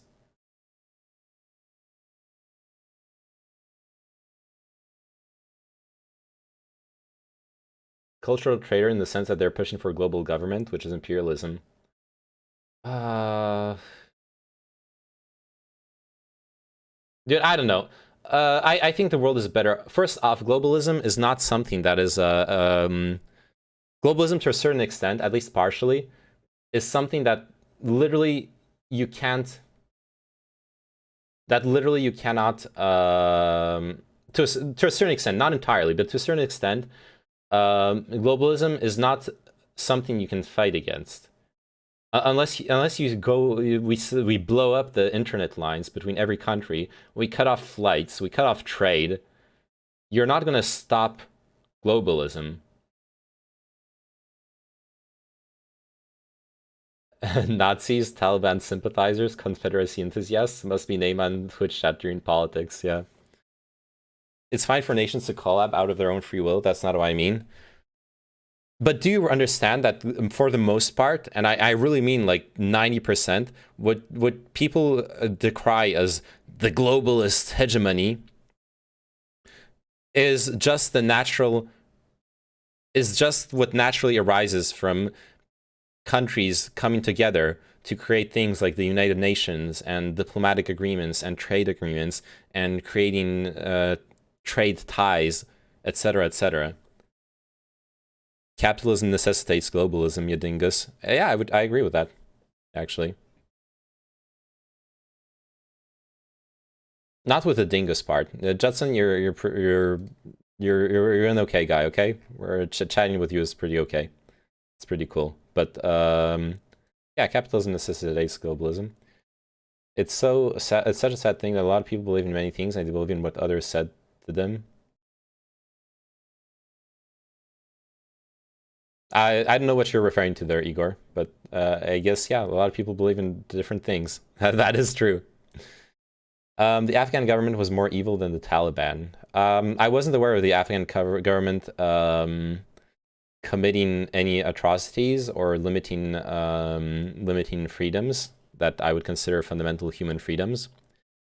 But I would be interested in why you have that opinion. If you have like a specific things that you could point me towards, I would like to look at them. And keep in mind that's a high bar to pass. The Taliban are gonna do some really fucked up shit.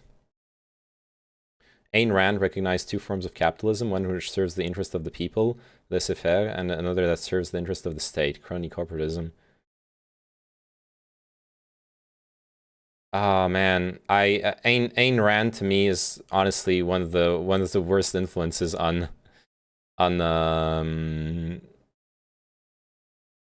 discourse in the 20th century.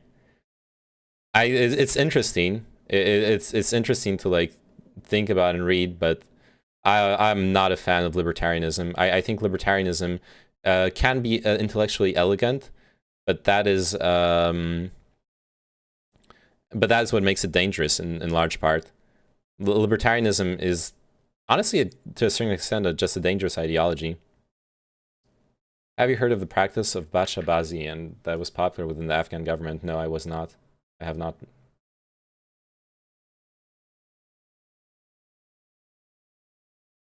Kyle Rittenhouse not guilty. What? Kyle Rittenhouse not guilty meme hangout on Lauren Southern's stream. Everyone around the world, let's go Brandon. I don't care if you're white, black, Asian, Native, Hispanic, European. Everyone has a right to a fair trial and a right to defend themselves. Most people are too lazy or just too ignorant. Let's go Brandon. Why are they saying let's go Brandon? This happened. They're saying fuck Biden when this court case happened under Biden. Not that Biden matters anyway. Save her. I cannot save Lauren Southern. She's beyond my powers. How about Robert Heinlein? I've read some good sci-fi from Robert Heinlein, but I'm not aware of his like political thoughts or ideologies. Worm scrambled egg. Oh my god, that's disgusting. Take 1 bag of Sprite. Please, only 1 cigarette per kid. Don't take lighter. Like 3.5 grams. Those are like hallucinogenic mushrooms. Nice. Easy to manipulate poor and educate people. So, to be fair, it's also possible to manipulate rich and educated people as well. He was equal parts nationalist and libertarian with a lowercase l. Okay. No, I just think libertarianism is terrible. I don't believe a laissez-faire economy can ever develop in the interests of people. No rich die in wars, so lol. Yeah, well, like, there's the thing is there's just class consciousness. You mean with an uppercase L? I don't know. I just mean, think it, like... Okay, capitalism is a great way of building up capital. And in a scarcity society, you need to build up capital to improve the quality of life. This is like basic economics. But capitalism has huge counter incentives for the good of society. For example, companies are incentivized to reduce costs, which you may think is great, but that also means that extraneous costs are passed on to society and are not properly paid for through taxation, unless they are explicitly targeted. Extraneous costs, for example, are pollution. If a factory is polluting and there is no regulation around that, they are costing more to society than what is the actual price of the product they're selling. The price is false. This is a place where capitalism breaks down, where libertarians would like to have the laissez-faire market, think people are just going to magically stop consuming the product because it's like destroying a river or whatever, which we know is not how humanity works, is not how markets work. There's a clear place where markets break down and where state intervention is necessary. I do not believe libertarianism can ever lead to a good society. Bacha Bazi is a practice where, to put it simply, old men rape little boys. This was done in the Afghan government, typically by people such as police. Bacha Bazi is a slang term in some parts of Afghanistan and Pakistan for a custom created in Afghanistan involving child sexual abuse between older men and younger adolescent males or boys, who are called dancing boys. Custom is connected to sexual slavery and child prostitution. Okay, that's fucking terrible. Then that is one thing where the Taliban are better than the Taliban are better than the whatchamacallem, than the previous Afghan government. That is correct. Now, not to weigh what is the better evil, I would rather neither of them are in power. In that case, there you go. ABC callout, let's be honest, heaps of younger Australians without the bank of mum and dad can't buy property. I want to know what you're doing instead. DM's open. Renting. But what are you doing to build wealth? Or is it just off the table completely? I think it's off the table. They'll argue that you can sue on personal damages to health, etc., which is fucking dumb. Well, it's not only fucking dumb because of how lawsuits don't necessarily work, but it's a real problem that in that you don't have it's a real problem in that you don't when you're talking about environmental issues, for example, you want them to be resolved uphill. You don't want a river to be fucking destroyed and then people suing the company for damages. That's fucking dumb. My upstairs roommate just barged in and started talking, so I missed everything you just said. Okay, I'm gonna put it in one word. Capitalism, laissez-faire markets fail because of externalities. Reactive versus proactive. Yeah, that's exactly it, Turnit. Yeah. I want a proactive approach to regulating the excesses of a free market, and that requires state intervention. That means that a laissez-faire market cannot lead to a healthy society when you have things such as extraneous costs to society, such as pollution.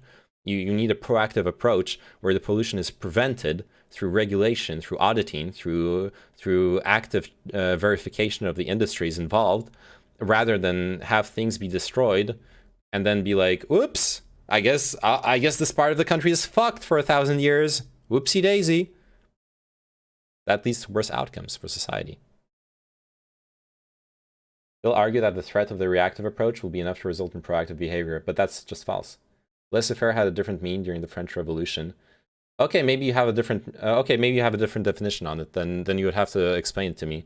But when I hear people talk about laissez-faire capitalism, they like 99. Every time I've heard that being told to me, and you have to forgive me for misunderstanding that. Every single person who's ever used that term with me meant less regulation, like no regulation actually. They want factories to be able to do whatever the fuck they want. It's private property. Get off my lawn. I can do whatever I want. What is wealth? I have a better question for you, Igor. What is love? Baby, don't hurt me. Don't hurt me. No more. Is there any even any proof that this is a real thing that the government did, or is it just? Yeah, we looked at the Wikipedia article on Batshabazi. Okay, let's look up the source. In 2011, an Afghan mother in the Kunduz province reported that her 12-year-old son had been chained to a bed and raped for 2 weeks by an Afghan local police commander named Abdul Rahman. When confronted, Rahman laughed and confessed. He was subsequently severely beaten by 2 U.S. Special Forces soldiers and thrown off the base. The soldiers were involuntarily separated from the military, but later reinstated after a lengthy legal case. As a direct result of this incident, legislation was created called the Mandating America's Responsibility to Limit Abuse, Negligence, and Depravity, or Markland Act. In 2012, a teenage victim of sexual exploitation and abuse by a commander of the Afghan border police killed 8 guards. He made a drugged meal for the guards and then, with the help of 2 friends, attacked them, after which they fled to neighboring Pakistan. In a 2013 documentary by Vice Media titled This Is What Winning Looks Like, British independent filmmaker Ben Anderson describes the systematic kidnapping, sexual enslavement, and murder of young men and boys by local security forces in the Afghan city of Sangin. The film depicts several scenes of Anderson along with military personnel describing how difficult it is to work with the Afghan police considering the blatant molestation and rape of local youth. I'm saying, is there proof? Well, there's this Vice documentary. This is all like linked, right?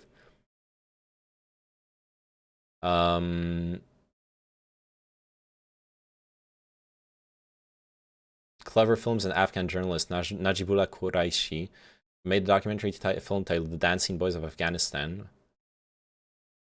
The film won the 2011 Documentary Award in the Amnesty International UK Media Awards. I said that before you read any of this. Yeah, I understand. I didn't go through the details. I'm sorry.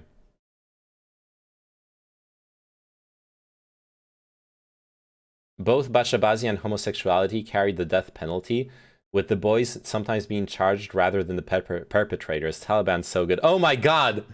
Oh no! It was made illegal to prevent the gay, not the kids. Do you hear that? Are you still here, Cringe Society? Do you hear that your beloved Taliban are actually charging the boys instead of the perpetrators of the pedophilia? Jesus Christ. Yeah, no worries, Sozo. Yeah, this seems like total fucking bullshit. Yeah, that's horrible. It originally meant leave it be or let it be, but can also be interpreted as let the people do as they please, the people, not the corporations. Oh, so under the second interpretation, Judson, if you have democratically instituted regulation on, like through democratic process, like representatives, lawmaking, then you have a let it be economy with regulation on capitalism, right? But then what's the difference with what we have? Then we already have let the people do as they please within democratic societies.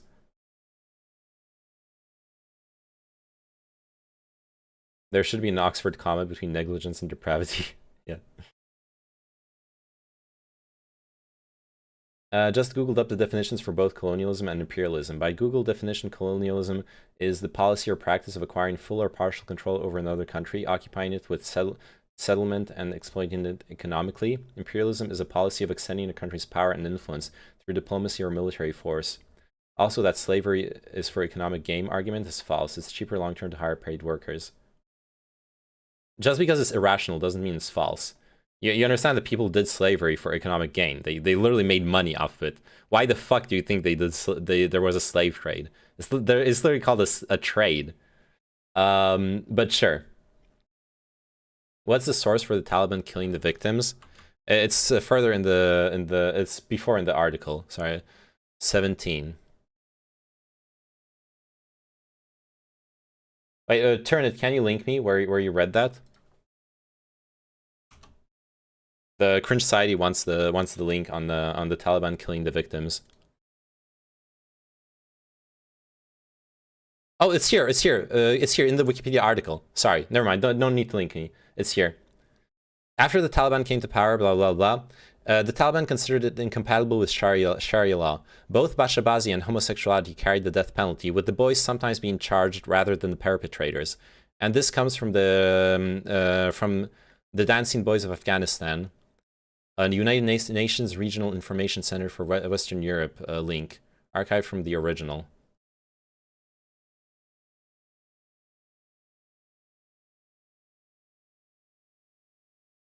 Oh, this is an archive.org link. Let's see how fast it loads.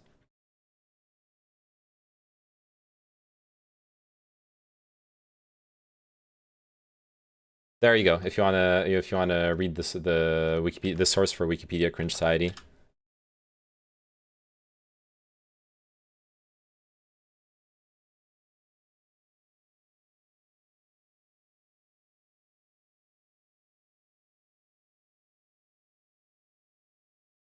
And the last paragraph, victims are generally extremely reluctant to report abuse for fear of stigma, honor killings, or reprisals.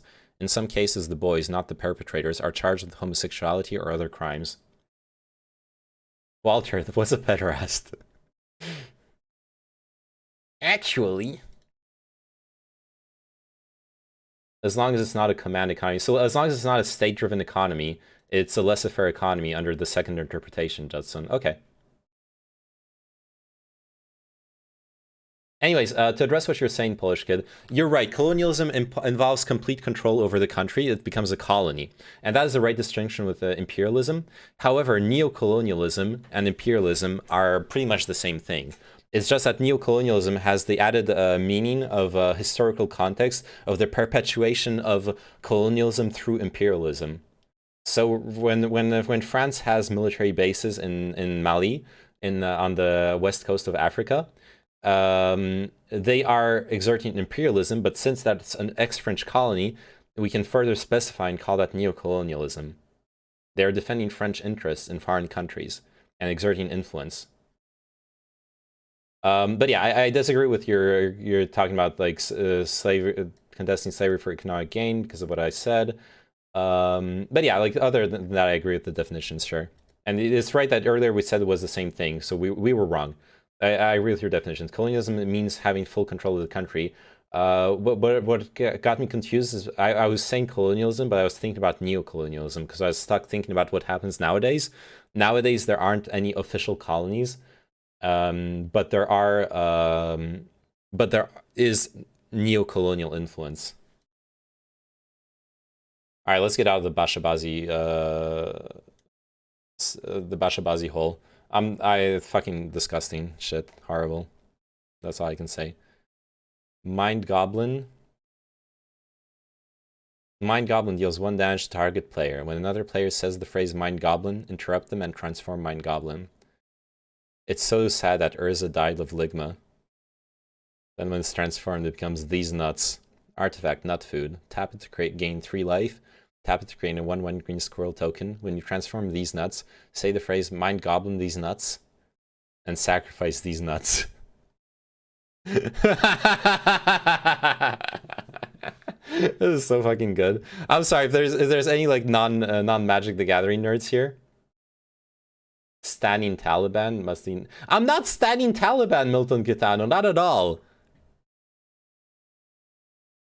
I was responding to someone who was standing them in my Twitch chat and doing some research to address what they brought up, which I had never heard of.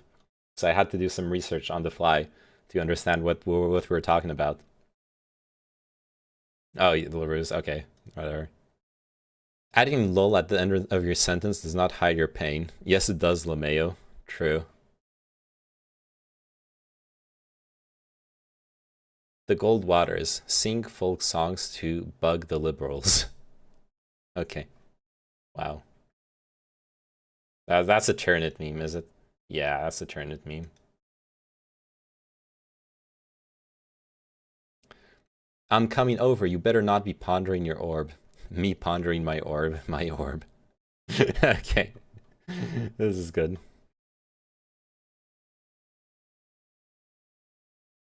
Sorry, I'm just finishing the meme review of my Discord, okay? I know that's not very political, but everything is political, okay? LeMayo. Facebook is shutting down its facial recognition software. Meta to continue use of facial recognition technology. Facebook, who's Facebook? That's really dumb. It's a real record from the 60s. Oh, cool. I thought it was a meme. I actually thought it was a meme. Holy fuck. Alright, I can agree with that. Yeah. This is absolutely vile. We opened our doors to many former citizens of the USSR for good reason, and they are Americans now just like anyone else. The congressman should be ashamed. Senator John Kennedy, Republican, LA? Wait, what is LA? What state is that? I don't know whether to call you professor or comrade. Someone off camera. Oh my goodness. Dr. Sol Omarova, Biden's comptroller currency pick. I'm not a communist. I do not subscribe to that ideology. I cannot choose where I was born. Oh no! I don't mean any disrespect. I don't know whether to call you professor or comrade. Oh my god! That is so fucking triggering.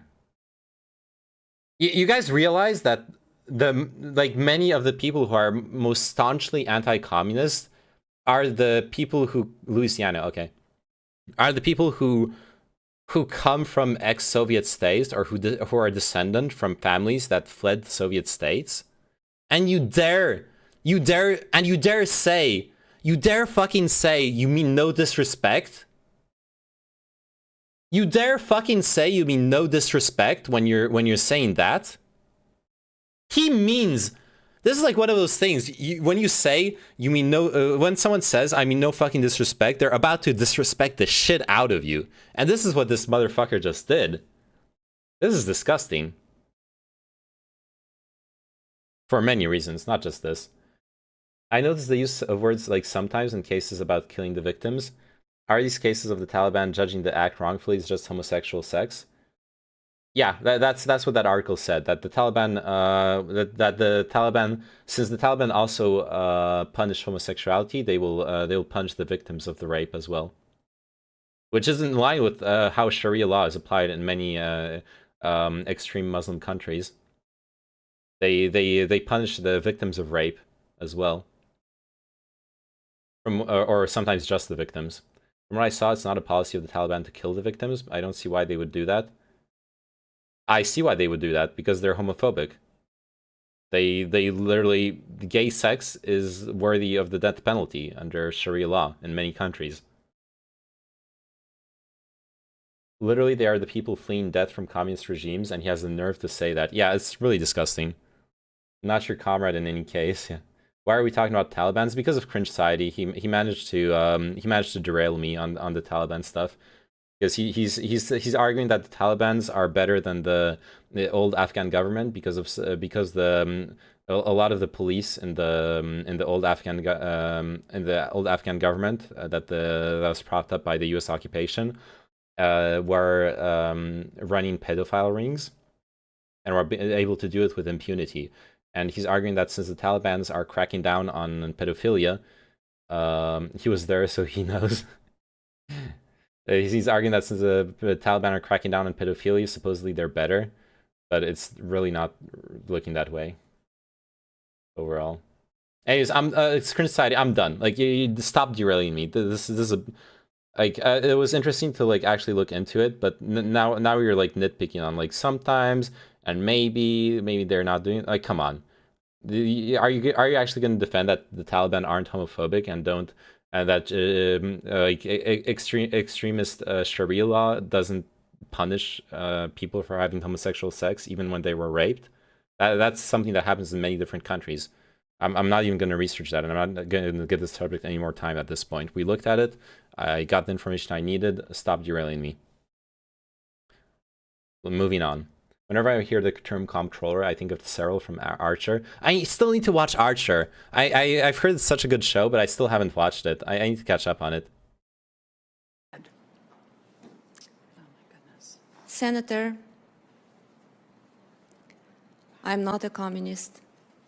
I do not subscribe to that ideology. I could not choose where I was born.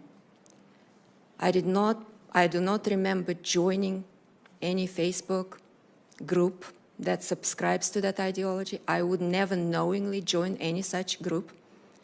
There is no record of me ever actually participating in any Marxist or communist discussions of any kind. My family suffered under the communist regime. I grew up without knowing half of my family.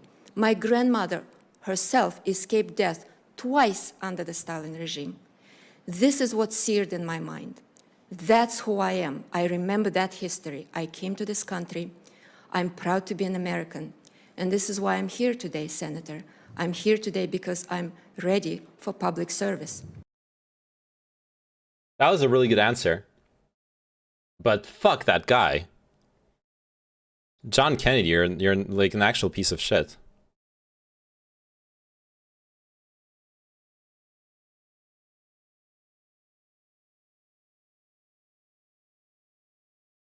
I don't mean any disrespect. She's lying, of course. Igor, please tell me you're trolling. Come on. Please tell me you're memeing.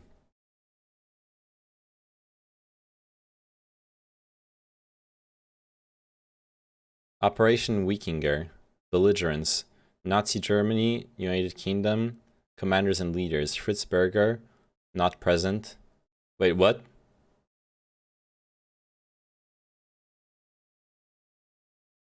What?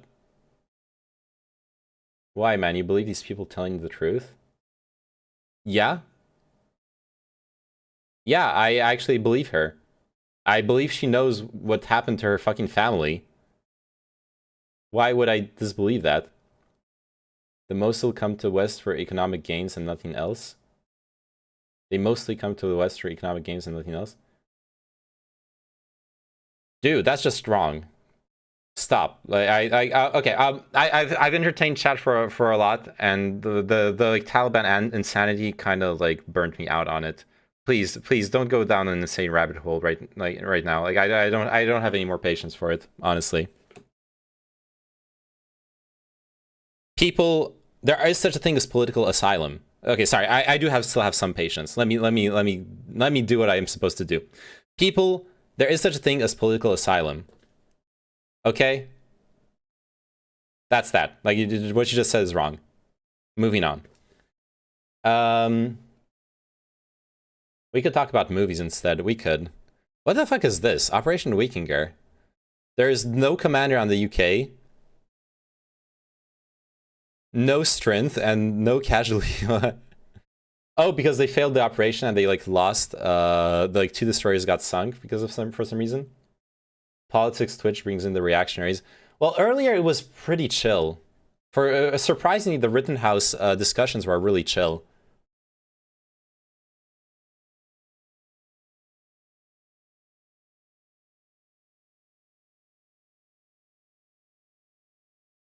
Wow. Xbox is Nazi confirmed. Friendly fire, if I recall correctly. Oh yeah, that would explain it. I'm going down there to have Thanksgiving. I'm going down to Louisiana to have Thanksgiving with them next week, and they're all dumb as hell, soap. I blame it all on the chemical refineries, but it's just too easy for them to hate on anything and everything. There actually are weird, like, have you ever heard of the lead studies, Biscofan? No FAP November. Everyone who does not participate is a beta leftist. Okay. Oh, this is my opinion about certain people who claim they suffered under communist regimes. Yeah, your opinion's wrong. People have suffered under communist regimes. And denying their suffering is fucking reprehensible. I don't know what else to tell you.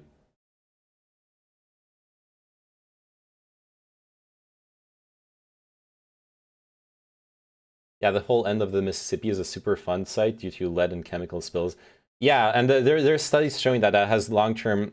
So all people suffer in China. I didn't say all. I said that there are people who absolutely suffer under those regimes. Kyle stands are all partying their echo chambers, I expect. Yeah, for the most part. We're trying to ride the nuanced take here, Panopticon Micon. We've talked a lot about the Kyle case earlier. Sorry if you wanted to talk about it. You like missed all the gun discussion, but we went through the conversation tree a few times already. At no point did I said everyone suffers under a communist regime. There are plenty of people whose quality of life has been improved under the USSR. There are plenty of people whose quality of life has been improved under the Chinese regime. Absolutely, that is just objectively true. But there are plenty of people who are oppressed by the regime, whose families or relative or like close ones get disappeared, who are not free to do things that they should be free to do. That is also a reality, and you denying that reality is heinous.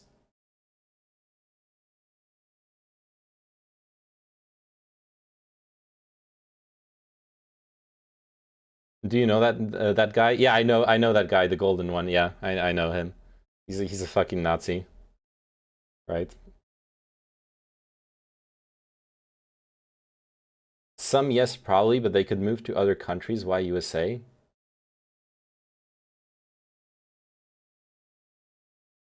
Not really, Neyman. I'm good, thanks. Yeah, no worries, Panopticon. Then you came at the right time, because we're done with the. I'm not gonna let myself get derailed into any like Kyle talk anymore. I went like through it 5 times or something, so I'm chilling now. I'm getting derailed by other stuff instead. Why not the USA? Like, why do you presume you know this person's fucking family history or reasons to move towards this or that area?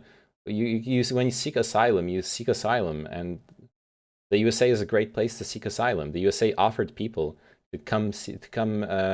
Masturbate, and what else are they supposed to do? And like breathing, like spitting my lungs out. Yo, thanks for the follow, Polish kid. Maybe sometime we can debate on Strassism, because I'm not forgetting that. I still feel awkward about that. Okay, just like to give you some context, random Polish kid. Like, my family's of Jewish origins. Half my family died in the Holocaust. So like I'm really not a fan of your ideology. I just feel like I need to throw that out there. Okay. I that doesn't mean I'm incapable of having a conversation with you, but yeah, just to make things clear. I'm gonna take out. All right, see you, Justin Gaiden. Thanks so much for hanging out. I really appreciated talking with you. It was fun. Okay, don't move to the closest country then. Moving to the closest country doesn't mean anything in the world where you have planes. You can move wherever you want to. Wherever you can move, since we're talking about seeking asylum. And once again, the US offered, if I understand correctly, the US actually offered to take in people from the USSR. They were giving asylum, so it was much easier to move to the US than to any other country. It's not about geographical limitations. Such a weird hill to like push this on, Igor. Really. Maybe I'm getting you wrong, but like what I'm understanding from what you're saying is like weird to me. Respect the court. Yeah, I respect the court, Gobinist, honestly. I respect the court's decision. I disagree with the laws, but I respect the court's decision. Is my stance. I meant something else, not what you mean. Okay, then I misunderstood you, Igor. I'm sorry, maybe there's a language barrier here. Probably. There probably is a language barrier, but yeah, the idea you're conveying is not getting through then. I don't understand what the point you're trying to make.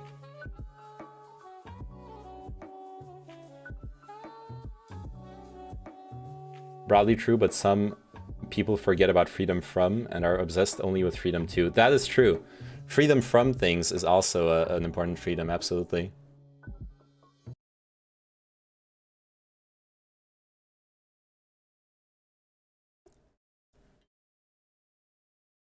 Money printer go brr, 1080p.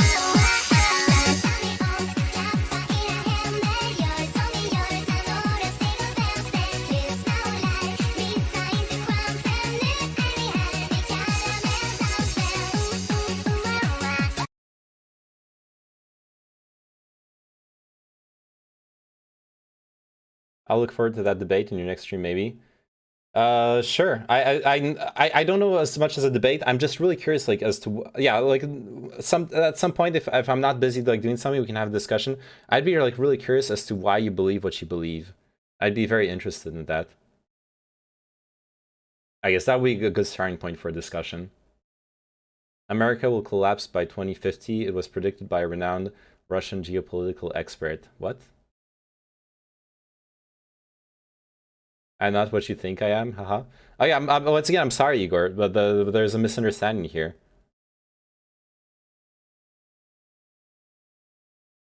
So, like, I don't know what to say.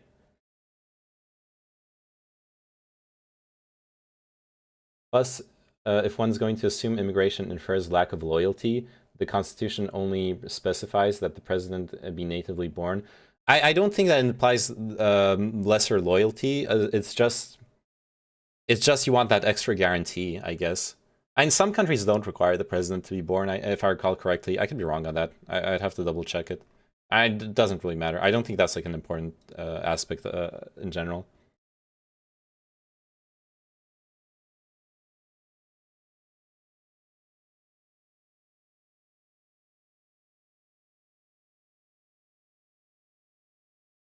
Some workers who attended Mr. Schultz's talk were confused by a story. Can I? Yeah, I'm gonna play some music.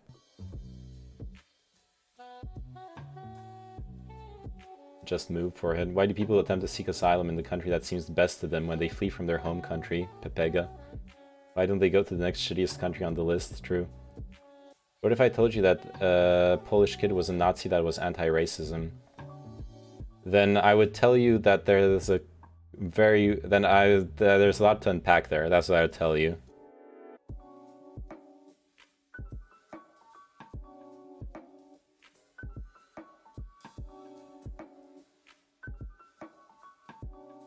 This gets back to the Lauren Southern country shopping meme. Yeah, it actually does. Yeah, like a political asylum is not it's not so simple. Schultz is the head of Starbucks, going on an anti-union drive right now. Okay.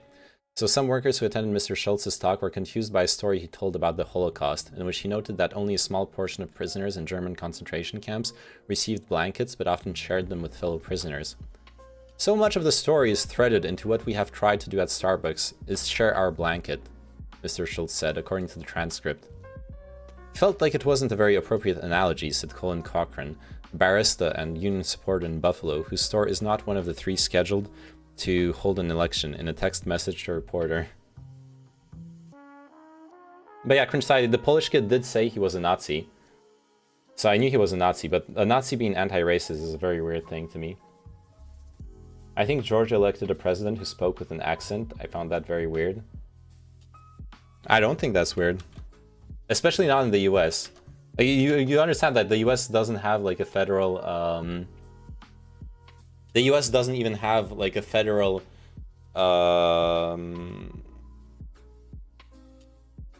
excuse me, he was a Strasserist on Saturday. He was a fucking Nazi.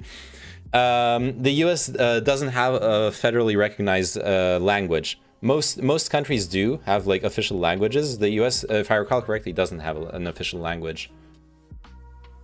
It's like, why would you care about accents, officially speaking? Okay, so Gabinus linked me this. Divided states, a Russian professor's prediction of how the US will split. Atlantic America may join the European Union. The Texas Republic will be part of Mexico or under Mexican influence. Wait, really? Central North American Republic will be part of Canada or under Canadian influence. Alaska will go to Russia. Hawaii will go to either Japan or China. And the California Republic will be part of China or under Chinese influence. No.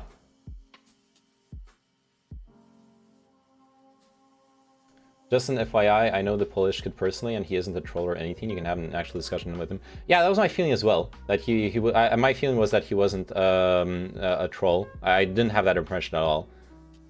And he seemed to be willing to discuss and everything. So yeah, I'll have a good faith discussion with him. Absolutely. Not all Nazis are racist. Some of us are decent people. I disagree. So, okay, let me clear it up. I understand that you can be identified as a Nazi, but still be like a nice person in individual interactions IRL. If that's all you need to be a decent person, then sure, you can call yourself a decent person. But Nazism is an ideology of hatred and dehumanizing people who are human. So it is an inherently evil ideology. As for racism, you're just playing semantics, because if you're talking about Nazis who are anti-Semitic but not racist, like they're okay with people of color, but they're not okay with the Jews, I mean, that's just plain semantics. You're still talking about an ideology of hatred. Also, the US official language is a big meme and doesn't affect my feelings at all. Yeah, absolutely, fair enough. Obviously, that doesn't affect your feelings.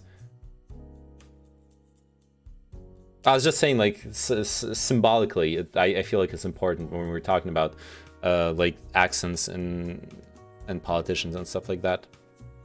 Average Linux user, Amogus, and the programming socks. Perfect. This is a perfect software developer setup. Absolutely. Also, Amogus is real. Oh no. Sorry, well, once again, for people who just joined in, I'm going through my my memes channel in my Discord. You can join my Discord if you want, or if you don't want to, you don't have to. But I'm going through the memes channel in my Discord to catch up on. I haven't been through it in a while, so I'm catching up on it. Amogus. Amazing.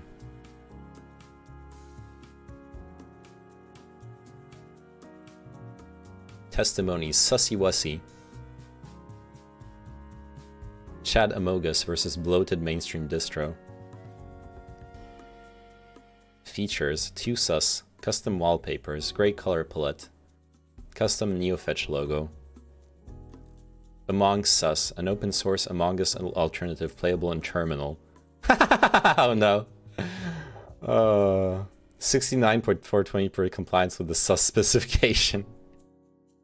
Amazing. You should set up marbles on stream. Should I really? I once was watching a streamer that I was finding entertaining, and he was doing like marbles on stream thing.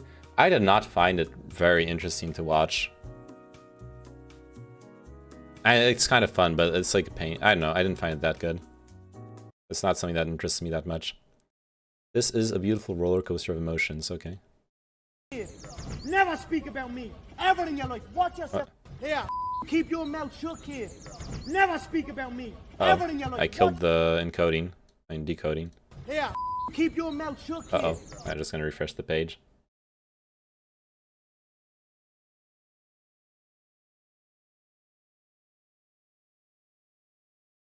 Here, keep your mouth shut here. Oh, I've seen this. Never speak about me ever in your life. Watch dumb. yourself around me, because you'll be out here quick. Let me take my picture. Huh? Yeah, shut your mouth. Yeah, that's fucking dumb. Okay.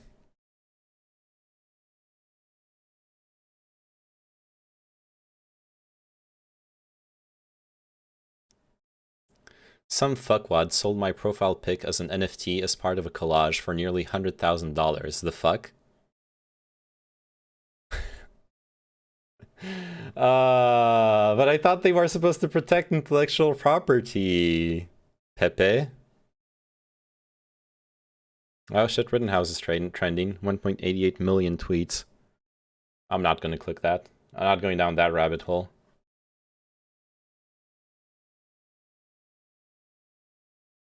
Right-click save this. This artwork has received a DMCA takedown notice. Oh, okay. Never mind. It got the DMCA'd. Nice. So this was the NFT. Magic Turtle linked it here. This piece is dedicated to the furries. They may not understand the value of provenance yet, but they will soon enough. Okay. So the NFT got nuked. Good. Everything changed when the furry nation attacked crypto. He just literally nutted in me and then started pondering his orb. Stop!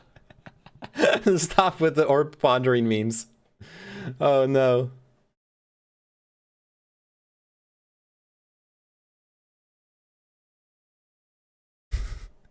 Tanky's Tavern. Because that's what where you go to drink the Trinit. Oh, and finally this. The image you're looking for was deleted? Okay, never mind. DMCA, a centralized authority, removed the artwork? How is that possible? This was the stupid KFC thing with the BLM shadow. I'm not a big fan of the corporate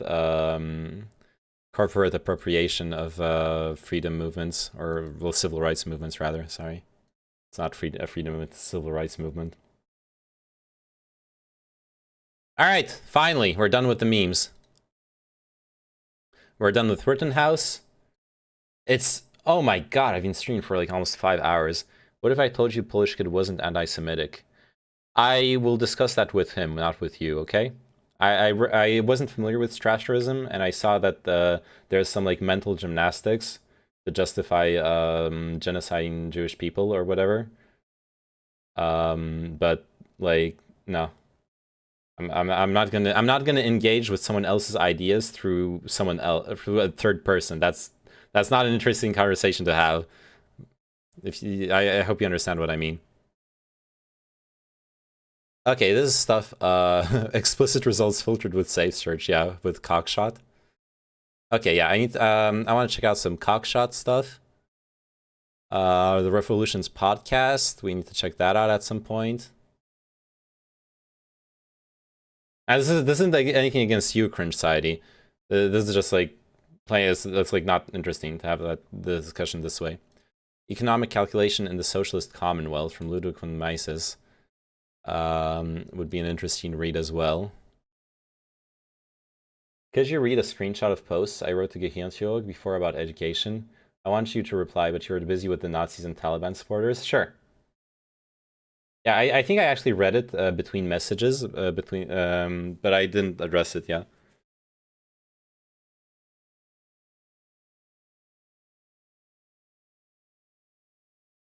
My belief is that most of the problems the U.S. experiences in society is due to abysmal education in formative years.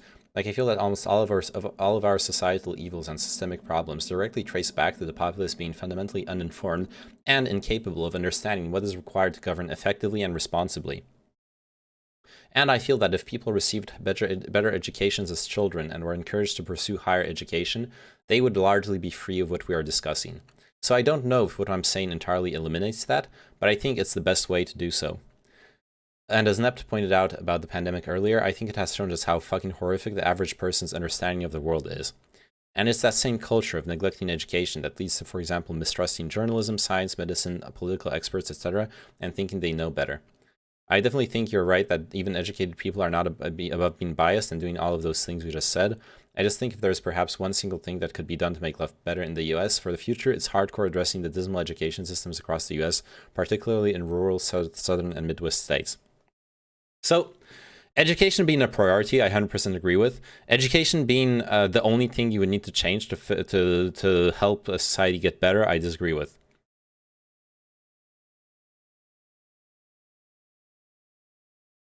You want your take on stream, then donate some bits like the rest. Damn freeloaders. True. The best Chicago-style pizza. That's something loud. Where's the cheese? It's under the sauce. There's no cheese on it. It's under the sauce. Like, I'm Italian and this is hurting me. It's from Chicago. But it's just sauce. The cheese is under the sauce. That's not enough cheese. The cheese is under the sauce. It's not enough. It's under the sauce. The cheese is under the sauce. This was in follow-up to Trump was elected largely because the voter base doesn't know how to understand journalism, a bit we discussed before. Yeah, I understand the context of your messages, sure. And I disagree with that. Like the point Gehenhio was saying about educated people being biased is like really important too. I've met a very high, or well, just talked with very highly educated conservatives. That is something that absolutely exists. Or like they aren't poor, they aren't uneducated, but they're really fucking conservative. That is a reality. There is a study, it's one study, I've never been able to find it again, and I keep citing it. It really makes me sad that I haven't found it again. But there's a study I've read a while ago where they tried to measure how weak someone was to bias relative to education.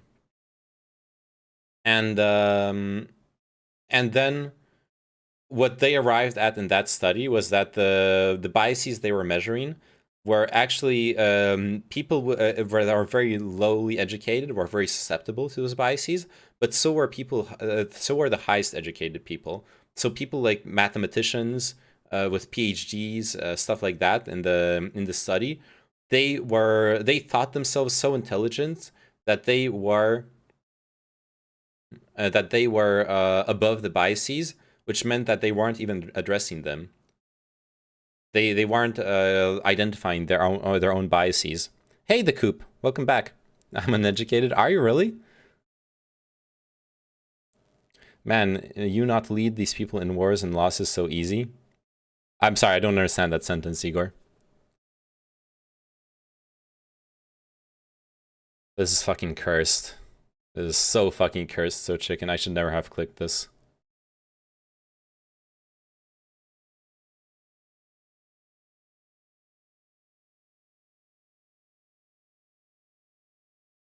You were not in chat earlier. I posted a pic that shows chat whenever you food post. Want to see it? These people who are kind of educated, you said? And oh, the people who I said were educated. Haha, because they're rustled. The people who I said are educated lead people in wars and losses so easily. Yeah, I actually agree with you, Igor. Are you familiar with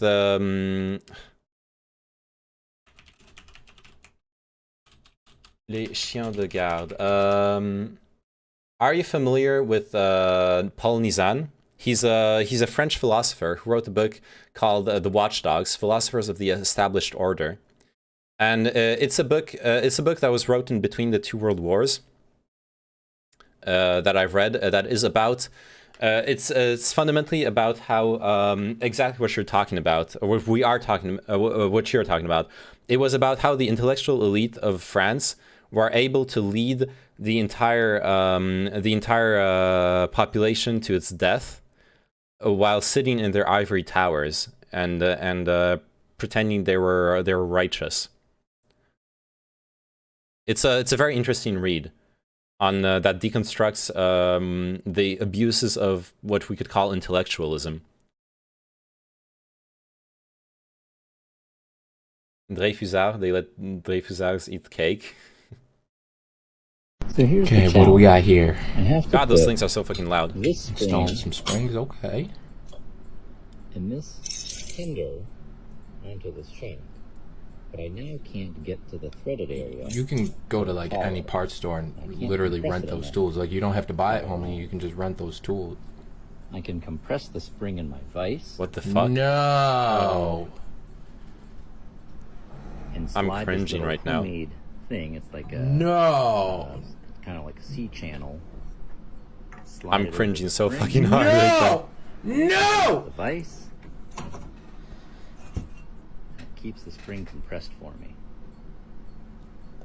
Now I can put the spring on. No! Plenty of threads exposed for my collar. How do you plan on getting that off? Then with the hammer, just hammer the spring. No! That's fucking horrible. That looks like the Glizzy Blizzy. True, but as I said to Gehyun before, would you not agree that overall pursuing education, like we were discussing, would overall be less likely to fall victim to their own biases? I think primary education needs a lot of work. That's where I'll stand, where we both definitely agree. Meaning compared to people who are still taught the American Civil War was about states' rights and that slavery wasn't that bad. You get oh yeah, that's a big problem in the U.S. Education. I agree. The fact that the U.S. education isn't there isn't a common core. That's the different things can be taught in different areas is very weird.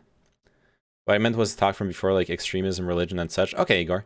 Education is biased. Yeah, education is always biased. Any human perception is biased. And if we want to talk real talk, all human perception is biased. There is no objective perspective on the world that is part of the human condition. Meaning compared to people who are still taught that if you get a legitimate education, you have at least a much better chance of being so delusional. To a certain extent, yeah. I agree. Yeah, how could most people have time to live an adult life with work and also go to school? Yeah, it needs to happen in primary education. My worldview is objective. Good for you. Last one? Okay. The primary element of social control is a strategy of distraction, which is to divert public attention from important issues and changes determined by the political and economic elites, by the technique of flood or flooding continuous distractions and insignificant information. Noam Chomsky. Is that from Manufacturing Consent? I've read Manufacturing Consent, but it was a while ago.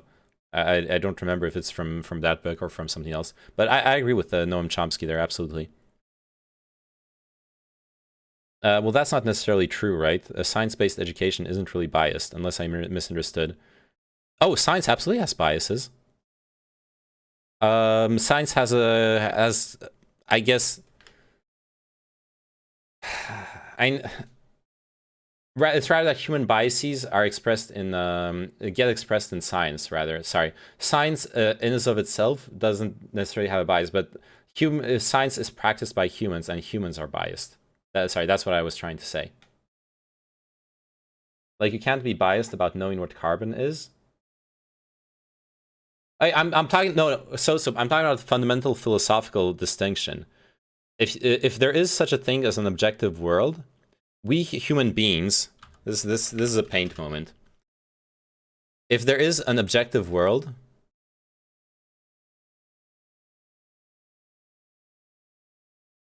we do not have access to it. We do not have direct access to it. We only have access to the objective world through perception.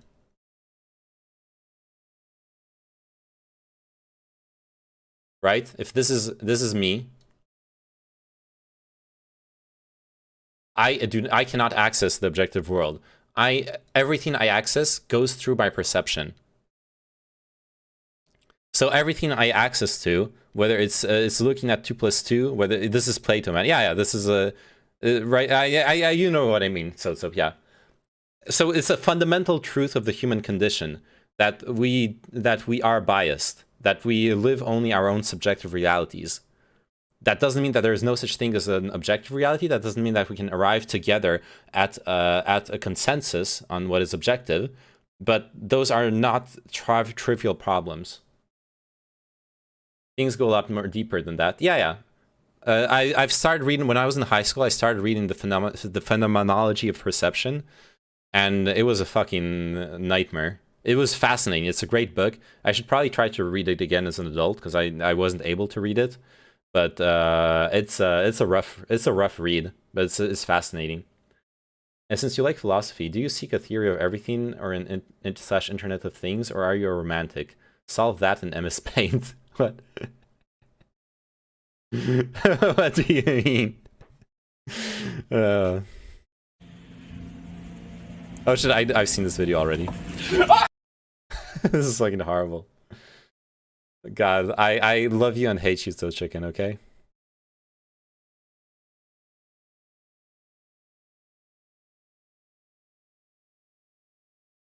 Oh, I need a stretch. Man, it really makes you feel under the microscope, huh? The simple answer is 42, true. Do you seek a unified theory system of everything, materialistic determinism? Oh, do I seek it? Not necessarily. I got confused because when I read unified theory, I'm also a huge physics nerd. So when I read unified theory, I'm thinking of I'm thinking of what people call the unified theory in like the problem there is between the theory, like the quantum mechanics and relativity, right? But and like there probably is a unifying theory for that. I mean, a singularity is nothing else than a phenomenon that we cannot yet model. Do you think it is reasonable to look at how weird it is that anything exists and there was no creator for it? I'm agnostic. I don't mind there being a creator or not being a creator. I genuinely don't, like, it genuinely doesn't do much to me, right? Sorry, I mean, don't you think it's reasonable to assume there's a creator with how complex the world is? There's anything at all? I think both stances are perfectly reasonable. Because we're like, this is an important thing in my perception of those kinds of problems.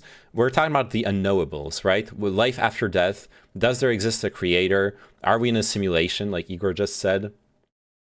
Those are unknowable questions. So when we're discussing unknowables, we can only present ideas and opinions and arguments that tend towards one side or another. But they are by definition unknowable. So personally, if I don't feel strong, I make the choice not to feel strongly about unknowables because I don't really see the point in expending too much energy on them. When it tickles my brain, I enjoy thinking about it. You're kind of pushing your own epistemology ideology as fact back there. When I was talking about perception, you mean, Turnit? Hey, Darkness, how are you doing? I want to ask God where he came from or who made him. I want to study physics on God. Well, maybe if certain religions are right, you'll get to do that in the afterlife. I doubt you'll get to do that in your current existence, the coop. By the way, if you get confused, Darkness, I'm multi-streaming, right? So I'm streaming on Twitch. There's a community that embeds my stream. That's a separate chat in the top left here. So like I'm responding to other people that you can see in chat, but they're not there in the YouTube chat. I don't have really any sort of community on YouTube yet. You don't think there's life after death, Igor? Okay. And how you perceive nature, yes. Yeah, I do believe it's fact that perception is a bias. I do push that as fact, actually, Trinit, yeah. So I guess I am pushing my epistemology ideology as fact. I don't know. Let me know what's the counter argument to that. I'm curious, honestly. I don't see it. And not gonna lie, Darkness is a wicked name. Is a wicked Twitch name to have. It's a YouTube name, but yeah, it's a wicked name to have. Must be a real OG, absolutely. The point of God is he's the creator, that he's the core of everything, if that makes sense. Yeah. I also like the Aristotelian phrasing of it, right? In Aristotle's metaphysics, he talks about a primary movement, the first movement of the world.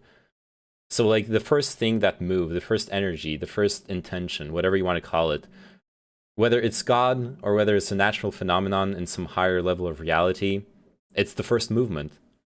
Prime mover, yeah. Once again, I'm agnostic, so like that satisfies me. I don't need anything more. Some Russian scientist said long ago, life is evolution of materia, so I don't know, looks so.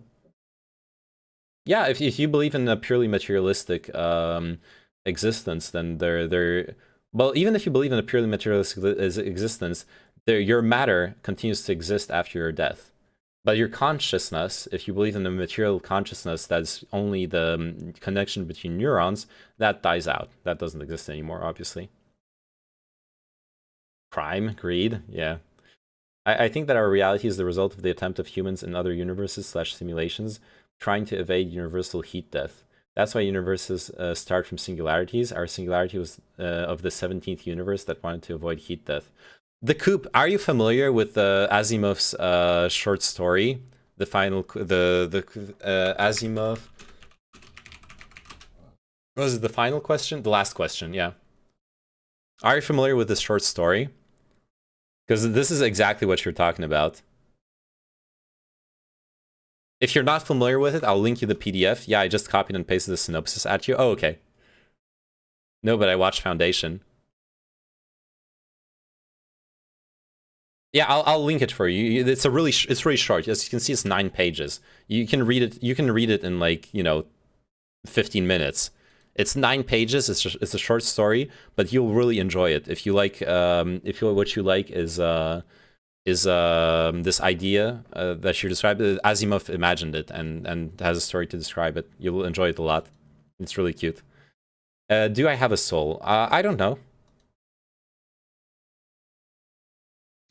Our singularity was of the 17th century universe that wanted to avoid heat death.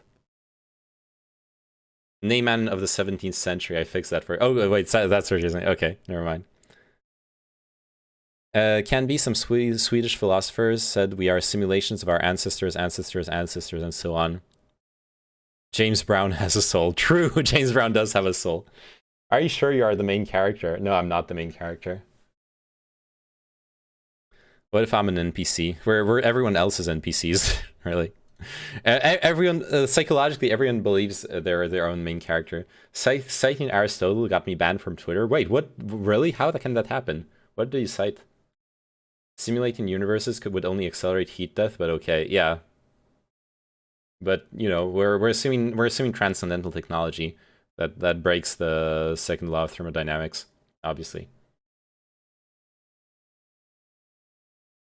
Or a daisy chain of like bigger universes creating smaller universes.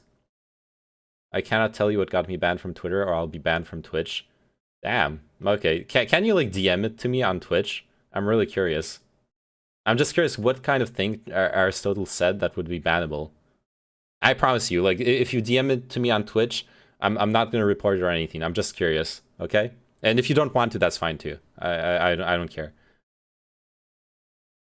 Or you can DM it to me on Discord if you prefer to keep it out of Twitch. If it breaks the second law, you have probably solved the heat death problem. True.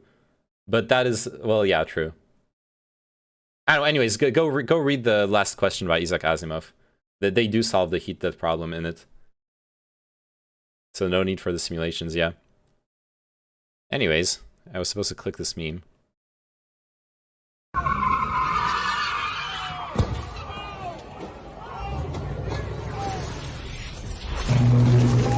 Oh my fucking god. The fuck?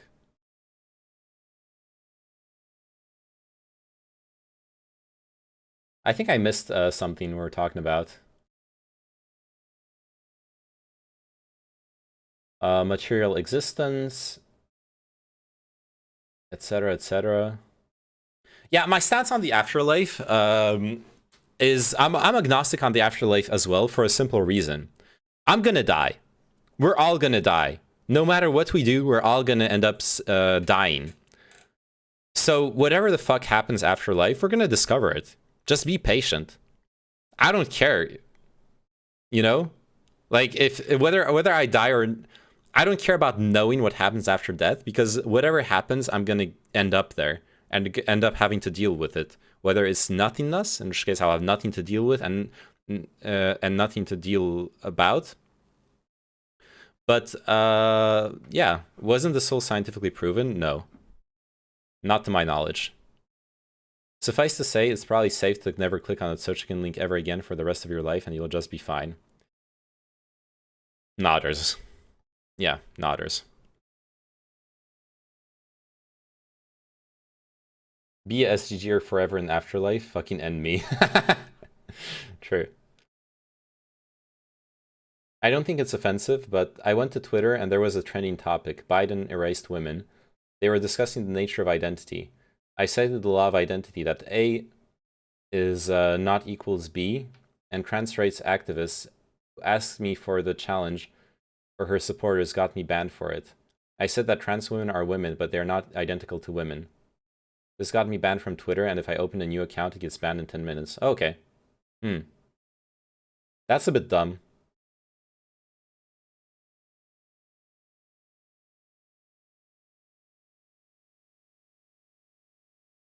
Yeah, I don't think anyone sane would disagree that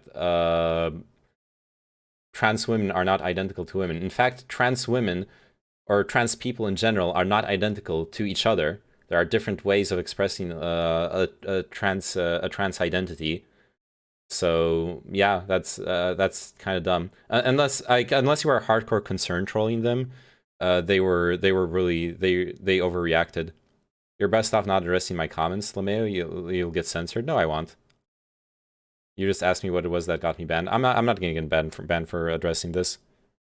I don't know. What you said seems reasonable to me. Unless you are like concern trolling, which I guess you kind of were, since you were talking about this when the subject was like something else that was like concerning people, I guess. But what's concern trolling? Concern trolling is when you bring up inconsistencies or I like ad hoc. My definition is when you bring up inconsistencies or problems with an issue that aren't really salient with what people are taking issue with, but that derail the conversation. That make you concerned. You're trying to raise concern about aspects of an issue that are irrelevant to the core problem, and thus you're derailing the discourse of the issue. Oh no, I was genuinely responding to her discussing the nature of identity itself. Oh, okay. Yeah, then that's dumb. I'm on your side here, honestly, and I'm 100% like pro trans rights, etc. Like trans women are women. I love the progress we've made in understanding gender over the past 20 years. I think it's like modern gender theory is amazing, but I don't know. I think it's insane to say that people who have differences don't have differences. I'm concerned trolling you, maybe. Let's play some music.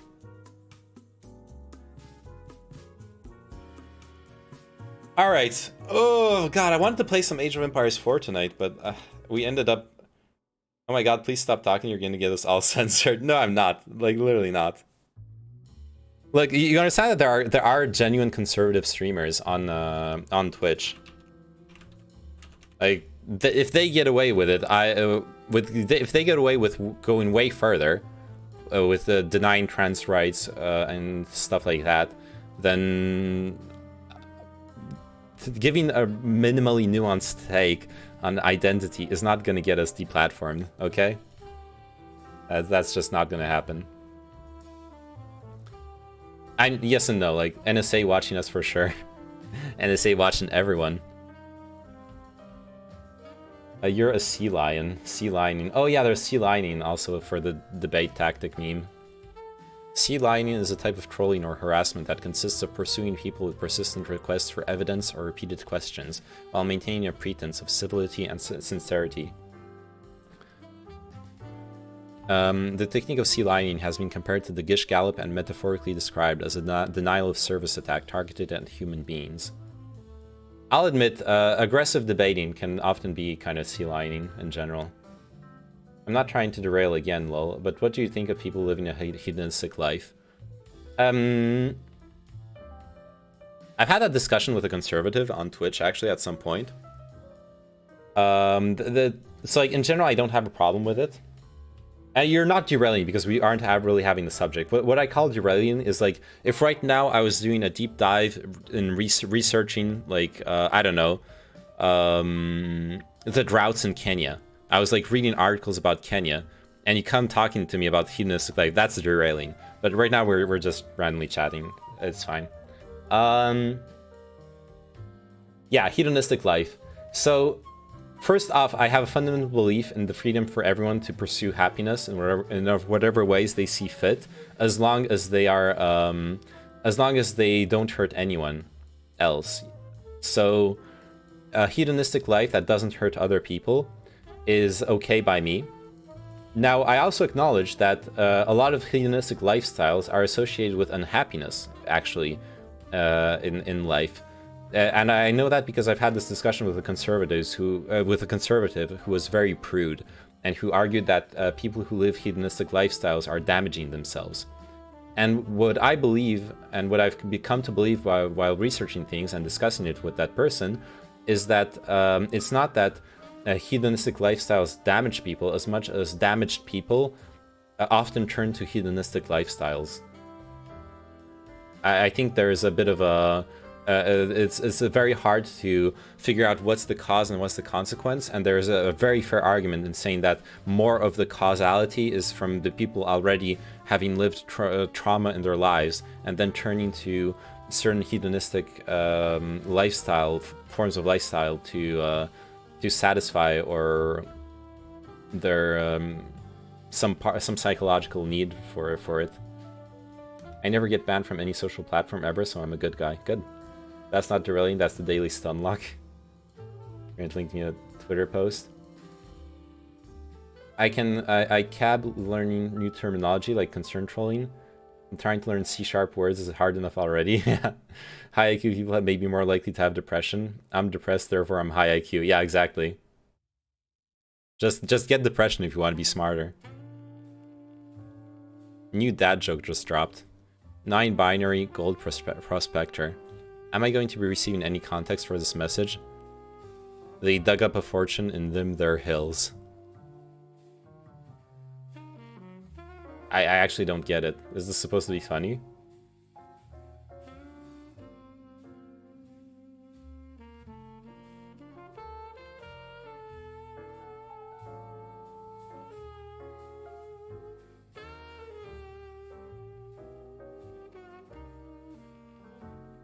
I still don't get it.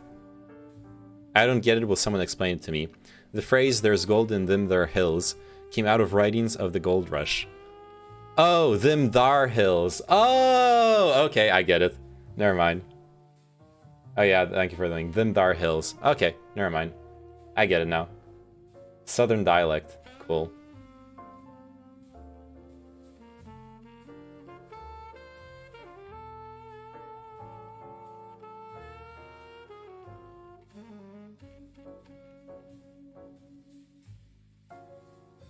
Them there. Yeah, I get it, turn it. I get it now.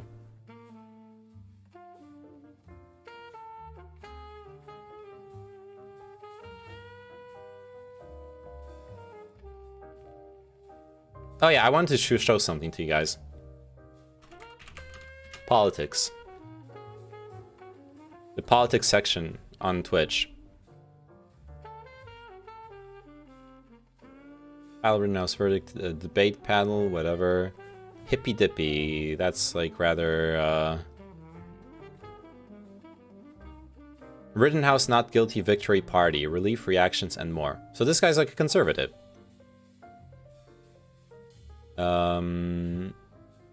Oh, this guy's a Chad. Look at him. Imagine using the politics directory on Twitch. Look at this Chad. Look at this beautiful red t-shirt. Rittenhouse celebration stream. Hashtag justice. Hashtag prevails. Real patriot talk. MAGA rejoices. Welcome to the cold civil war. See, like, those people aren't getting deplatformed. In fact, like, this guy has 50 viewers. 22 viewers. They got a bunch of viewers. They're like some of the top streams on in the whole yeah. This is like the third top stream in the whole category. That's why I should have Kyle on title still. No, because we moved on from the subject. Maybe I definitely I lost like 10 viewers roughly since earlier, since when we were full on in the Kyle debate. But like Booker, you need to understand, like, this takes a lot of energy out of me. This really does take a lot of energy, like mental energy out of me. So I'm okay with no longer doing the constant rehashing the same points, going over the Kyle Rittenhouse trial.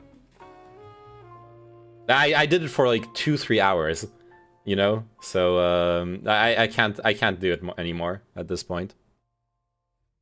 Maybe on like a panel or something. I was here. Yeah. Politics is good also because it's a good confidence morale booster when you know you're getting viewers progressing. Absolutely, yeah. I love the fact that like I have actual discoverability in this section. The only thing that sucks is that I'm fundamentally like a variety streamer. I also want to like talk about memes, talk about culture. Well, culture kind of works in the politics section, but it's kind of like more of a just chatting topic. Like there's plenty of stuff I want to talk about that isn't necessarily just politics. I want to play video games from time to time. So like, yeah, I don't want to feel like forced to only stream politics. Oh shit, I forgot to tell you the section where you can be a top streamer. Yeah, go ahead. Super Tux card. Oh, true. But there's no discoverability in it. Because there's not enough people following it. To me, individualism is immoral. What's your perspective on that? I think I understand where you're coming from. 300 followers in the section, Bukra. But you are on top. But you need to be on top of a section that people actually go to. Politics has 100,000 followers. And I'm on top. You understand the difference? I'm memeing. I know you're memeing, but yeah. Individualism is immoral. I disagree. I like... But this is something that I have trouble with. Is that I acknowledge that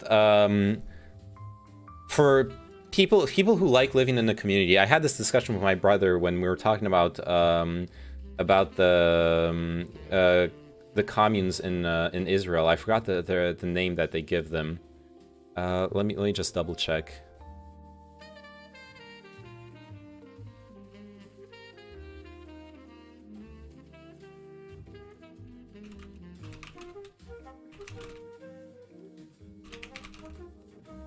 Oh, I just saw your DMs, Igor. Yo, Igor, if you enjoyed the stream, follow me. You'll get a notification when I stream. I stream almost every weekday. So yeah, if you want. Anyways, individualism. Right.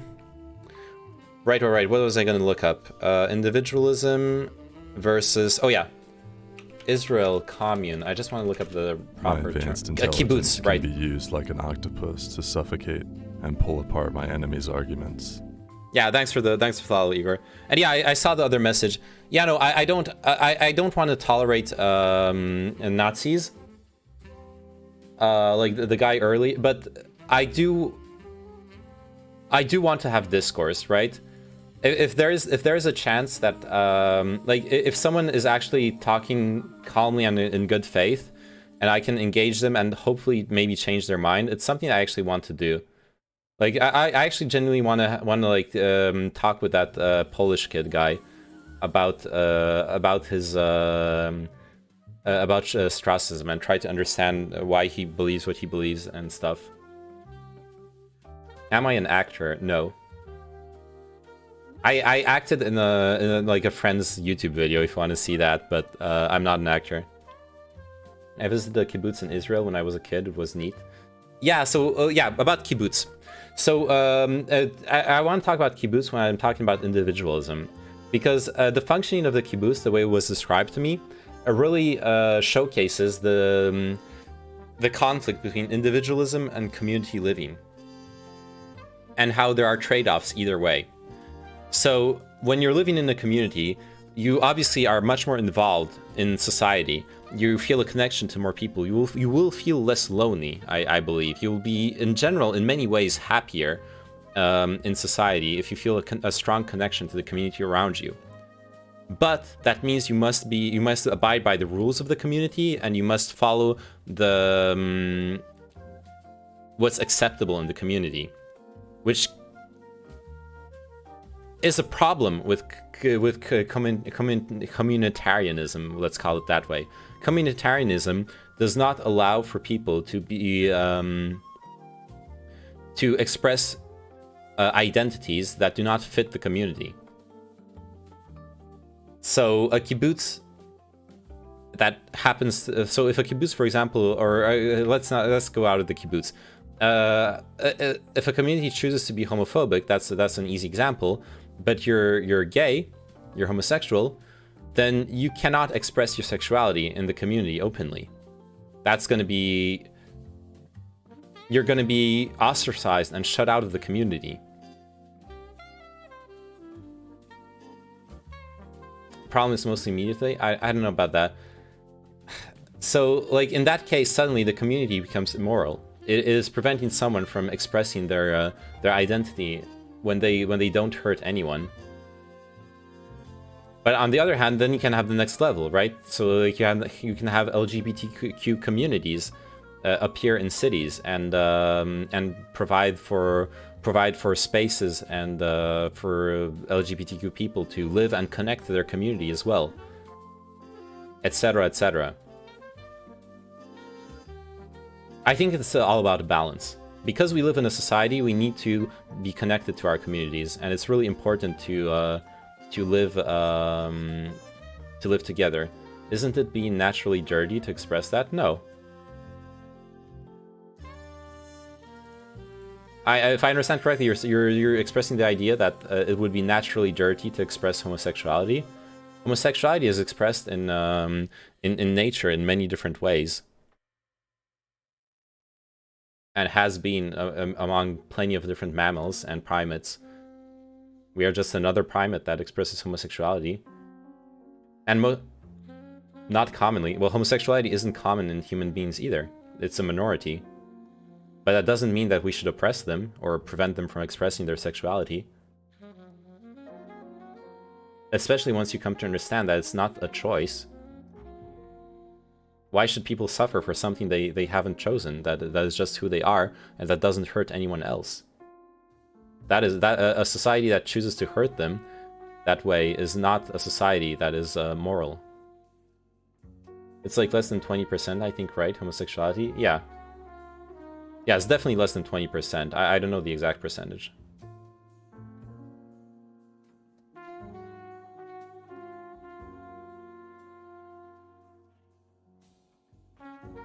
They eat the poo-poo, though. Yo, low-key, eating ass is a very underrated sexual practice. I'm not a coprophiliac. I do not like shit or piss or any of that stuff at all. But if an ass is clean, if I'm talking about clean ass, like right out of the shower, clean ass. I'm saying this because I've had a sexual partner who gave me anilingus, and it's very pleasurable. Like if you have a consensual partner that you can explore this with, and you're curious, you should try it out. I highly recommend it. Clean ass, choose Neyman. This is why I want you to move back to the Kyle talk. Individualists are against things like universal healthcare because it's my money. Why should I pay for other people? To me, that will always be immoral. Yeah. I agree with that as well, Cringe Society. I agree. But I think that like with most things we are on a gradient. If we're talking about the extremes, then they're irrational, they're insane. But I'll agree with that, Cringe Society, absolutely. It is a choice for most, not true. Most people who do it are into fetishes and sexual fantasies, not your business. More than they are born gay, that doesn't matter. So the argument is creating an even smaller minority. So what? They aren't allowed to live their lives? It being a choice for most, to my knowledge, is just not true. People being into fetishes and sexual fantasies, there is nothing wrong with that. And being born gay or becoming gay, whatever, like, my understanding is that's just not true. But it doesn't even matter. Whether they are born gay or they become gay, it doesn't matter. I could masturbate, and I could be in pain and, like, breathing, like, spitting my lungs out. Thanks for the follow, Cringe Society. Oh, I was wrong. It's like 2 to 4% estimated, at least globally. Yeah. Now you're using the false argument. It's not strengthening it.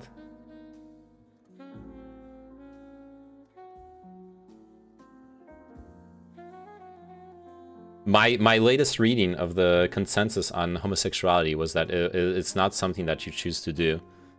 But we can go down. Let's go down the rabbit hole real quick. I'm not going to go deep into it, but let's see. Psychology consensus on whether homosexuality is voluntary, is a choice.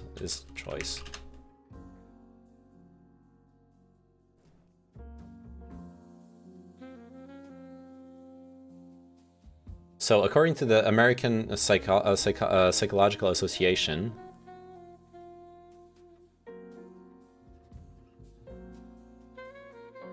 wait, where was it? Answers to your yeah.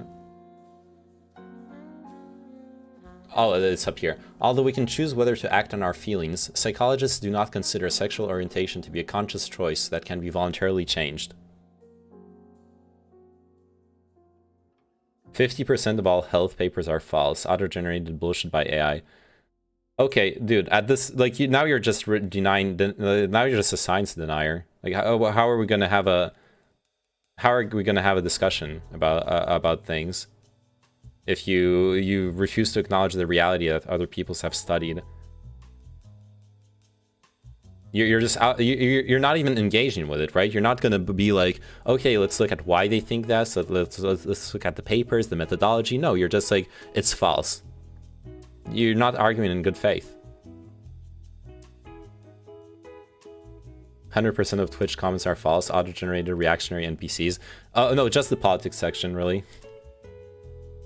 What are you working on besides your sexual orientation? Right now, I'm just working on my stream mostly. I've done some freelance software development in the past months, but right now I'm done with the project. I'm not doing anything. I'm working on my own family and financial stuff and the stream. It's not science. The professors are just putting their author names on it, while it was generated by artificial intelligence or some students. That's just false. Like, papers aren't generated by AI. But are they written by students? That's something that happens in academia. That does happen.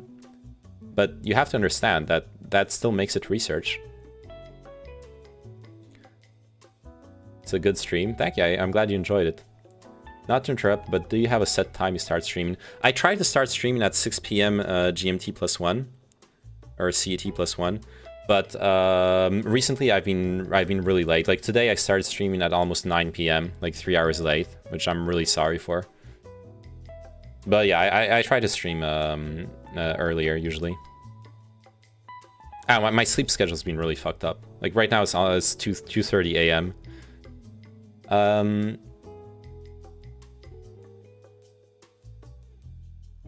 How long have I been streaming? I've been streaming for a year now, actually. I've been streaming for almost over a year.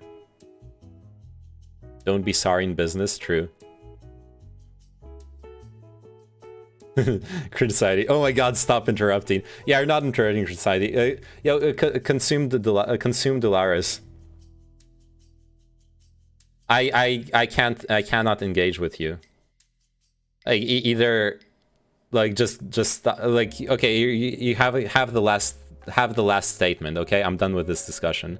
If you keep trying to derail me into this, I can't engage with outright with just outright like a weird science conspiracy denial thing. Sorry to burst. You're not bursting anything, dude. And you're bursting my bubble on... the Twitch politics section in general bursts my bubble and believing that people are more rational. You play a part in that, but I don't know. Not much I can do for you. I genuinely don't know how to engage when you just refuse to acknowledge things that... like basic things of reality. Do you believe in flat bubbles? Such original statements that the world hasn't heard before. Anyway, sorry. Like, stop derailing me, okay? Genuinely, stop derailing me. Or I'm just gonna ban you if you throw another one in.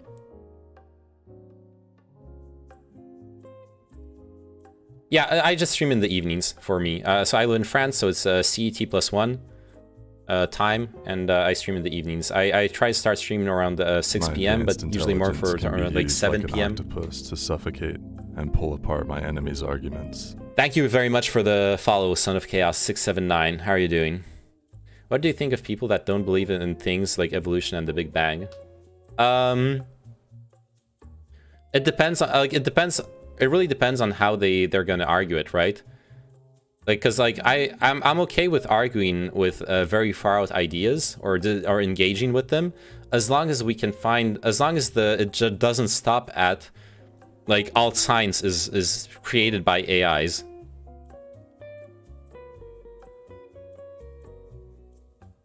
that's just like I don't know how to, like, what can I tell you? If you're gonna throw your opinions as fact, if you're gonna throw your opinions as fact out into the world, and then when someone tries to engage with you in with like an appeal to authority through scientific claims, and you single-handedly dismiss scientific consensus without addressing any of the arguments involved, then how, like, you're not acknowledging reality. What kind of software dev are you good at? Web dev, a lot of JavaScript. I mostly worked with JavaScript, so Node.js backend, a full stack, Node.js backend, Vue.js front end, as well as a lot of Vanilla.js. I love ECMAScript 6, like the classes and everything, they're really cool. How am I? I'm doing good. I also have done a lot of Windows development. I'm very familiar and experienced with COM object development and direct show filters, audio editing, and video editing. Sorry, I've written direct show filters to run real-time video processing in the GPU using OpenGL shaders. That was a very fun project. I really enjoyed it a lot. Lots of C++. Lots of learning about how Windows works on a fundamental level, because I was doing the real-time video editing inside Chrome. Like Chrome was our client, and I was injecting a direct show filter into the, like, I was registering it in Windows, so Chrome detected it as a video source, and then I could do anything I wanted to the video behind the scenes in C++, and Chrome would treat it as a webcam. That was really cool. That was a really fun. Project. Direct cull. What do you mean by that? You know what would be 500 IQ would be to get that AI TTS with your voice and drop plug for YouTube bio, etc. Whenever there's a dono or something, make it organic, or a TTS summarizing your current stream itinerary for the day. That could work maybe. Direct cull, you must like triangles. Oh yeah, with OpenGL, yeah, there's plenty of triangles for sure. It's all triangles all the way down. But a bunch of geometry and shit. I also did some lots of canvas with there was I did some fun animations actually. That was one of the last projects I worked on as well, like a year ago. Metaballs. So metaballs are organic-looking n-dimensional isosurface surfaces. So I worked on a project where we were doing 2D animations based out of balls merging and like in this way, like metaballs. The mathematics, the geometry of it was really fun. I mostly copied it from a project that already had the mathematics, but I had to tweak them and fuck around with them. So I actually learned to understand them. It was a lot of fun. Why are there two chat things, like where you could read chat? Because my chat is embedded within a separate community. That it's not like my community, but it's a general community that watches different streams, and a lot of my viewers come from there. So I have the chat embedded in order so you see, like, if I respond to someone there, that you see that I'm talking to them. And you wonder, like, where's the chat message? It's not in Twitch chat, it's over there. I am planning on, I haven't run it yet, but a viewer of mine, Nept, has actually written a Python script, so I could have a Twitch bot that, copies messages addressed to me from the other chat into the Twitch chat, which I think I'll do. So that way I'll only need one chat on screen. That'll make things simpler. And then you will see the messages in the Twitch chat as well. So that'll be cooler for you as well. No, you're embedded in Twitch, you're from streams.gg. I have some middleball stuff, I don't know if I still have it, I'll try to show you. Yeah, I like cool animations and stuff. Like, you can do really fun things.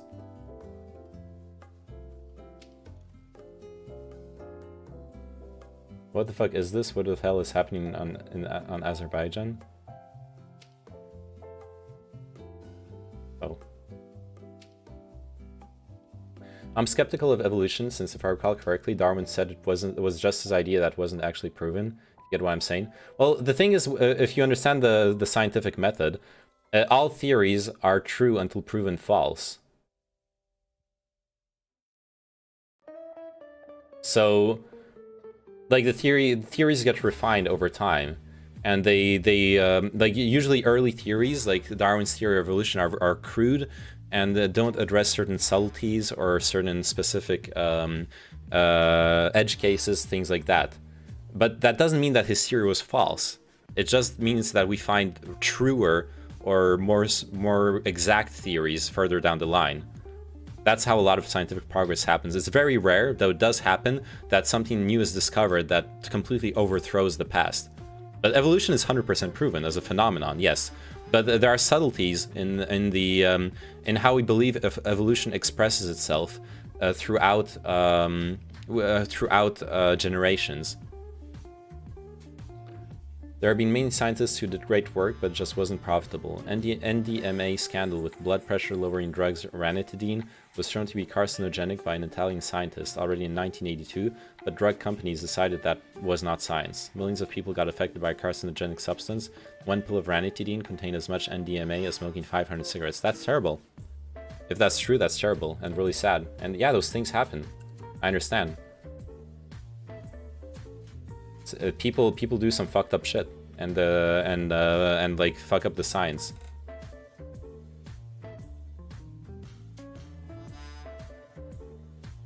I don't know if what you're talking about is true, but if it's true, it's fucked up. And yeah, such kinds of things have happened. It's not as rare as you think. I mean, historically, it's happened multiple times, but that doesn't mean that we get to entirely dismiss the field. Like what, you know, at some point we thought that the sun revolved around the earth, so now we just don't believe in physics anymore? That's fucking dumb. Mistakes were made, and we have to acknowledge them, and we have to do better. But you want to dismiss the entire field. Yes, you are. You literally dismissed the entire field when I cited psychological consensus on the nature of being voluntarily homosexual. Oh my god, I'm done with you.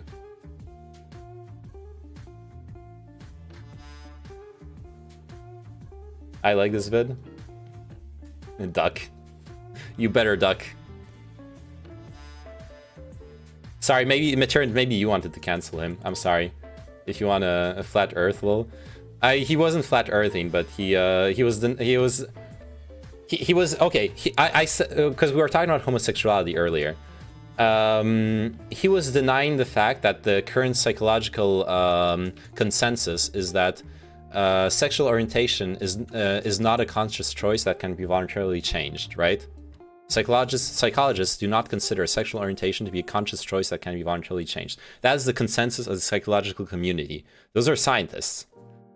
And his response was that 50% of studies are AI generated, fake, and because of that, he doesn't even have to consider this. And then, like, for 15 minutes, he was like spouting insane shit, and now I'm done, and I banned him. That's all that happened. 50% of chatters here get banned. It's actually true.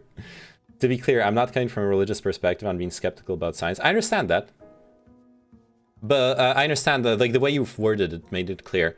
Like, concerning evolution, there is, for example, I don't remember the name of the other scientist, but there's people contesting whether different theories of evolution are correct. So, like, there's Darwin's theory of evolution, but there's also a different theory of evolution that has different nuances in the wording. Lamarck, yeah, Lamarck. Thank you, Luhi. Exactly, Lamarck. And there's like others as well. Like, Lamarck is a really old one. I'm sure there's more modern ones. So, like, there can be discussions had about evolution that are very interesting. So you say you like this vid. Watch antibiotic resistance evolve. But if a theory states a general rule, then better science disproves that rule in specific cases, large-scale, small-scale, extreme conditions, that does disprove the theory. Like how Newton was wrong, even if his contributions are still relevant for abnormal conditions are wrong. I disagree, Turnit. And this is semantics, but I think it leads people to false thinking when you say that Newton's theory is wrong, when Newton's theory is still used in non-relativistic situations, because it's mathematically simpler. The rest of the more precise equation is irrelevant for all those use cases. It's obsolete in certain ways, but it's not wrong. He touched upon several truths in his theory. I think Newton is actually a great example of why I don't like calling those theories wrong. I understand when scientists call them wrong, what they mean by it, and yes, they are right. No, it's literally wrong. Yeah, I understand that. But for people shouldn't call, like when people say they're wrong, they mean the wrong thing. Like it's not like Newton's equations, Newton's theory is useless. You said you want to talk to people and change their mind. For the most part, yes. It depends on my patience as well, to be fair, Igor. It's literally wrong at every scale.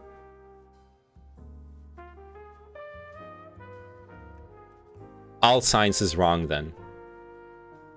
Like, all experimental science, sorry, let me correct that. All experimental science is wrong then. It's always an estimation. There's always a margin of error. Like, what's the point then? If everything is wrong, there's no point in calling something wrong. If that's just the pretty big take there, science is wrong. True. Science works. Yeah, science does work. Alright, let me cut off the music. Watch antibiotic resistance evolve. So what we ended up building was basically a petri dish, except that it's 2 feet by 4 feet. And the way we set it up is that there are 9 bands, and at the base of each of these bands, we put a normal petri dish thick agar with different amounts of antibiotic. On the outside, there's no antibiotic. Just in from that, there's barely more than the E. coli can survive. Inside of that, there's 10 times as much, 100 times, and then finally the middle band has 1,000 times as much antibiotic. And then across the top of it, pour some thin agar that bacteria can move around in. The background is black because there's ink in it, and the bacteria appear as white. First, you see they spread in the area where there's no antibiotic, up until the point they can no longer survive. Newton's laws weren't... No, okay. Newton's theory was made to explain how nature works, and it just doesn't work as how he described it. Agreed. His goal wasn't to create a good estimate in most cases. Yeah, that's true. But it wasn't wrong in the sense that the laws were wrong, sure. But the mathematical model that he created is not wrong. I guess that's what I'm trying to say. So yes, the laws were wrong, but the mathematical model was not. I think in general people abuse the word wrong when we're talking about the evolution of scientific theories. That's like something that annoys me. But you're right. I think, yeah, I understand what you mean. Science works, but of course there's scammers in science too. Yeah, absolutely. I mean, science is done by human beings, and human beings are fallible. Then a mutant appears on the right. It's resistant to the antibiotic. It spreads until it starts to compete with other mutants around it. When these mutants hit the next boundary, they too have to pause and develop new mutations to make it into 10 times as much antibiotic. And then you see the different mutants repeat this at 100. You don't need to be scientists to understand things either. True. Though certain things you need to have like a scientific and after about 11 culture days, to understand them. They finally make it into 1,000 times as much antibiotic as the wild type can survive. And so we can see by this process of accumulating successive mutations that bacteria, which are normally sensitive to an antibiotic, can evolve resistance to extremely high concentrations in a short period of time. Plato was wrong about how eyes work, though, right? Probably. I don't remember ever seeing what Plato said about how eyes worked. AOE pause champ.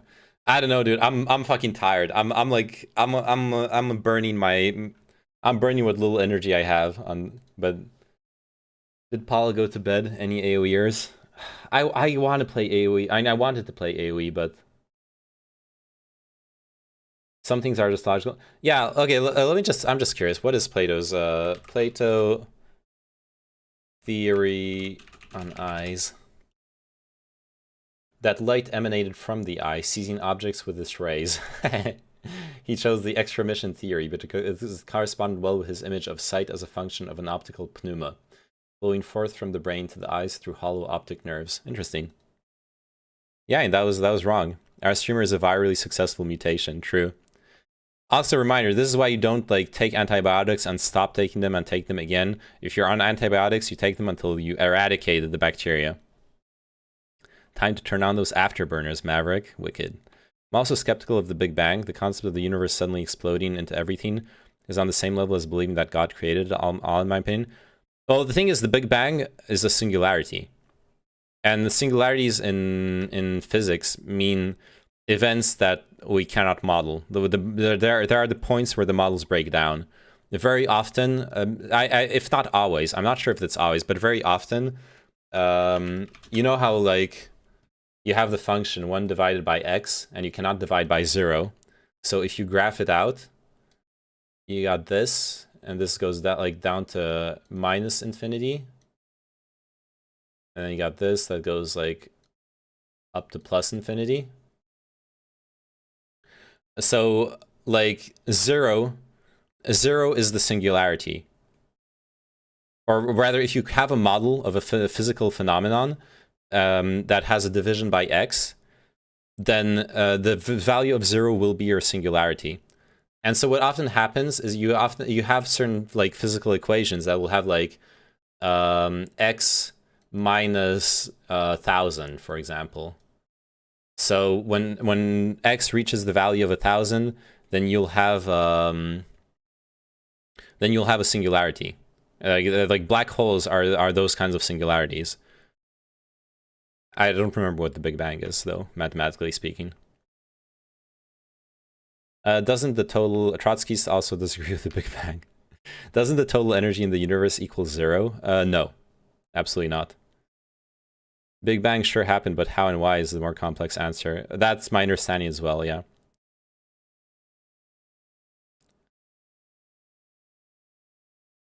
We do that show is blackface with nerds. It's nerdface. True, actually. Big Bang is such a bad show.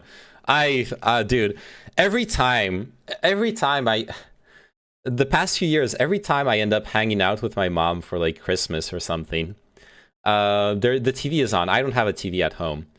The TV is on, and we end up like there is always some point where we end up watching reruns of The Big Bang Theory. Oh my god, I can tolerate it. I'll shamefully admit that sometimes I even laugh at some jokes, but most of the time it makes me cringe so fucking hard. TVs are for boomers, true. There's actually a problem with that in French society. There is a tax in la taxe sur l'audiovisuel, the tax on audio visual. It's a flat tax, 120 or 130 euros yearly, that you have to pay as long as you have a TV at home. But Zoomers, or millennials also, are more and more do not own TVs at home.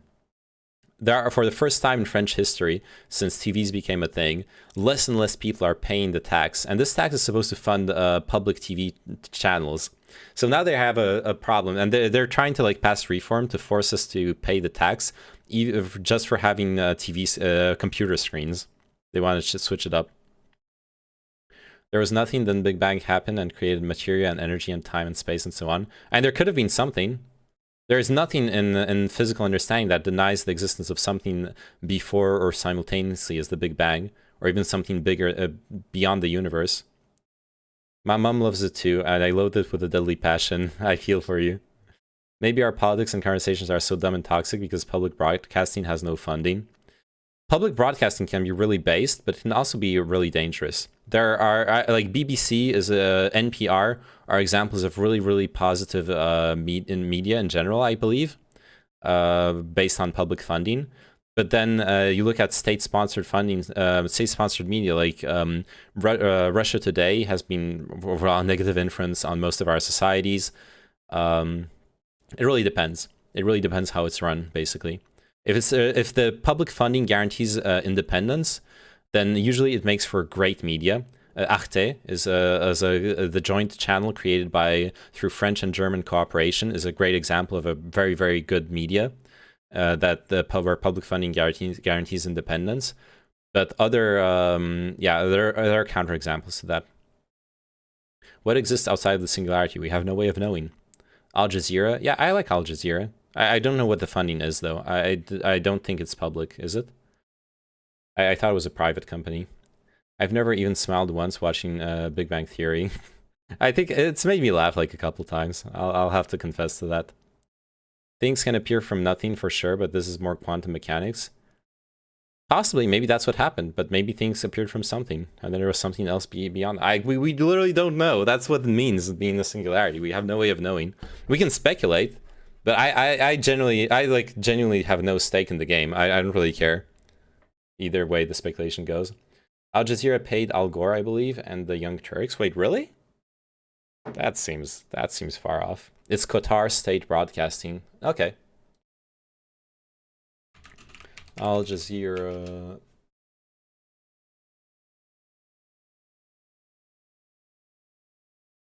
Let's double check. Network. Al Jazeera Media Network.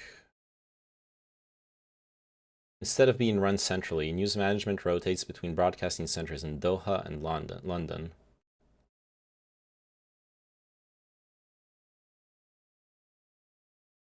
Etc., etc.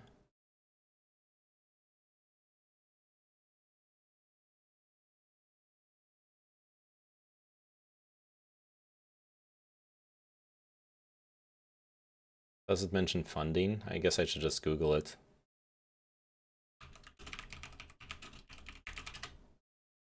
Al Jazeera is an independent news organization funded in part by the Qatari government. Okay. There was a TV deal between Al Gore and Young Turks, then Al Jazeera bought what Al Gore was doing.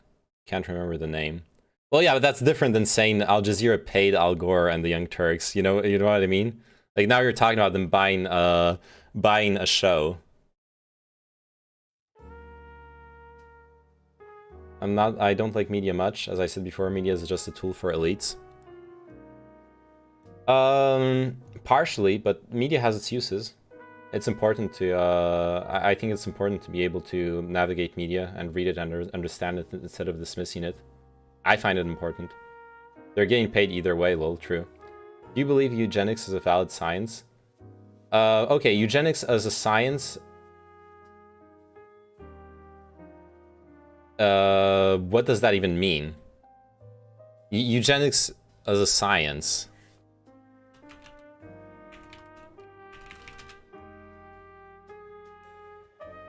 Like, eugenics is not a science. Eugenics is a practice. It's a practical application of science.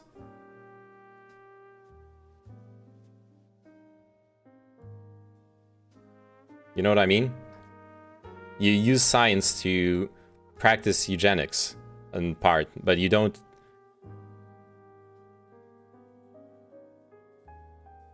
Practical. Yeah, well, I'm talking in literal terms. You mean practical literally? Yeah, I mean practical literally.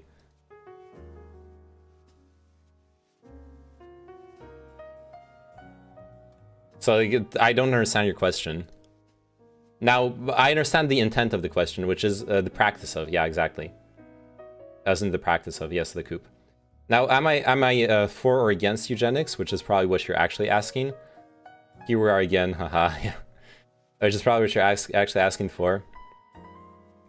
I think eugenics is very dangerous.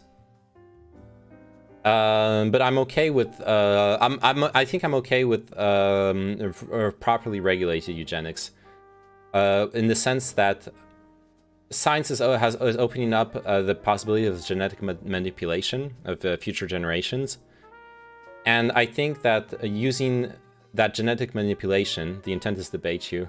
Well, fair enough. Using that genetic manipulation in order to improve, for example, our eliminate certain genetic diseases or improve our resistance to diseases, like basic health concerns, I think that is something that can be tested out, and eventually, if there don't seem to be long-term issues, because genetics are not yet fully understood. Yeah, but the questioner fucked up asking someone with an inquiring mind. They'll answer you. This is not science, it's just junk. Eugenics historically has been junk, absolutely. like the eugenics, the way it's been, like the way it's associated with the word. Well, breeding is a real thing. We have bred plants and animals into expressing different phenotypes. He believes in the eugenic regulation of chat. Yeah. No, I think genetics open up very interesting questions as far as eugenics is concerned.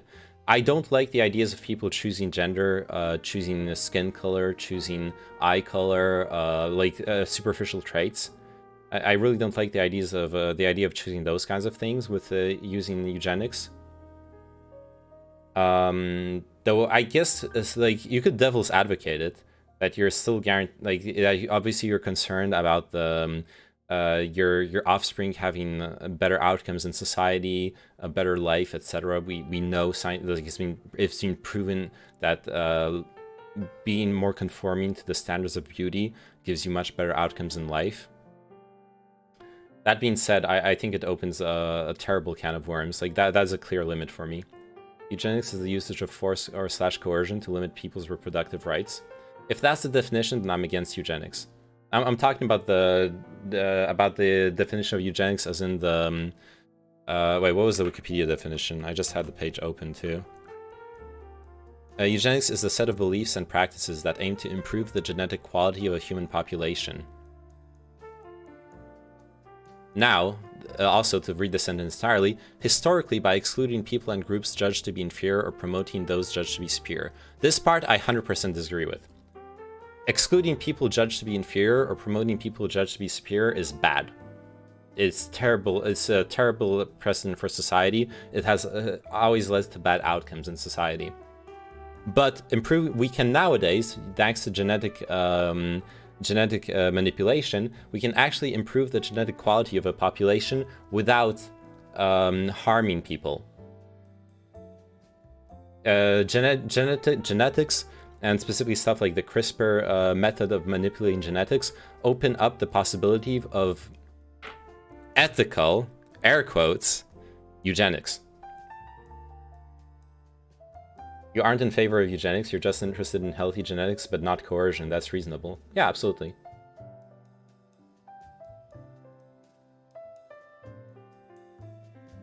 But even then, like, it opens up a huge can of worms. We could, like, talk for hours about bioethics and the issues with, think about specific edge cases, whether we would accept genetic manipulation in that case or not. This is a bad and stupid thing, huh? I can understand probably why you think that. You probably don't want, like, any genetic manipulation, right? What do you think about MK Ultra? Fuck, I don't remember which one that was. What was MK Ultra again? Let me Google it real quick. Codename of an illegal human experimentation program designed and undertaken by the US. Experiments were intended to develop procedures and identify drugs such as LSD to use in interrogations to weaken individuals and force confessions through brainwashing and psychological torture.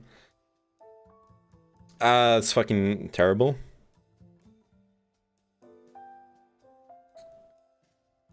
Maybe I'm just confused about it being a science and stuff, but what I'm asking is basically is stuff like race genetics, not as in this race is worse than another, being studied as a thing itself. Oh yeah, that's not eugenics. You're talking about studying the genetics of different groups of human populations, right? Is that what you're talking about? But that's not eugenics. And once again, eugenics is not a science. I'm not explaining it well, but would things like addressing differences in races be a valid thing in your opinion? Oh, no. And it's not out of a, like, not because I believe that there aren't differences in human populations. I think studying them is probably okay in most cases, but addressing them makes no sense. Are you Polish? I love Poland. Wish Sweden was more like you guys. Very serious country. My family's from Poland, but I live in France, and I'm a USA citizen. I was born in the US, but all my family is Polish. Hi, little PD. Welcome to the stream. So, okay. Sorry, I was in the middle of something. Yeah. So I believe that there's no positive outcome. I believe that there's no positive outcome for society in considering differences between groups of human populations as something to be addressed.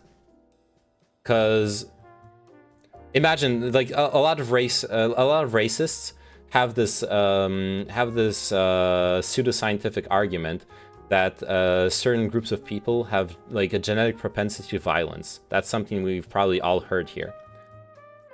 Even assuming that's true, assume we actually have like a huge core of peer-reviewed studies showing that certain genetics, certain populations are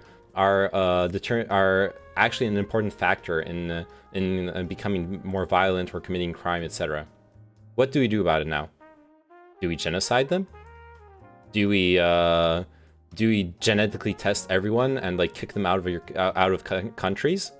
Do we make them second-class citizens? Do we make them have? Do we judge them more severely in courts? Do we take away their rights? None of those are good outcomes for a society, even if it were true.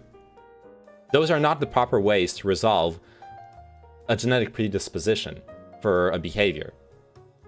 Especially since genetics are much more complicated than just a gene codes a phenotype.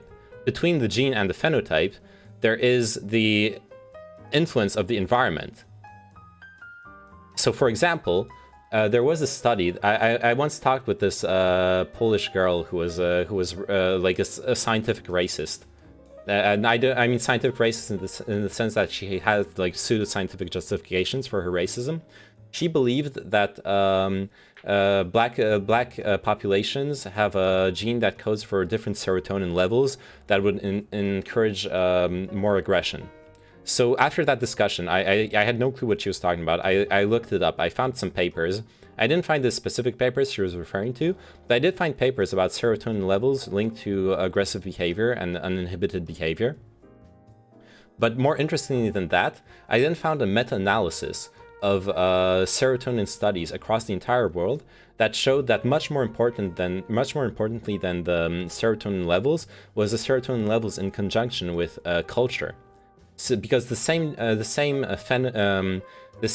genetics that coded the serotonin levels that were associated with more uninhibited aggressive behavior in certain European countries were associated with more social and more passive behavior in Asian countries. Those are not things that you can address with the close-minded views that racist people have, which is why I'd honestly rather they were not addressed.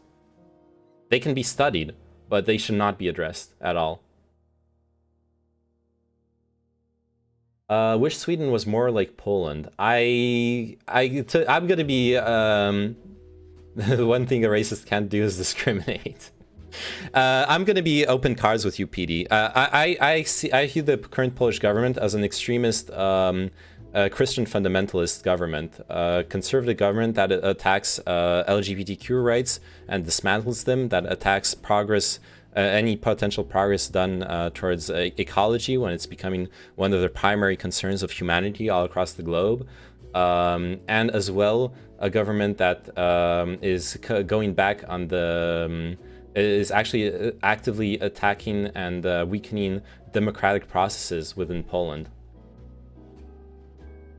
So as such, I honestly don't wish you have a government more like Poland's. However, there are many beautiful and amazing things in Poland, and there are lots of really, like, I was just saying politically, but there are a lot of really nice things in Poland. It's a beautiful country, and I love living there and visiting my family there when I do.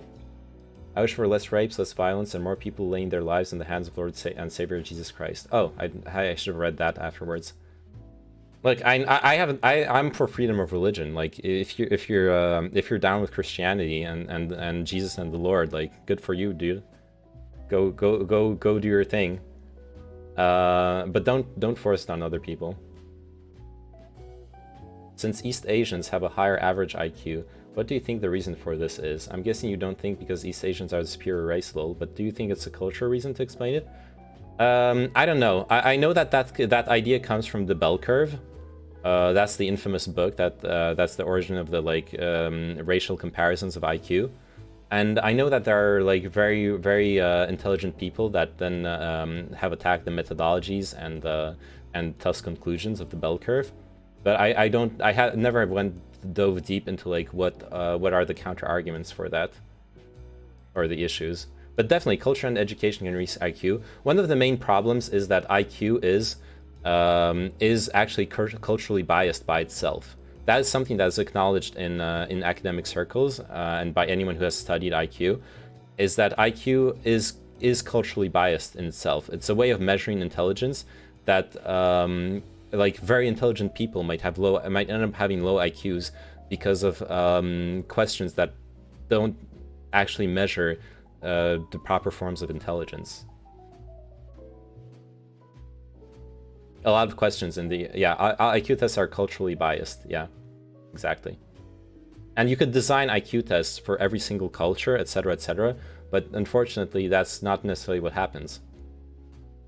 All studies that use IQ the methodology has to be looked at very, very, very, very carefully, and they very likely misuse the tests.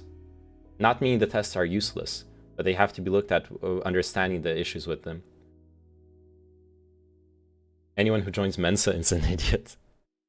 My dad actually masturbate, and I could be in pain and like breathing, like spitting my lungs out.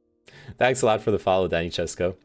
I remember my dad telling me that he once got an invitation for Mensa, and he didn't pick up on it. He didn't accept it, but his opinion was there were a bunch of pretentious pricks, and he wanted nothing to do with them.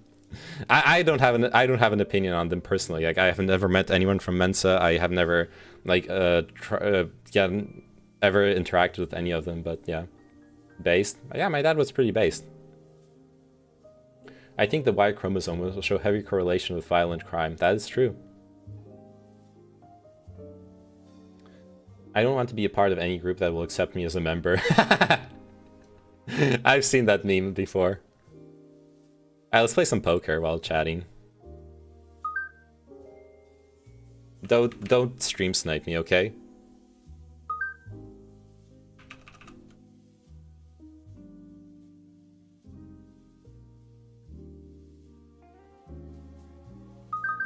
There we go.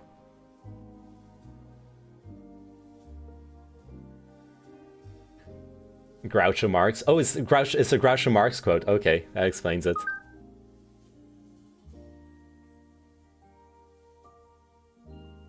All right. Once again, if you're in this poker table, please don't stream snipe me.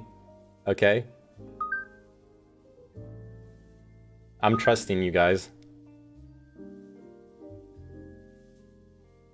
I know G-Ball doesn't watch my stream, so I'm not worried about that. Can't believe the masturbate meme. So simple, so good. It's so good, Bukra, yeah. I'm surprised that Kyle is opening Rittenhouse security so soon after the trial. Wait, what are you can you link me that, Wagonator? Is that a real thing, or is that a meme? Is he like starting up his business already? Maybe that was my magnum opus. No, I'm sure you're gonna surpass yourself, Bukra. Oh my god.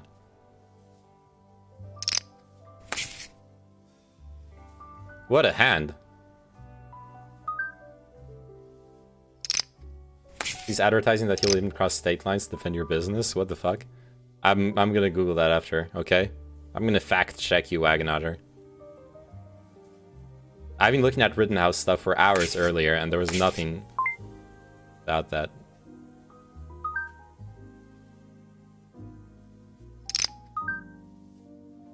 Strong raise. And you have a good hand, right? Nice. Big pots. That's what we want to see. Yeah, kick some people out of the pot as well. Ooh, an ace. I don't like that. I don't like that at all. Ha! Weak fuckers.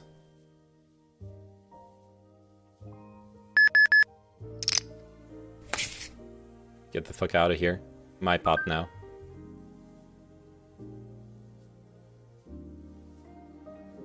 He is cleared, but nobody knows what happened with him.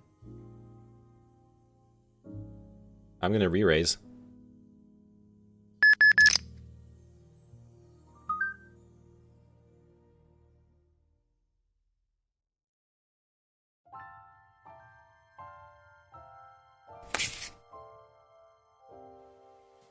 I'm gonna show my hand so I can bluff later.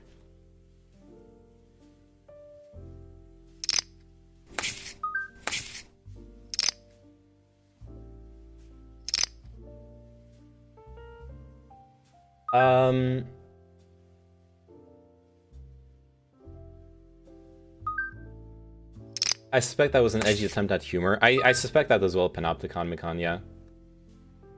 Kinda dumb. He's cleared, but nobody knows what happened with him. Leave it for court to decide. The court already decided, right? I'm not making a point, FYI, just putting the thought out that but would IQ tests be valid if it's tested on, for example, white Americans, Chinese Americans, and black Americans that are born in America, so there isn't a cultural factor? Yeah, sure. They would be more valid, rather. They would be more valid, but I'm not saying IQ tests are useless, but IQ tests have limitations and issues with them that need to be acknowledged. Yeah, this is a good fold. You can be born somewhere and have a different culture. That is true as well. That's something I was thinking of as well. Like, I was born in the U.S. and I'm missing out on a lot of an American culture. Yeah. Hey, this guy called himself nameless. Oh my god. Am I getting? Is that a stream sniper? You're seriously getting baited by real ass racists. Maybe. Can you tell me the song name? This one? It's Silver White by Slowfly. The instrumental version. It's just some like, he's bored, okay? I sort of, yeah, actually. Come back to America, feel strong, man. You should sleep. I actually should. I'm playing poker now. If the 9-10 was suited, I would play it, but I'm gonna fold it. Yo, Cringe Society, are you okay? I'll give you the benefit of that. Why are you so fixated on discussing like race and IQ? I have a question for you now. Because you've been asking those questions for a while, like leading up to this, sort of. And it's okay to just be honest with me, whatever it is. Oh, you made a bet of 69. Now that's a baller bet. Yeah, this was a good fold as well. He's obsessed with A race and AQ because he's white and he's stupid. Maybe not. I don't know. I know it makes me easy to bait, like to troll, but I'd rather engage in discourse by giving people the benefit of the doubt. If you don't give people the benefit of the doubt, you can't have proper discussions about things. I just find the topic interesting, and I'm not white. There you go.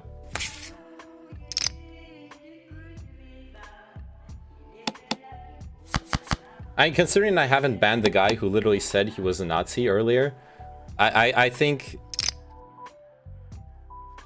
who said he was a Nazi without like spewing hate speech. If the Polish kid started spewing hate speech, I would have banned him right away. I asked him what his ideology was. He said I was Strassist. That was it. I don't know. Like there wasn't like much to. There is no racist people. Yeah. Oh, the blinds just went up. I think I'm gonna play this 9-7 suited. That's worth buying into the flop.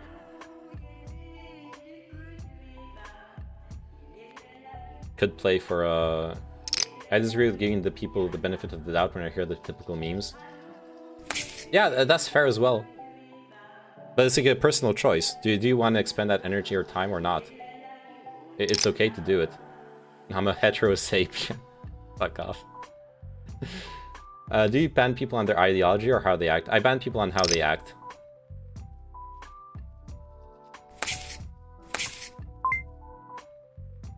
Raise to 102? I can afford it. I'll buy into that flop. It's probably a bad call though. This is a bad call. I mean, it is a big pot though. 7, 8, 9.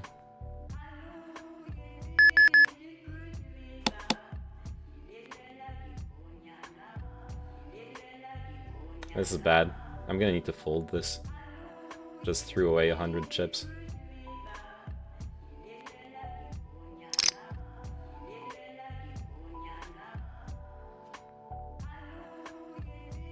Yeah, Igor, I was trying not to use the word race earlier as well. It's something that's pretty cringe.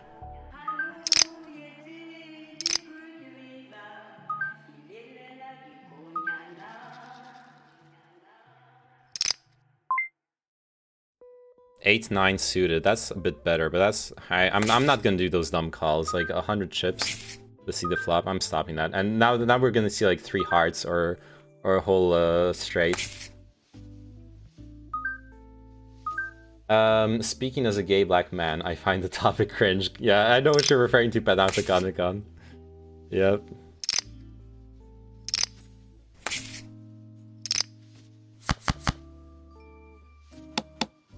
Oh my god. Pair of 9s and... Oh my... And an open-ended. Oh my god, I should have bought in. Oh my god.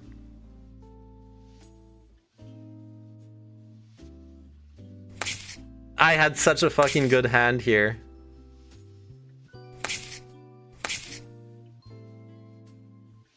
I'm so sad.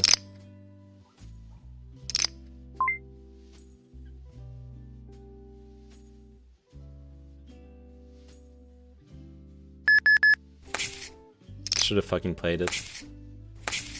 Nah, I shouldn't have. Like, I shouldn't have. That's results-driven,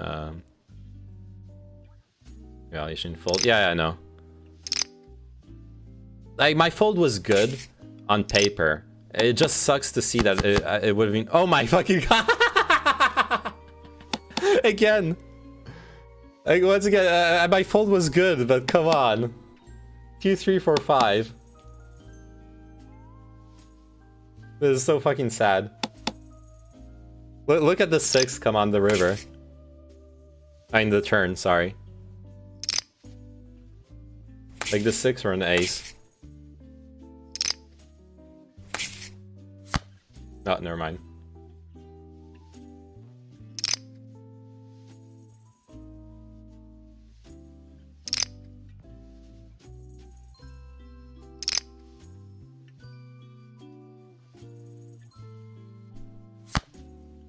Oh, I wouldn't have had the straight. Never mind. This is political poker, by the way. 5-3 suited. I'm folding. I'm looking forward to that Polish kid debate, not gonna lie. Alright. The thing is, my approach to talking with someone like that is going to be first to try to understand why they believe what they believe, and then to try to understand whether we can find any common ground. Otherwise, there cannot be a discussion or a debate if there's no common ground, or if we don't understand why the other person believes what they believe. So it might not be a debate. Like, I'm not going to do internet blood sports unless he starts doing, unless he starts acting like shitty. Then I'll just like do stupid internet blood sports memes.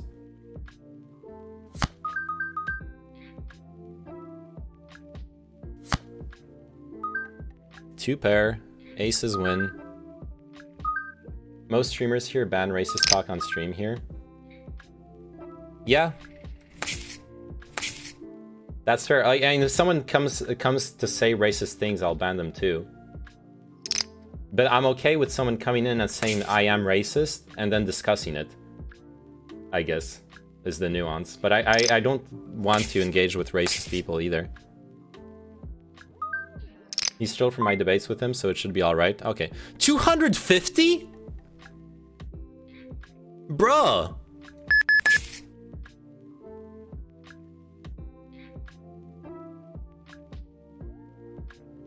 You're raised by 250 chips. That's insane.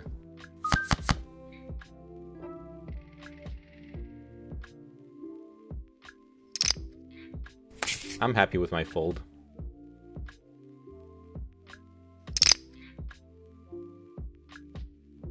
Pair of threes. That's actually playable, potentially. But is that 125 playable? Question.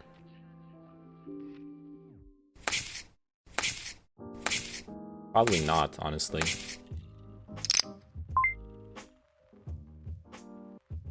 With 2 people in the pot. I'm fit now, ask name. I'm true. Turn it looks like a fucking Chad.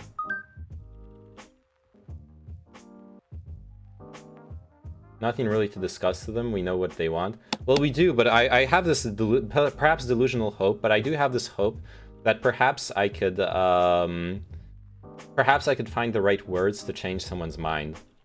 That's what I'm hoping for in talking with the Polish kid, Igor.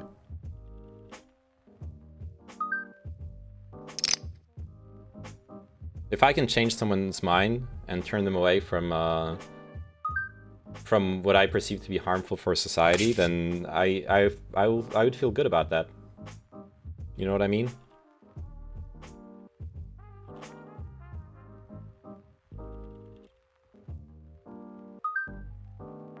I'm not that optimistic. I'm not very optimistic either, but you don't accomplish things by not trying. You know what I mean? You gotta try things out if you wanna accomplish them. Oh, now this is playable. Jack Queen suited.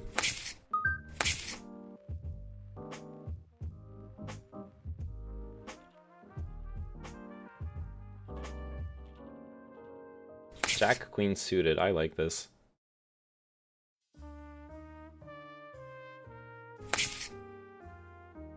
Someone else is raising, kicking people out of the pot. Re-raising. I'm gonna call. Nameless is bullying the table with his stack. Usually I'm not talking to many people. Why? Because I know what they're gonna say and what arguments they're gonna use. So yeah, I understand that. I'm not saying you should talk to people. In general, it's like I'm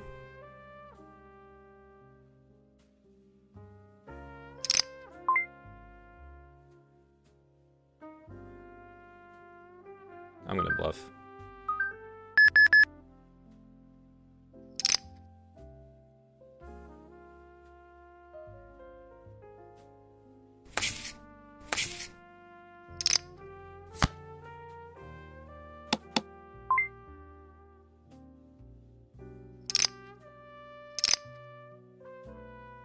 Oh fuck, he has the high card. No! No, I lost! Fuck me. Gambin Neymanen. It's okay, it's not GG.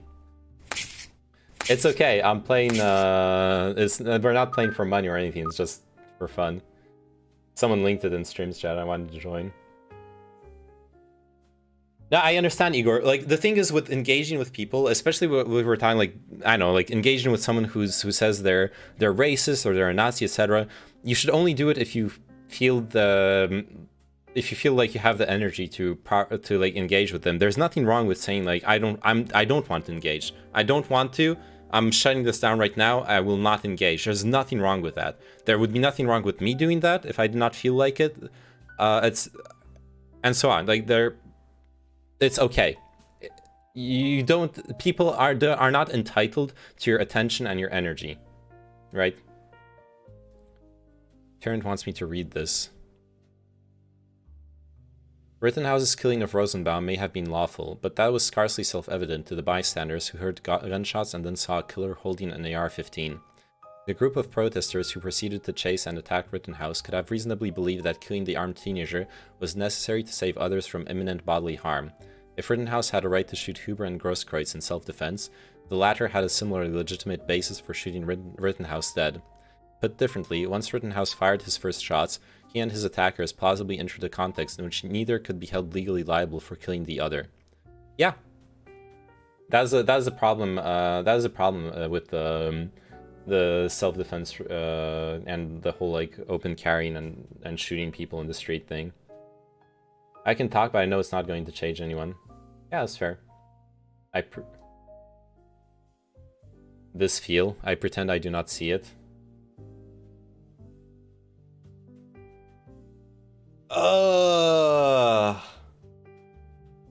Alright. Damn, we literally did a 6.5 hour politics stream, dude. Literal 6.5 hours. I think you'll be surprised by Polish Kid, like he celebrates Germany's non-white divisions. Not many Nazis do that. I know I'm bigging him up a lot and I keep speaking for him, but he really isn't the kill all non-whites kind. I'm glad to hear that. I'm really glad to hear that. And yeah, it's all good. I'll, you know. Okay, I'm sorry, I fucking missed Polish Kid memes. Who's that? So this guy called, I don't remember his full Twitch name, something Polish Kid, showed up in my Twitch chat and was like, hey, what's your ideology? So I'm like, I'm this and this, I'm a sock them. And then I asked him, what's your ideology? And he responded, I'm a Strasserist. To which I Googled it. I was like, what is Strasserism? And it's a Nazi ideology. He believes in a form of Nazism. What is even that? I can Google it if you want to. So and like maybe I'll have a discussion about his with him about that at some point. Good luck, sir. Thank you. I'm gonna need the luck.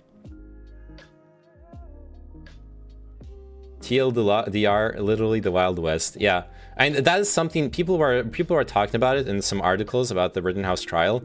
That one of the main problems with self-defense cases when everyone's armed is that a lot of it basically comes down to who won the gunfight. If you're the one who shoots another person and they had a gun too, then you know they're not a witness. The story's yours.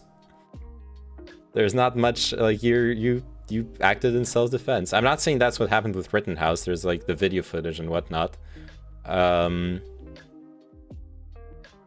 But like what they're describing there, where people heard the gunshots and were probably like rightfully fearing for their lives and seeing someone run around with an AR-15.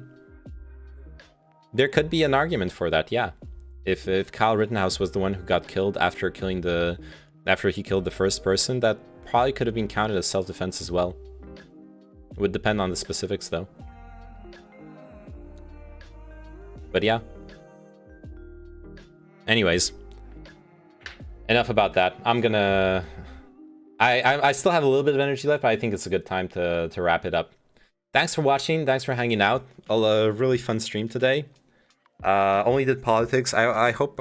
I want to play some AoE 4. Maybe I'll do some like unscheduled stream this weekend to play some Age of Empires 4 or something.